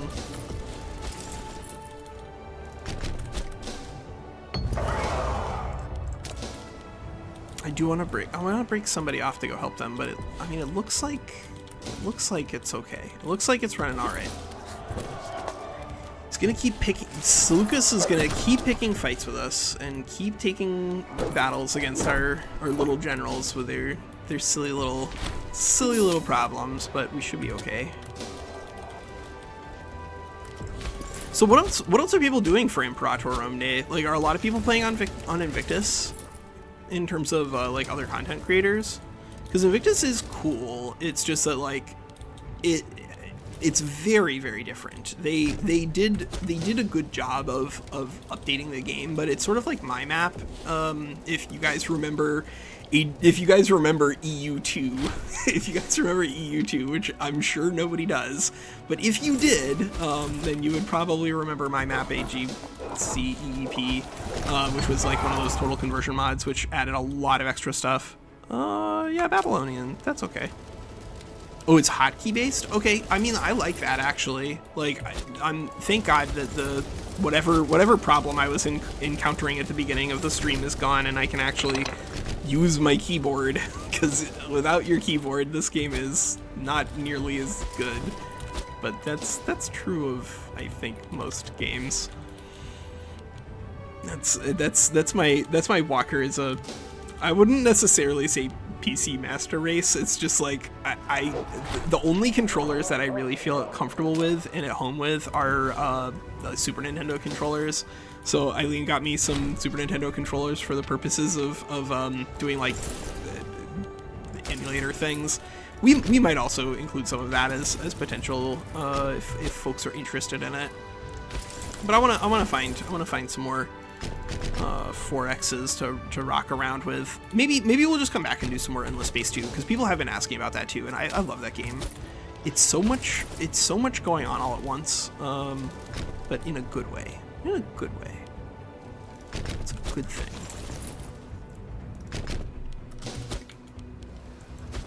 Sick. Alright, Mercs are sieging down forts deep into Seleucid territory.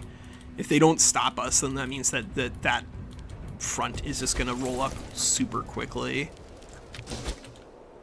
Yeah. Yeah, Civilization on Xbox, it's like, I have Civilization 6 on Switch, but one, it's got some performance problems on the Switch unless you're playing on like a smaller map. But two, I just like genuinely, I think that Civilization 6 is much better than Civ 5, but if I had to play a Civ game in like the near to immediate future, it would be Civ 4. That remains my favorite iteration of the game. Like, the AI just does not understand how to use 1 unit per tile, like, pretty badly in Civ 5. In Civ 6, the AI is a little better, so it's not as disappointing, but it's still pretty bad. And we do spend enough time complaining about the AI for Age of Wonders 4 that I kind of don't feel compelled to play another game where we're gonna spend a lot of time complaining about things. Walker, the solution is you don't have to complain. Well, you know, we really need some manpower here. So I'm actually down for the sacrificing discipline, because now the thing that's gonna screw us is if Rome or Carthage declares war. Being out of manpower there would be a disaster.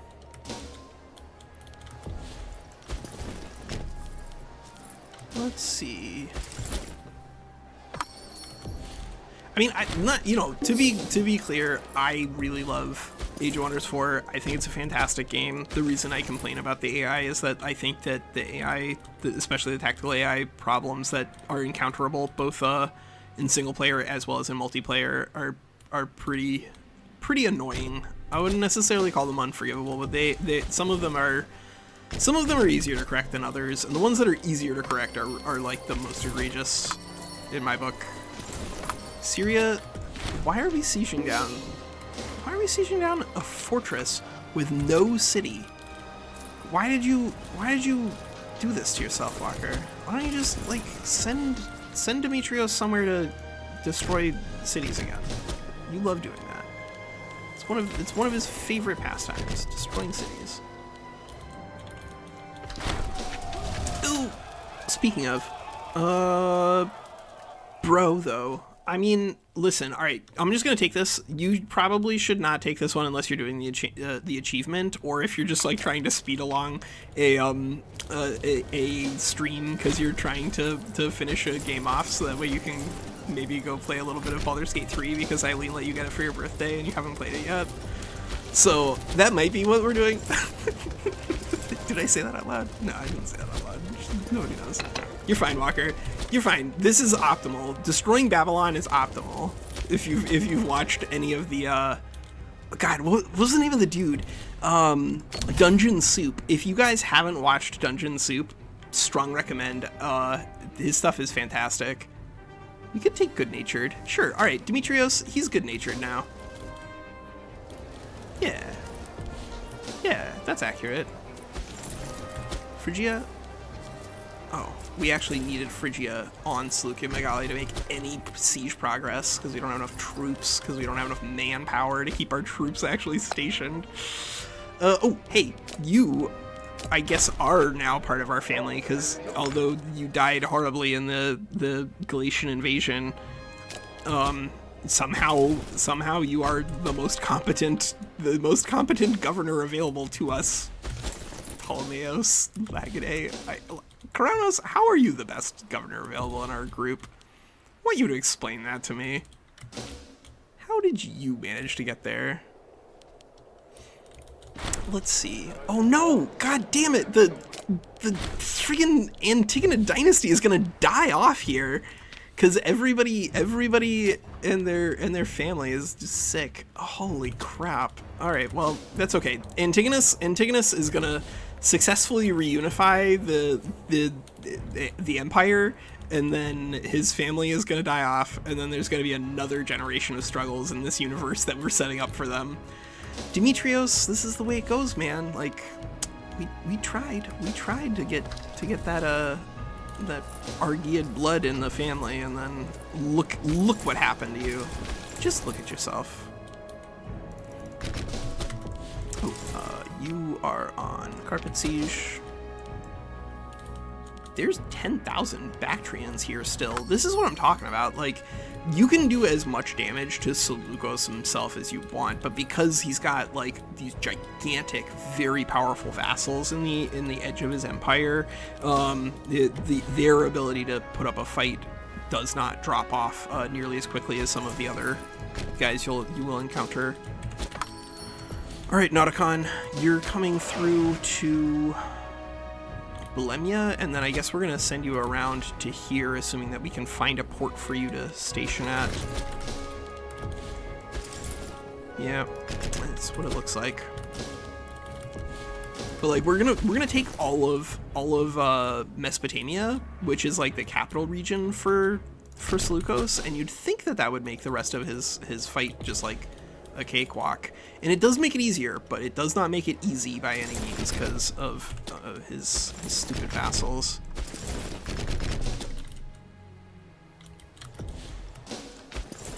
and because you stationed all these gigantic stacks of mercenaries to siege down things when you could have used them to kill enemy units, Walker, instead, and then use the small stacks to siege down. Ugh. Are we gonna lose those guys? Are they gonna be able to escape in time? They are able to escape in time. All right, cool. So you go here.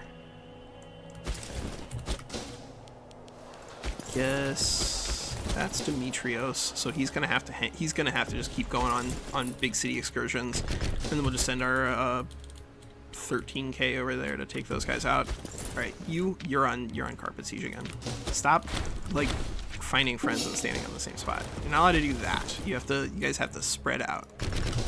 This is gonna be a Mormon high school dance. You guys have to spread out as much as humanly possible. Done. Let's see. You go. Yeah. All right. Whatever. We'll see if we can catch those. Because if we can catch those, where's the rest of the Bactrian army? 2k, 7k, 5k off of Seleukos himself. So yeah, it is really mostly just Bactria now who's resisting us. As you do. As you do. Do they have forts left? There's a fort. I actually still kind of don't hate sending one merc stack deep into enemy territory to siege those down, because it makes it a lot harder for the enemy to just like drive them off. And interrupting enemy supply lines is not bad. Alright, those mercs are gonna hang out locally and wait for all of our little siege stacks to come out and play. I think that's the plan. Yeah, that looks like the plan. The Seleukos, the Seleucids have relocated to Ecbatana. They've sacrificed Babylon back to the Antigonids. Good, good, good. Yeah, you go here.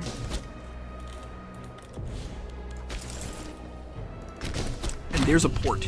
There's a port actually, and it's a tier 3 port. All right, cool. You know, this is a mercenary guy. You can be as disloyal towards us as you want. It's not a problem. We're gonna send these guys around to Alexandria Susiana. This is necessary in order for us to eliminate the Seleucids, because unfortunately they do have this island which you cannot reach without a boat. So you do have to deal with getting some ships over there. You can of course like get ships over there the easier way, which is like just build some locally and then use those, because you don't need a gigantic navy in order to take on like whatever they have, whatever Seleucus is going to have left, because his main military is not his navy. It's his army. Ptolemy has the dangerous navy. Slave estates. You can use slave estates too, but I think that generically the slave estate bonus is not nearly as useful as just getting extra goods. And unfortunately, right now we're not like relocating slaves around because we're not at peace just yet. But I guess, you know, we'll end the Seleucids, and then I guess we'll probably just show off like a little bit of how to manage an empire once you've conquered it. Yeah, that could be fun actually, and useful. Yeah, that could be fun and useful. Stop it. Stop going on the same stupid thing. Get out of here. Go find a real job. Jesus. you guys you're on siege, carpet siege. Carpet siege means spread out. Jeezy Pete. Alright, 16k though. This is it. This is it. You're done, Seleukos. You're done. Get you guys out of here. 21,000 troops there. Cheesy. Alright, maybe we'll just try to start the fight with them now and then bring those other guys that are here in. Yeah, let's do that. Hey! They agree. The AI agrees. Alright, cool. Parthia lost their battle. Good. And now our mercs are gonna clear off the Bactrians? Yeah. Bactria lost the battle and lost their oh, yes. Yes! Protein! Yeah, Elmite slave, sure. Yeah, listen. We are gonna burn down a lot of cities. It's just kind of what you gotta do. You can, but it doesn't work. So like here, if you click Carpet Siege on them, what'll end up happening is that they'll still concentrate on each other. And so if you just have like 15 different stacks and you put them all on Carpet Siege, then they'll all go onto the same tile together over and over again. And so the automation doesn't work that well unless you're like way stronger than everybody else. It is unfortunate that it is not perfect, because like this would be really helpful, and I do like turning it on, but you really do have to micro them because they don't carpet siege the way that carpet siege works. Yeah, all right, we'll just kill these guys. I don't feel like I really need them. They can all get out of here. Like, it's not even just like they're not efficient at carpet sieging, it's that they just don't carpet siege. Even with the carpet siege button on, they'll all just like clump on the same spot. Not only do you have to split them, but you have to like put them in like wildly different spots on the board, because they're automatically split by nature of the way that armies work in Imperator Rome. Like, this is an independent thing from this, you cannot merge them together. But when you have them both on carpet siege, it doesn't matter, because they each will independently identify what the closest thing for them to walk to is, and then they'll just walk to it. And then as soon as they start up on like the same location together, they'll constantly be competing with each other for land. You need them to be spread out before you click carpet siege, and then you have to come back in and keep spreading them out again. It's a good functionality idea, but it's not complete. Oh, actually, you go finish those guys off. And then you go here, I guess? Maybe we actually have to siege down Ecbatana. Yeah, let's see.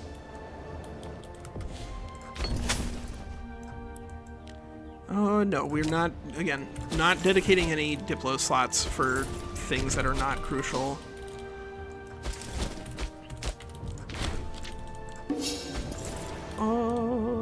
Where should our ruler go? Where's the next city for you to destroy? Here's the next city for you to destroy. Cool. Deep in enemy territory too. Perfection. So I wanna get those guys off the board, because that's got to be where he is, right? Seleukos. Nope, not Seleukos. There's a 3 military general in command of those troops. All right, bro.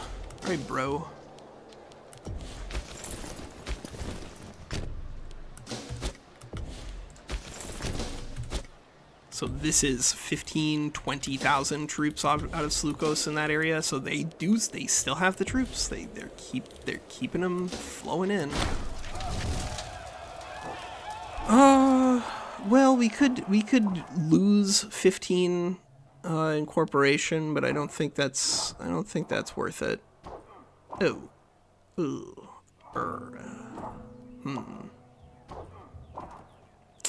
Maybe we do this. No, we're not gonna die.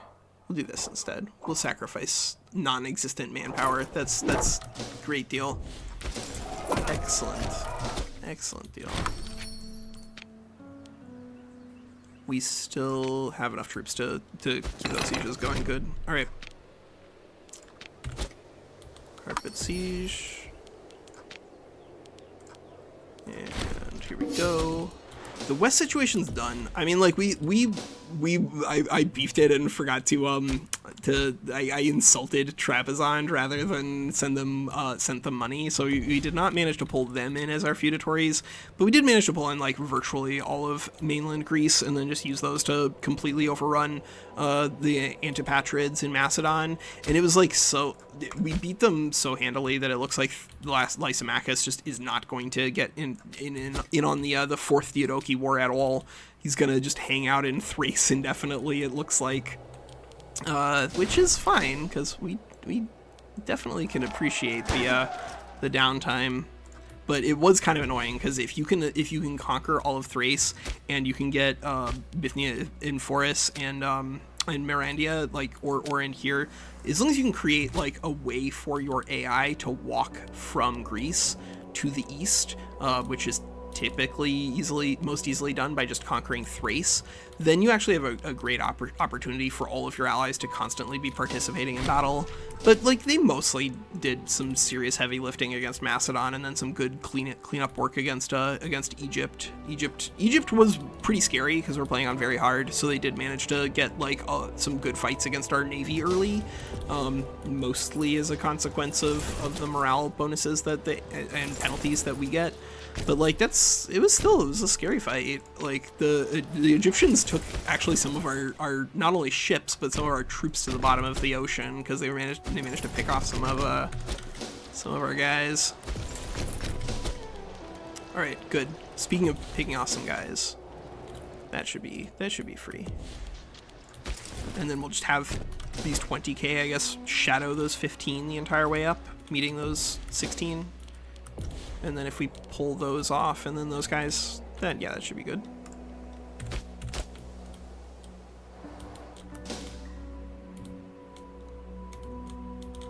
Ooh. Gonna eliminate some of our little vassal friends, but that's all right. Given that now we have enough money that we could do kind of whatever we want to in regards to mercs, other than the 3 merc cap, I think we're doing okay. Yeah. Seleukos lost a bunch of troops there, and now I guess we'll go here. Or where are you guys going? They're all going to Ecbatana. Okay, so they're trying to drive off our siege. Stop doing that. It's rude.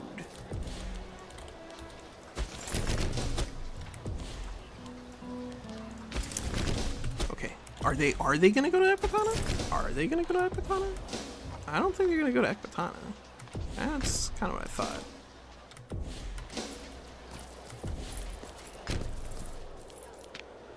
You know what? We'll let them lock into Ecbatana, and then, oh. Actually, no, we don't want to cross that, because that is a dangerous crossing for us. Because that, yeah, would give them a military bonus, and then of course, because we can't actually move directly from here to here, because it's inside the zone of control of this fortress on their capital. I think we have to wait for them to just lock, and then we can reinforce. Show me the lock symbol. Show me the symbol. There we go. So now they're locked to Ecbatana, and then we can send everybody in. Sure, yeah. None shall hide. Extra stability. Do it. We could make the Pharos Lighthouse. Yeah, alright. We got enough cash. We'll just do the Pharos Lighthouse. No problem. No problem. Just look at, see, this is what I'm talking about. Stop. Get the rest of their land here. Stop going in that direction, AI. Where is the Nauticon? They're still, yeah, they're taking a lot of attrition as they sail around Arabia, but that's okay. That is a feature, not a bug. And you could go to Persepolis, I suppose. That's a pretty good one. That is a pretty good one.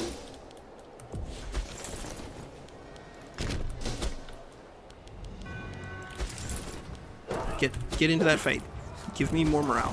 Show up. Show you. Don't stop taking so much morale damage. We gave you a technology. We're not going to activate the League of Corinth until we can bring as many of those Greeks in as we can. Oh my God, they beat us like on the last day before the reinforcements there arrived. That's okay. We'll be able to take control of the siege from here. I don't think we lose it all. Yeah, we can lose some popularity. Got some to burn. And we'll have plenty more once we've burned a couple of more things. Yeah, Aracosia lost the battle. Oh, they did manage to get some food into the city. Bummer. Alright, Palestine is ready to carpet siege again. It looks like we did save Atropine, so they did not capitulate in the war. Is Armenia out? Are they still fighting? Like, they did all of the work for us early, so I'm not angry if they're not. They're still nominally on the fight. We'll see.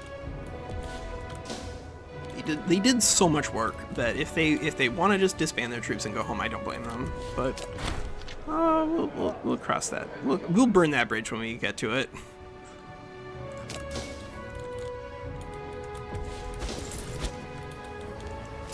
Yeah, this is what I'm talking about. Like, right now, these guys are gonna be walking together indefinitely unless we take one of them and just like chuck them into the middle of Seleukid territory, which we could do. But you kind of have to if you want to use carpet siege, because it just very, very annoying that it works that way, but it does work that way. Ooh. Persepolis could get destroyed, but I don't think we're gonna do that. Yeah, we're gonna take as much money as we can without destroying the city itself.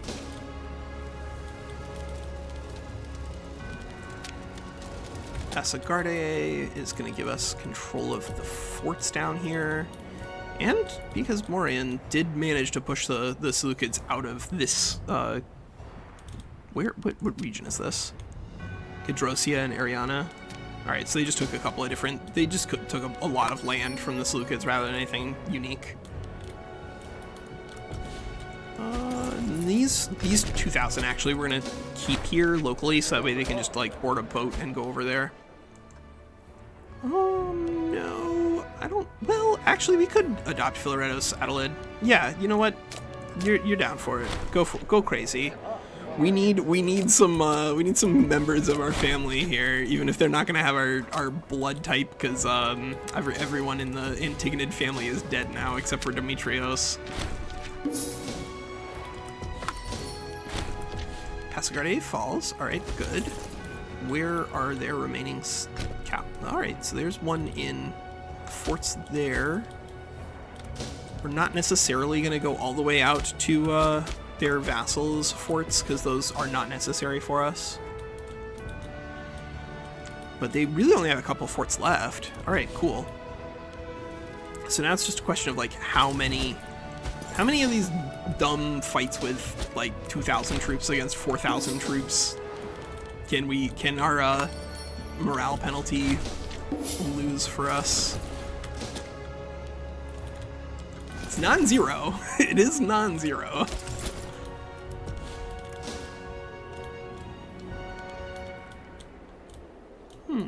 Bactria is also like a really interesting playthrough because of the way that it's sort of like at the edge of the Greco world.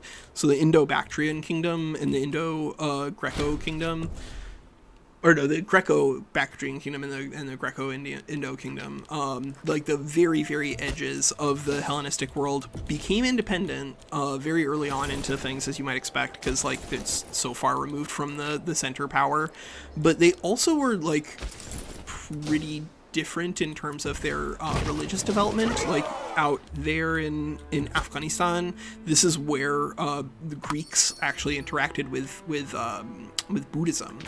Like that, there's a lot, not anymore, not as much thanks to the Taliban, but there used to be a lot of really interesting archaeological things in this area because of the way that the Tang and the Arab world collided in Afghanistan. But even prior to that, there was a pretty big and complicated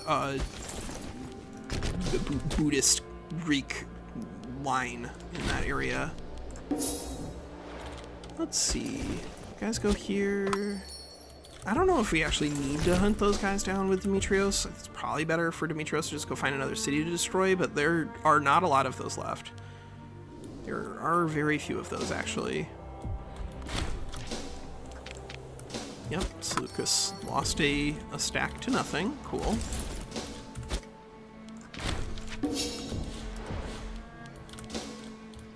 You guys are on carpet siege over there and split apart.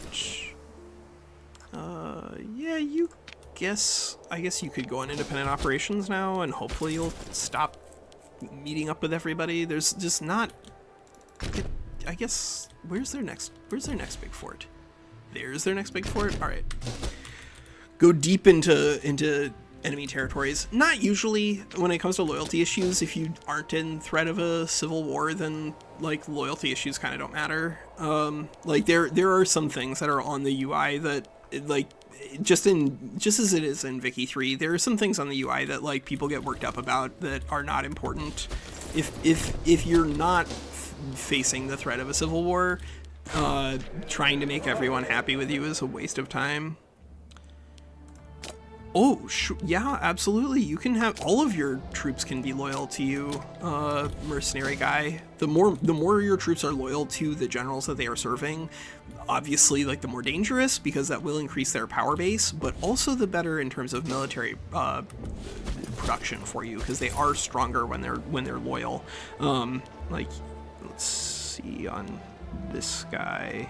It's getting a discipline bonus from being serving a general that they are loyal to, and because they're mercenaries, of course, their threat to the state is relatively limited as long as you pay them. That is important, as long as you pay them. If you do not, then you're asking for trouble. Coughs in mercenary war. After the first Punic War, Carthage just like did not have the money necessary to pay off their mercenaries, and so they just didn't. And unsurprisingly, that did not go well for them. And then they had to fight their own mercenaries that they had been using against the Romans. That was not the end of the world, because they did have Hamilcar or Hasdrubal around, and he was able to crush them pretty badly. Or was it Hamilcar who crushed them? I think maybe it was Hamilcar. For those of you who are big fans of the classical ancient Mediterranean world, I would consider myself not a big fan, but a fan. But the ultimate fanboy for me is probably Antigonos. I just think he's cool. He's got one eye. He looks like a pirate, and he's got like he's like old as shit before he dies. It's a great story. Great story. And this time we didn't even get slaughtered at Ipsus. Instead, we got to do it. We got to live the dream.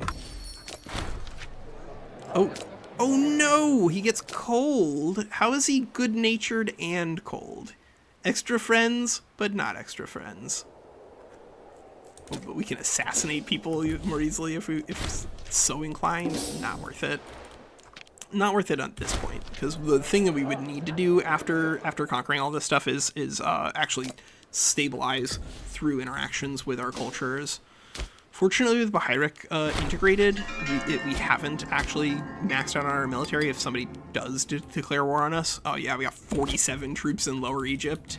Yeah, so if Rome gets spicy here, then we're not like completely out of luck. Yeah, just let them build whatever they want. That's fine. But I am going to go ahead and build a couple of extra ships here, just in case Rome does get dumb. Because most of our fleet is over in the east, and I don't want us to have to fight a war in the Mediterranean against somebody without a fleet. That's like, loyalty issues for a couple of units are not a big problem. Having a war against Rome or Carthage without a fleet in the Mediterranean, that's a problem.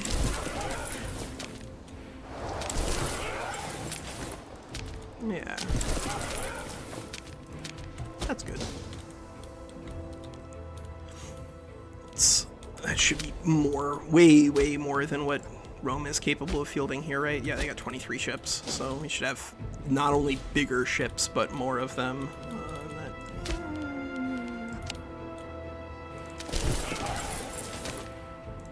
Just in case the Carthaginians get in the same boat too, or they're like looking at our stuff. Stop!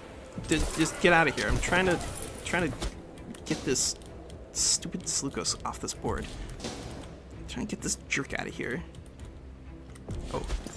Oh shoot! All right, Well, the everybody actually did sail all the way around Arabia, and now they are here. They are here in Alexandria Suzanne, waiting for transport to this nice little island. Which this is normally like one of the last things that you pick up with us against the Seleucids, but yeah, whatever.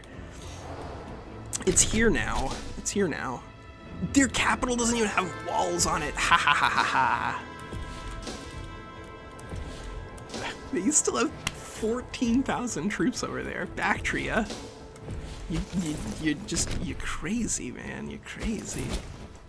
Alright, I guess we'll unindependent those guys and have them work together to drive off these last Gandharan Seleucian bad boys out here.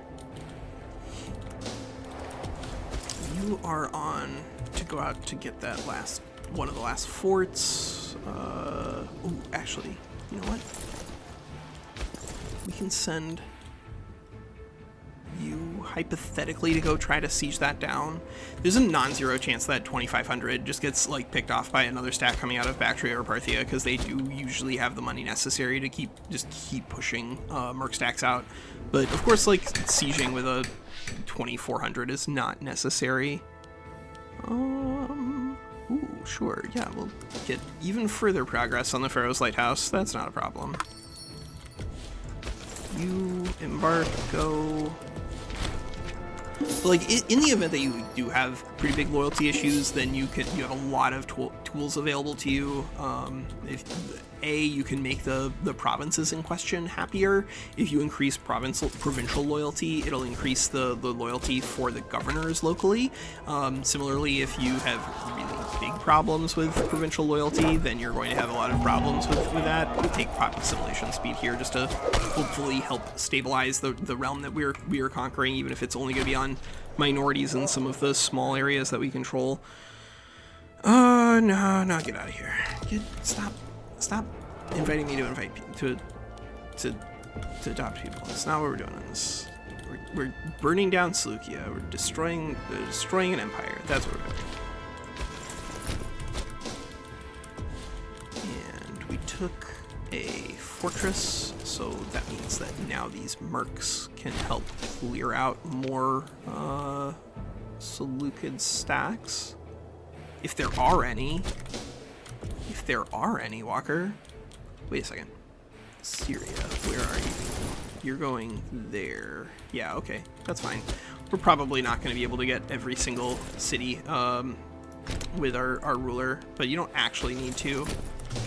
If your gold is fine, you can do whatever you want to. Let's see. Are there any other things we want to macro build right now? I guess, you know, one of the things that we did skip out on in terms of early game research was getting one of the grand temples or grand theaters, but that is a good reason to like, if you're not playing as the Antigonids, to find those sorts of techs early, so that way you can get that ticking conversion constantly. Are you guys not gonna siege this down? Seriously? You're right there, Ionia.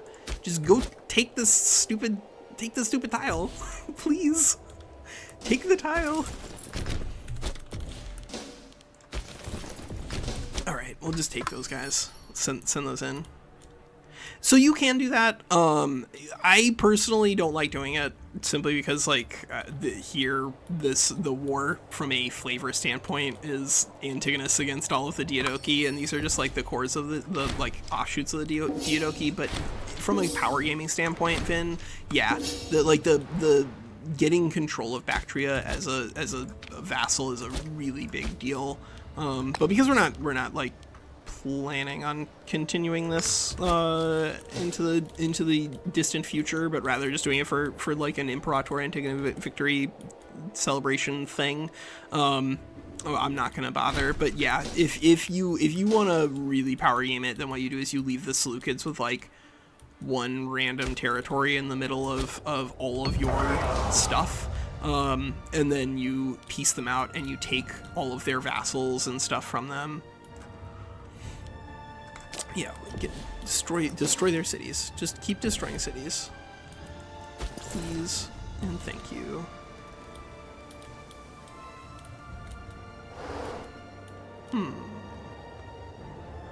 So they do still have 9,000 troops over there, so it's not like they're entirely done. And they're not going to get to that city in time before our other guys take it, so that's not important. We could do the League of Corinth, but I do want to like generally hold off on that one also. Sort of like Evan was highlighting. Like I think if you're going to do the League of Corinth, get as many of these guys in on it as you can initially. Maybe with the eye of also incorporating them later, because they do have a tendency to get rebellious, but part of that is also rebellion in regards to Thrace, because Thrace can peel off Athens, and if you turn Athens into the League of Corinth and give it all the land, then Thrace can peel off all of the League of Corinth. So if you're going to do League of Corinth, kill Thrace first.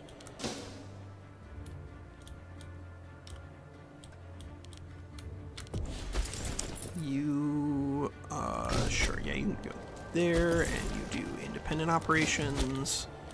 And you do independent operations.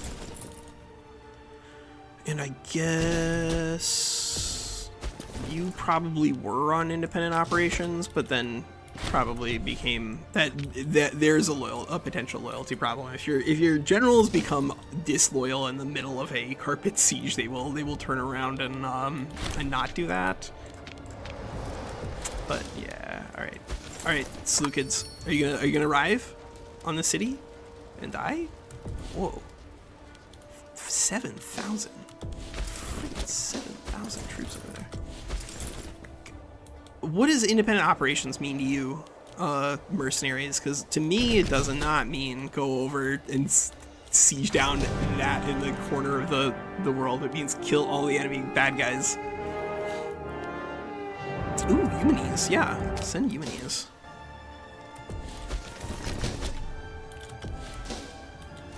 They're gonna take the city back. Yeah, they're gonna take the city back, and then we'll bring in these 13k.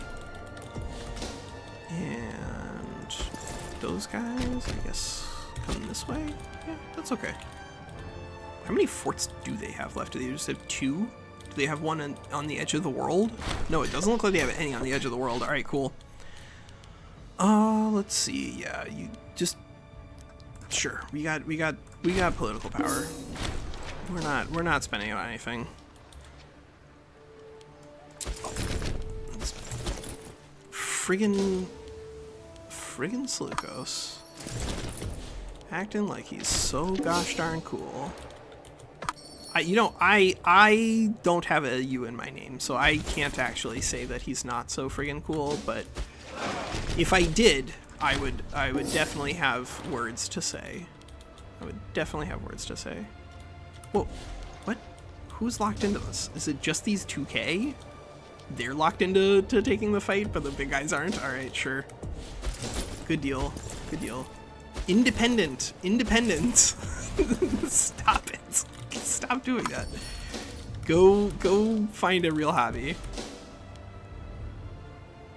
These mercs have 2,000 troops left. Oh man. You're gonna have such a hard time getting mercenaries to take contracts with you anymore, Seleukos. No one wants to serve you if they know that every time they jump in on stuff, they're gonna die. Ooh. Those are some pretty spicy barbarians. Alright. Yeah, that's okay. Seleukos is done. Now it's just a matter of time. It's a matter of time and presence. And getting a troop to go all the way down here. Oh my god. Alright, maybe this Assyrian troop is going to go all the way down there and then turn on Carpet Siege and let them march all the way up. Yeah, that's the plan.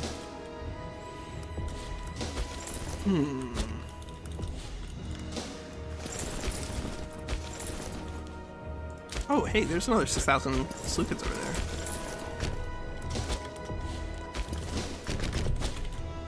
And I could take us. We won't be able to sack it because we sacked it too recently, but that's okay. Sometimes you gotta stop sacking cities, Walker. You got 3,000 gold already. That's not enough. It's never enough. You need 100 million gold. You need all the gold that exists in the entire universe simultaneously. Cries in Crassus. Yeah, there's the carpet siege. Sure. Yeah, yes. That is what carpet siege means. Go help your friends who are also sieging things down. Oh yeah, the Argaspides. So these are the silver shields, the backbone of Alexander's army. But these guys also served under Philip II. But somehow this dude's like the worst Argaspides I've ever seen. 8, and you don't even have any cool skill. I mean, I guess you got scholar, so yeah, you can join us, I guess. But you're not the fancy boy we were all hoping you would be.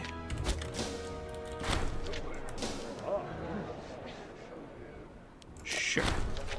We will adopt this new silver shield into our family. Why not? Why not? And who's left? Who's left? They're probably not going to be able to do anything about that front. So let's get this fleet together. Just in case. Just in case.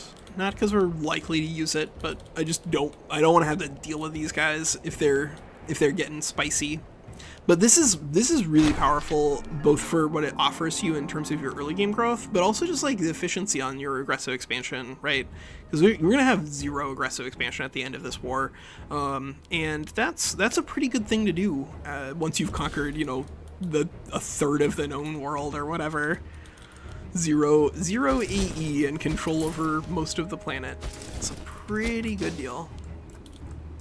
Stop going to the same place. Find something else to do. I know you guys have been friends since high school or whatever, but you guys gotta split it up. 16 go here. Wait. I thought I said 16 there. Okay.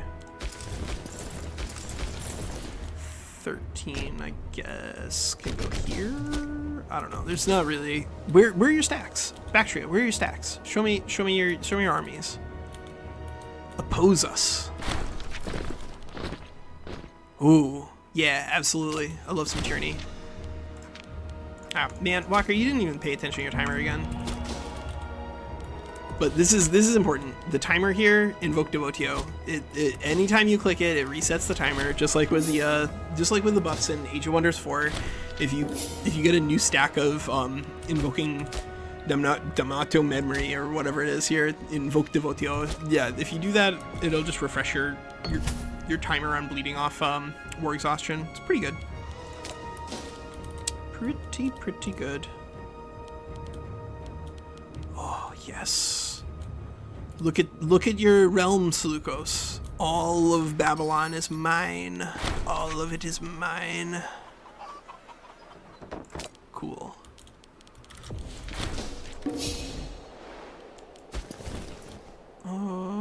Is that a useful use for these mercenaries? I mean, I guess.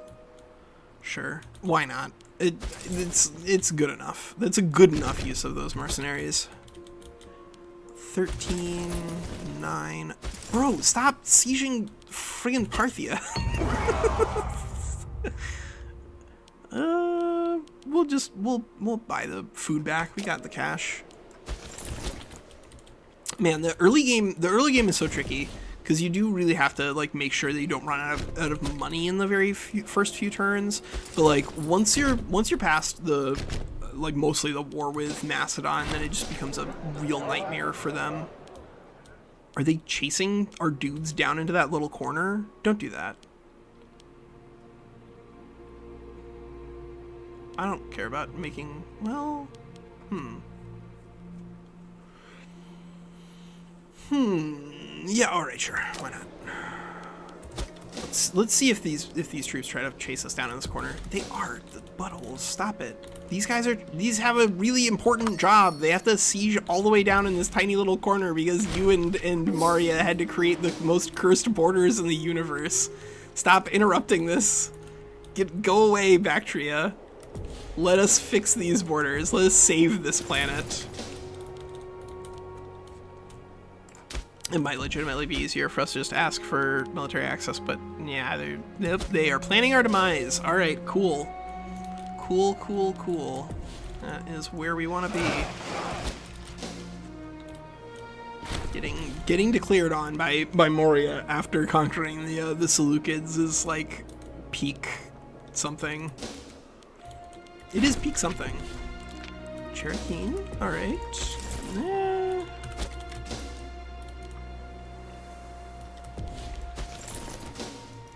Dude, just please, just kill these guys. Just kill those guys. Where are they? How are they not dead? That's because these guys aren't sieging in that direction. They're all just...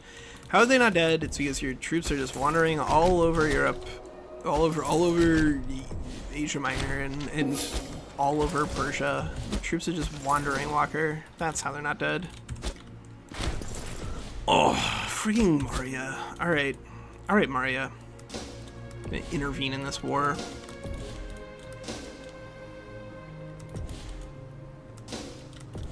Let's see. Is there anything we can do about that right now? I don't want to peace out Seleucids. I want to give them the opportunity to feel like they're in charge here. Like, get them off of this freaking board, and then we can deal with the Morians. I guess the first Macedonian levy can go down here, because now we actually probably do want some troops down in this corner. Oh my god. We're gonna occupy this stuff, and then... But these troops are gonna get driven off by freaking Marians. Friggin' Marians. They are scary. The Morians have some pretty massive manpower and military advantages at the beginning of the game, but unfortunately for the Morians, a lot of their troops are like chariots and stuff, and chariots are not a particularly good unit type. And then they also have like a lot of light and archers and stuff. So if you have to fight against the Morians, just be aware that, like, although their armies are massive, they're not hyper efficient. They're mostly just big, which is not nothing, but they're not as scary as they look. Although, boy, our armies are not big. Our armies are, after 17 years of conquest or whatever we've been doing, they are in rough shape now. Although, you know, we do have something in our back pocket. We could just go ahead and raise the troops from Lower Egypt. That's pretty good, actually. Yeah, let's send some Egyptian soldiers out to the east. 24,000 troops are more than welcome in my book.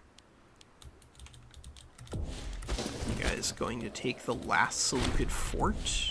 Yes, they're taking the last Seleucid fort. And you guys are disloyal, so you guys have a good reason for wandering around doing nothing. Send those mercs down to the east, I suppose. Get you guys back on carpet siege. Are you gonna execute your sieges correctly, or are you gonna just clump up again?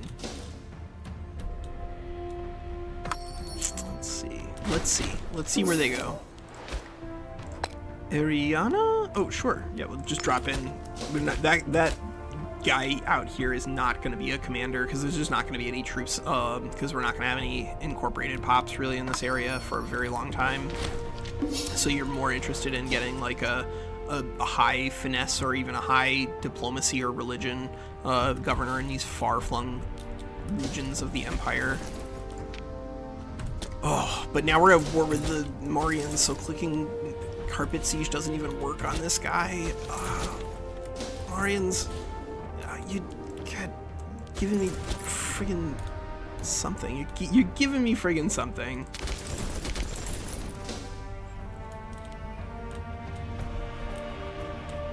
Where are those mercs? Those guys are okay. Those guys are way out there, so they're allowed to keep hanging on. You don't need. Yeah, alright. We'll have to just manually use this guy to carpet siege up until here, and then we can probably turn him on to carpet siege the whole way up. I hope. God, AI on that pathing is so annoying.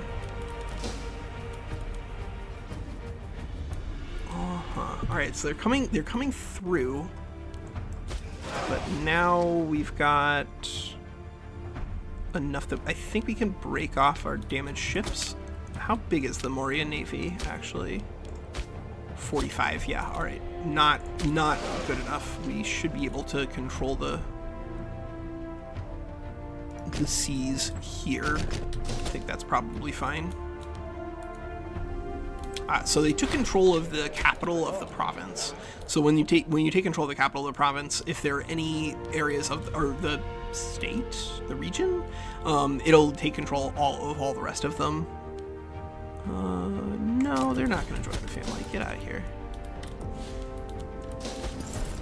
And I guess Demetrios will go work with those troops to drive off the Mauryans for now. While we wait for a mercenary stack to get down there and fight for us. Because they are just trickling in really slowly right now. Yeah, you gotta go there. We'll work with us. Bactria is trying to take the fort back, but we should be able to siege faster because we have more martial, but B, big advantage. There's a breach. Ooh, the Seleukos are putting another stack there. Let's see if those 16 can drive them off. I think they can.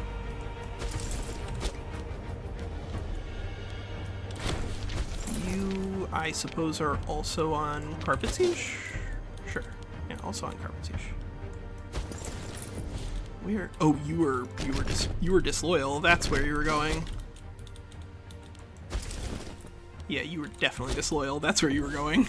you were going wherever you felt like you wanted to. And the Mauryans, of course, have gotten hung up on a fort.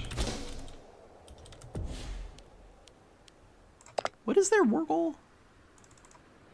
They declared war for Mesopotamia? Bro. Alright, bro. Gonna go all the way into Mesopotamia.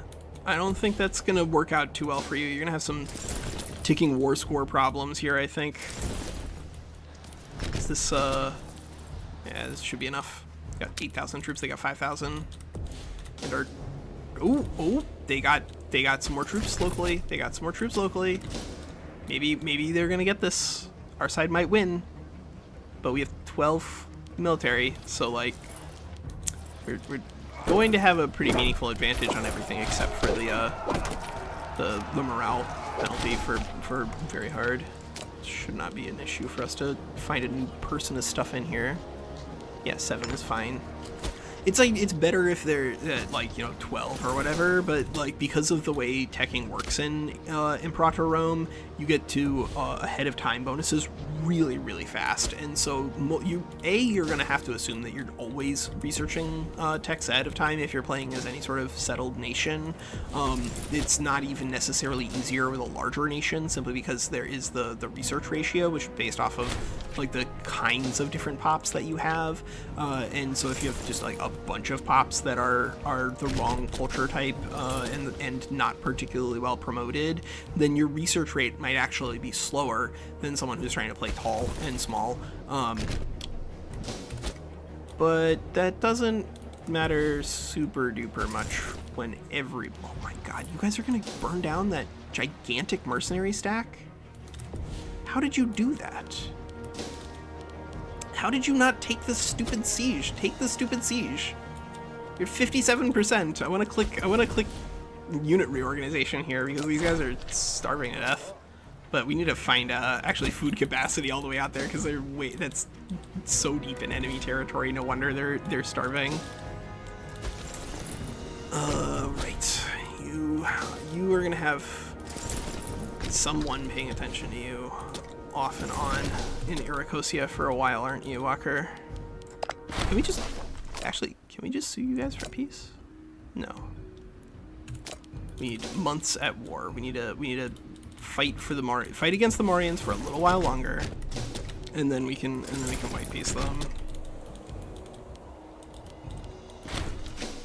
And then we can click Carpet Siege on this guy and actually have him work all the way up.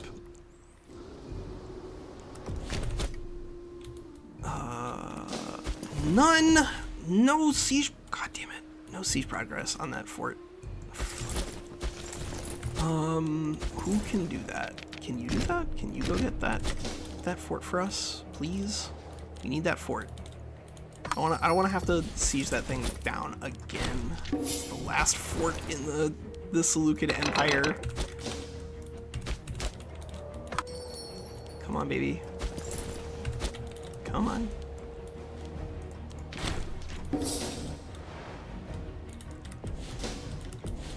Okay, so now the Morians have brought a real stack in. So I'm glad that we have these 13 here. Taking that, we'll take control of all of that territory back for us. Where are they going? They're going to Sarvan. Yes, we are heading the right direction at least. Freaking barbarians are gonna steal the siege and kill that mercenary stack. Stop coming out here. Stop attacking. Like, we got more important things to do. We wanna finish the Seleucids. Come on, man. Just leave the siege alone. Leave Brittany alone.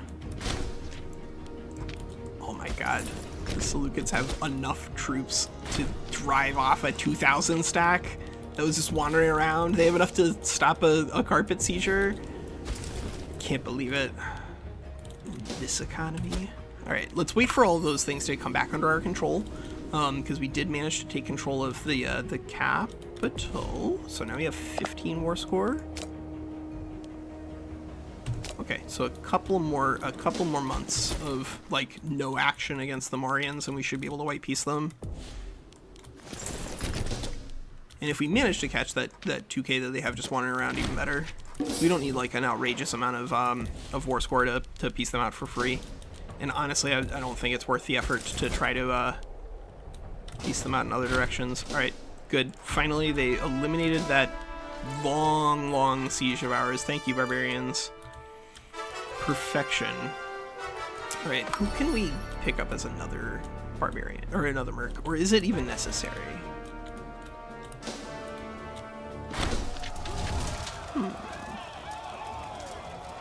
Well, we'll give you a bunch of gold, I guess. And then I suppose I'm gonna let this guy get out there, and then we'll turn on carpet sieging, and hopefully it'll go into Seleucid territory and not wherever else in the world the AI decides to go. Yeah, alright, we got another Morian pick. Good. Go carpet siege, and you'll actually get us carpet siege. 38. Alright, so yeah, actually if they don't take anything next tick over, I think we probably can white piece them here. Yeah, cool. Alright. Done. And now we just get to finish the Seleucids. Sweet. Unbelievable. Unbelievable.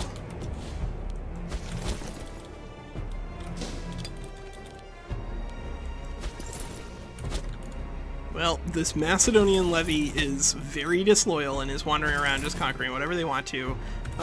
But that's okay, because if they're just despoiling Parthia, that's actually still beneficial for us, because every time you see that, 4 pops to Antigonia and Semina, anytime you capture a city, even if it's not, or even a settlement, even if it's not your ruler who's capturing it, then you're still going to take population from there, enslave them, and then put them in your own cities, which is really crucial when it comes to that like early game economic development.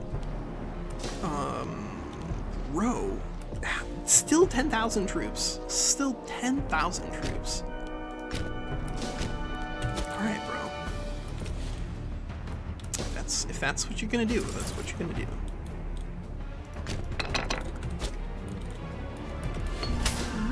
3,000 troops. Chalcedonian gratitude means nothing to me. Take your gratitude and stuff it, kid.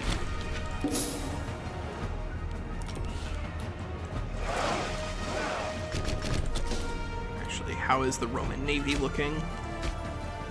Still at 29. And Carthage is at 54. Okay, yeah, they're unlikely to declare war on us, given that we have more troops in the more ships in the Mediterranean than they have entirely. And the AI does know how many boats you have, just the way you do. Just the way you do. Yep. Sieging up there. Go ahead and take that siege. 13k, 13. Yeah, you guys go there. We do need to find a third mark stack if we can afford it. 63 troops. that must have been the mercenary stack that we had hired for so long. I guess another 11 isn't nothing.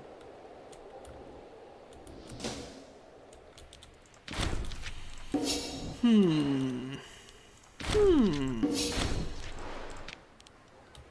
not hiring 3,000 troops that are mostly dead. That's 16,000 troops, though. With a 5 commander who's, like, absolute trash. Alright, whatever. 16,000 troops should be all we really need to put these guys out of their misery. Yeah, that should be okay. 16,000 troops and this one freaking siege. Aracosia is still over here. Wow, we really have like the deepest incursion here possible, don't we? Yep. And everybody, that entire army melted just to supply problems. Area's fine. Here's our disloyal guy, but if our disloyal guy starts a fight and then our mercenaries come in behind him to help out, I don't actually hate that. I think that's fine. Sure, yeah, we're very grateful for this honor to our nation. Actually, how old are we? We're still 52, and we're still healthy. Kragos, can you please get married? Or stop getting sick? Yeah, seek treatment, actually. If you die, Kragos, you're fired. That's your rule. If you die, you are fired. Oh, we could marry into the Lagaday family, but it does not look like they have the blood of the Lagaday tag there on any of those. I'm gonna assume that we probably just wiped out that family. And yes, good. Our disloyal guys actually won the battle all on their own. Perfection. Yeah, you go there, and then I guess this guy's gonna have to just path back east to fix this monstrous bizarre thing. Carpet siege, and you actually will the Marians now accept a military access? No, they will not. All right. It was worth a try. Worth a try.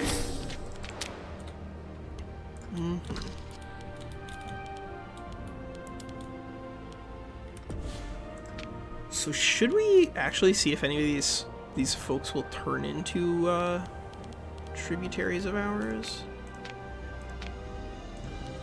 Maybe.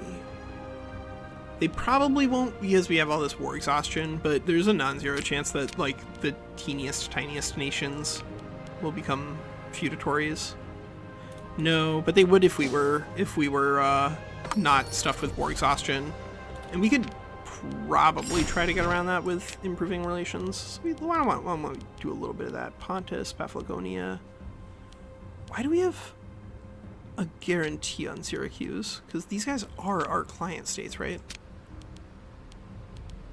Oh, they did not become a client state because we had the extra Shoot, we had the extra aggressive expansion at the beginning of the game.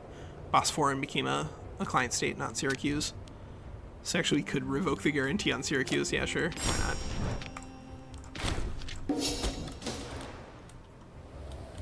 Yeah, that's okay.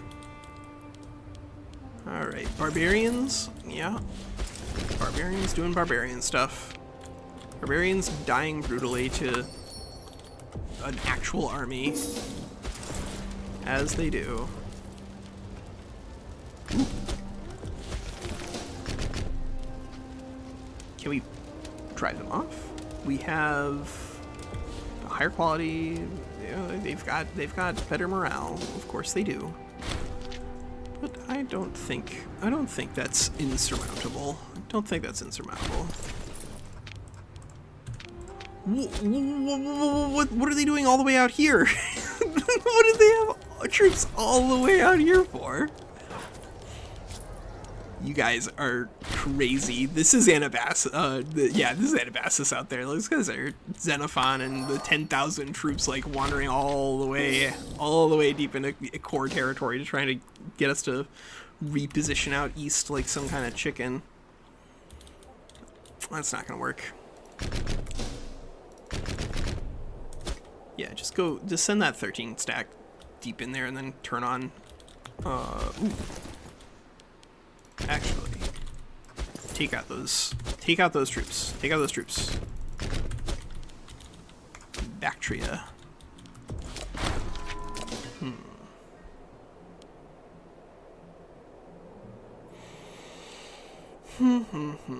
Well, yeah, they're finishing their sieges, hopefully, in an efficient pattern. Hopefully.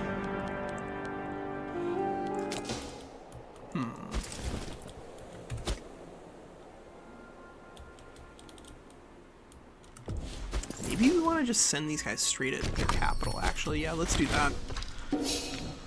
That's deep enough into enemy territory that it could pay off pretty quickly.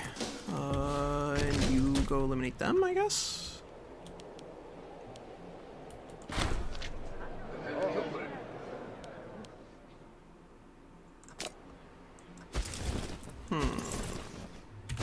Yep, disloyal troops gonna disloyal. Bactria is back, Tria. It's like they never run out of troops. Oh, Seleukos. You lucky dog. You lucky dog.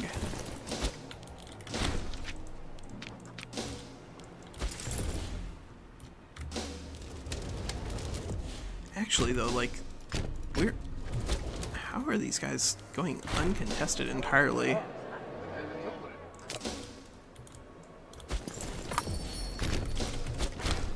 Yeah, go eliminate those stacks. That is no bueno.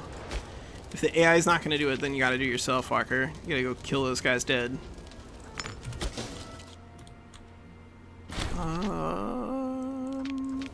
Yeah, that's okay. That's fine. I don't think there's anyone else who I'm like desperate to. Well, we have to actually support these disloyal monsters, don't we? Yeah, I guess we do. Guess we do. We have to support our stupid disloyal jerks. And maybe the Phrygians will go help them. Maybe.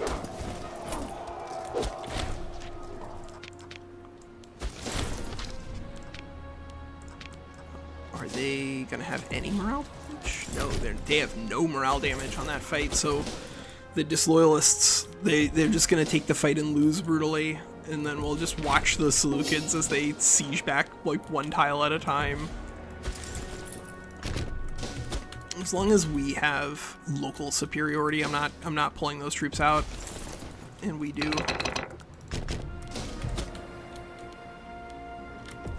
Oh, freaking Lower Egypt has just been standing here this entire time, so we'll put them on, get them sieged, hopefully take out some of the enemy troops along the way. Yeah. And Demetrios, I guess, goes here? Sure. Yeah.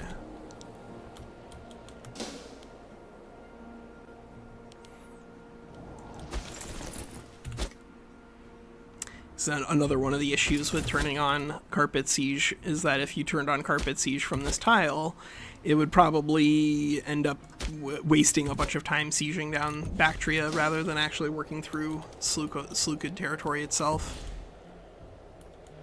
The idea of carpet sieging is very good. The implementation of it is it's getting there.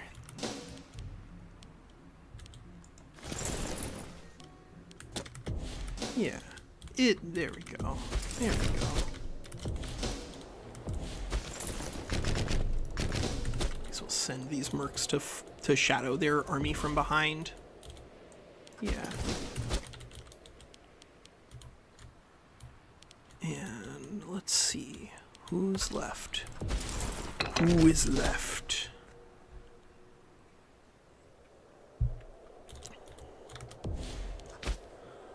Oh, we've conquered deep enough that now we have a governor of Bactriana. Alright. Don't hate that.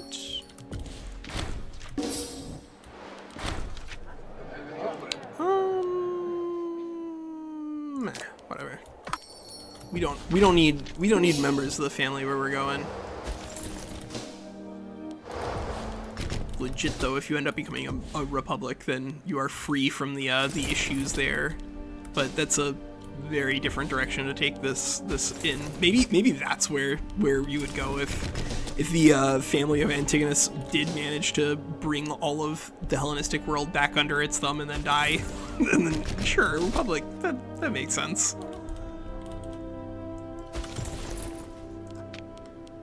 Alright, you are on carpet again. Hopefully you stay on that carpet siege. Governor Phrygia has died. So now we can bring in, I guess you? Yeah, you're 10 strength and military, that's pretty good.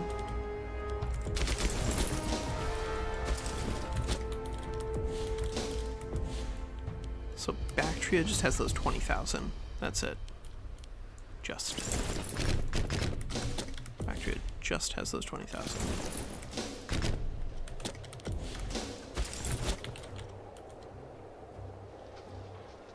I think we can still get that fight.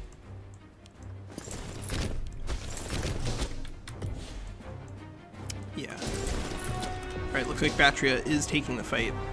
This initially, as long as they don't push us off before reinforcements get there, then I think we're fine. If they do, it's not the end of the world. But it, of course, is a little annoying, because being able to be on the defense if there's any... Yep. Mulching our troops. Oof. Oh, morale. You'll be with us one day. But as their troops get weaker and weaker, they will have issues in combat. Due to the way combat works in like virtually every Paradox Interactive game, you're almost always better off just working with maximum number of troops in a stack, rather than like having a bunch of troops at half strength wandering around. True in life 2. 2 and 4. Alright, so we actually have weaker troops than what they have here. Do you have a good commander though? Conceivably.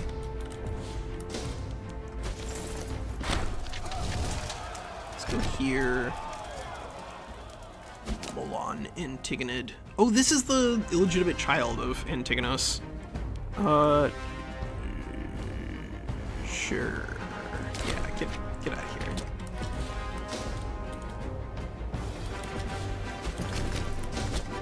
That predicted imminent battle, our side might lose. Yeah, it's... God. Very, very, very annoying that these guys keep having vassals. Just keep having vassals, but we will gradually wear them down. Seleukos and vassals. Name a combination more iconic. I will wait. Luxor is giving us some money. Alright, there it is. The big Bactrian stack got actually caught by none of our troops. Wait a second. No. One of our troops. Okay, so most of those troops actually are from Lower Egypt. Good. And that should be the last big battle that we need to fight here. Guess you go here, you go carpet, you go here, and hopefully when they actually start sieging things, they go in the right direction for sieging things. Hopefully. Yeah, you go here. Just go to the furthest edge of Seleukid space and then start pushing back in.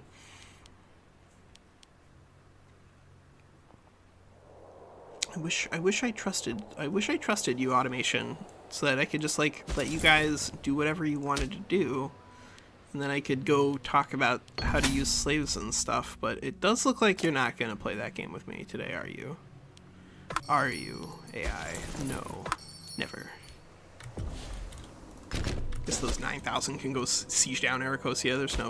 There's no reason not to. Except their land got cut in half by freaking Maria. Oh, Maria. Oh, Maria. Yeah, that's kind of what I thought. They're gonna immediately siege one territory down and then dive in on Bactria the way that they do. No, go down. Go deal with Alexandria Castle. Go deal with the edge of Alexandrian space. Are you gonna go in the right direction? Yeah, cool. There's 10,000 troops from Bactria, so these guys, I guess, are gonna need to just shadow. Ooh. All right. Yeah, they could start a civil war here if folks are so inclined. They're starting to accumulate power in the hands of disloyal folks. 16.1%. So if we had a couple of these guys as friends, or just not being jerks, then we could reduce that pretty easily, right? 16 loyalty is not going anywhere. Some of these people are not escapable when it comes to their disloyalty problems, but it's okay. Now we're at probably 10% of the power base. That's not a problem. That's not a problem.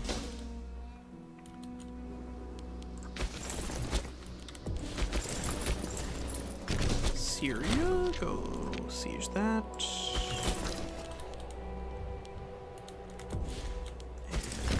Seleukos, go die. This is it. This is it, everybody. We did it. Mostly. Except for freaking Thrace. I don't know why they didn't declare on us, but that's okay. But they, you know, sometimes Seleukos lives a good life, or sometimes Lysimachus lives a good life and doesn't get himself absolutely obliterated. And it looks like that is what they're gonna do here. That Epigoni are gonna hold on in that little Thracian offshoot. Let's see. Yeah, just deep into this territory. Hopefully by doing carpet sieging, they will do what they need to do and not dive on Gandhara. No, Seleukos, get out of here. This is my land. Stop it. Stop trying to take my land.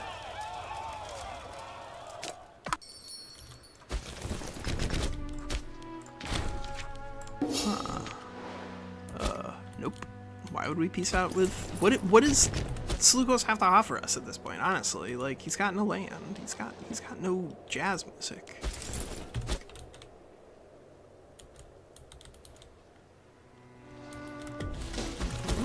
It's just his Gandharan allies who are causing problems. The way they do.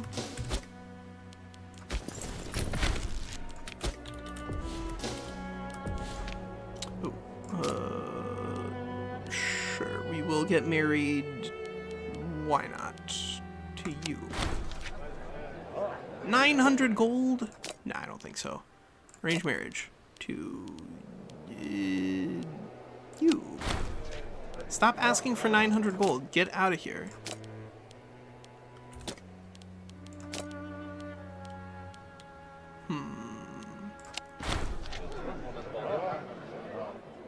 Okay.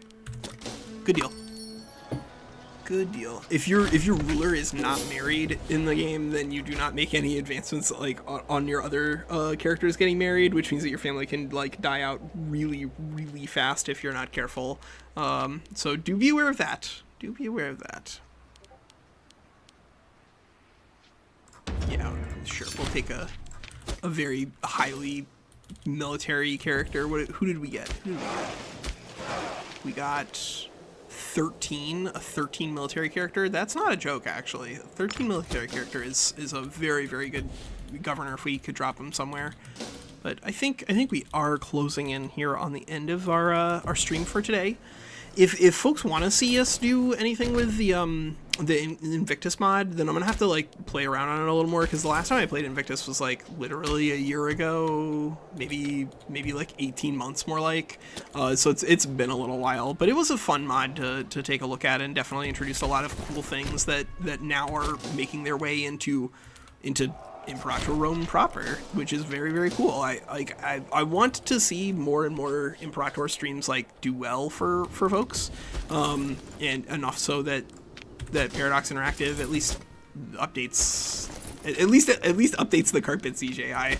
That's my personal goal. I don't know about resuming development, but if carpet CGI works, then your life will be a lot easier when it comes to doing these sort of Antigonid streams and whatnot. And I like Antigonus enough that we could see us doing something. We'll see. We'll see. Get Gandara. Get your troops out of here. Honestly, guy. Like, why are you fighting me? You know you guys aren't gonna win. Stop sieging these things down. Get out of here. Absolute jerkwads.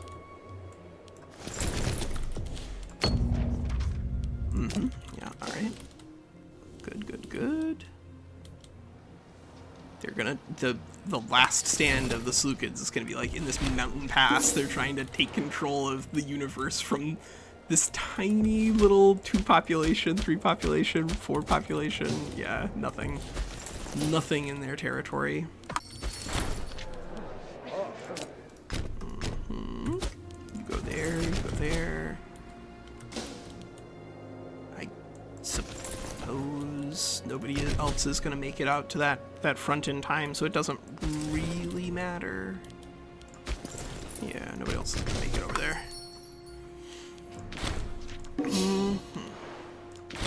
Karga's gone.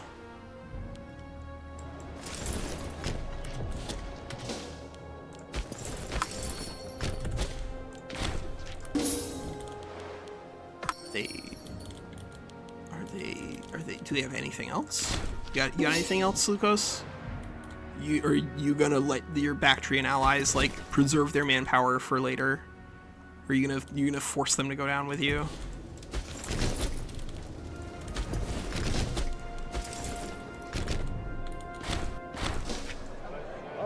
Yeah, go deep into there. That's fine. 9.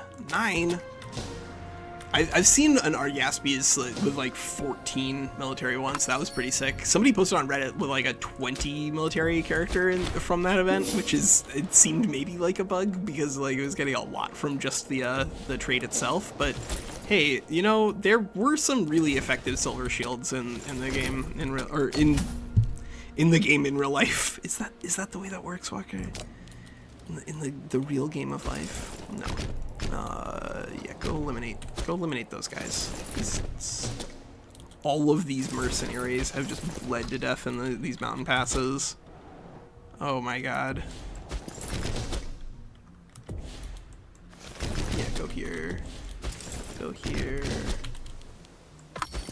Go here. And yeah, you go deep into there to try to siege back out. There's 4,000, so I guess you could go here. Oh. Bactrians. Youths! 20... Lord Egypt, get down here. Honestly, what are you doing? Why, you like half the army. Why are you out here? If you were disloyal, I would allow this sort of behavior, but you're You're supposed to be a friend. Why are you wandering in the absolute weirdest directions? Yeah, just pin him down and then the rest of these troops will finish him off. Good deal. Good deal. Oh, wait. Okay, they're gonna take another victory yet again. The Seleucids they're not throwing it in. They got stuff going on.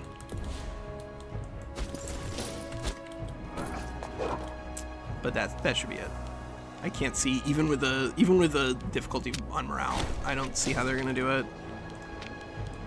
Yeah. It is inevitable. I'll leave that one stack there to just kind of siege things through, I suppose. And drive off whatever other giant stacks they've got going, because I'm certain have more. Yep, there's another 15k out of Bactria.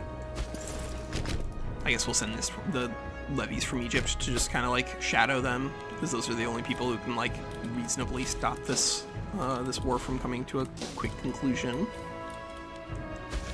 You are going through Rana. You want to give me Rana? Well, I mean, yeah, okay, that makes sense. That's what I would do.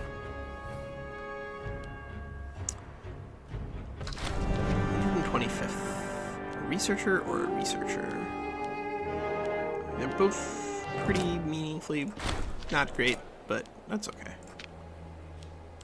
Cilicia is... Oh, actually, is there an oratory advanced guy with good... That's good enough. Cilicia gets someone from an angry family. None shall hide. And earthenware going to Cyrenaica. And this is it. I think this is it. I think this is the last of the Seleucid lands here.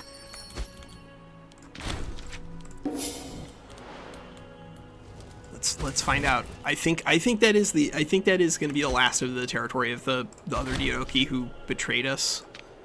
I guess in this original timeline, Lysimachus is a cool guy who's not gonna be a dick to Demetrios just because Demetrios is a dick to him. Boom! Absolutely the Persian elite. All right, so we can just do whatever we want to on these guys, but we're gonna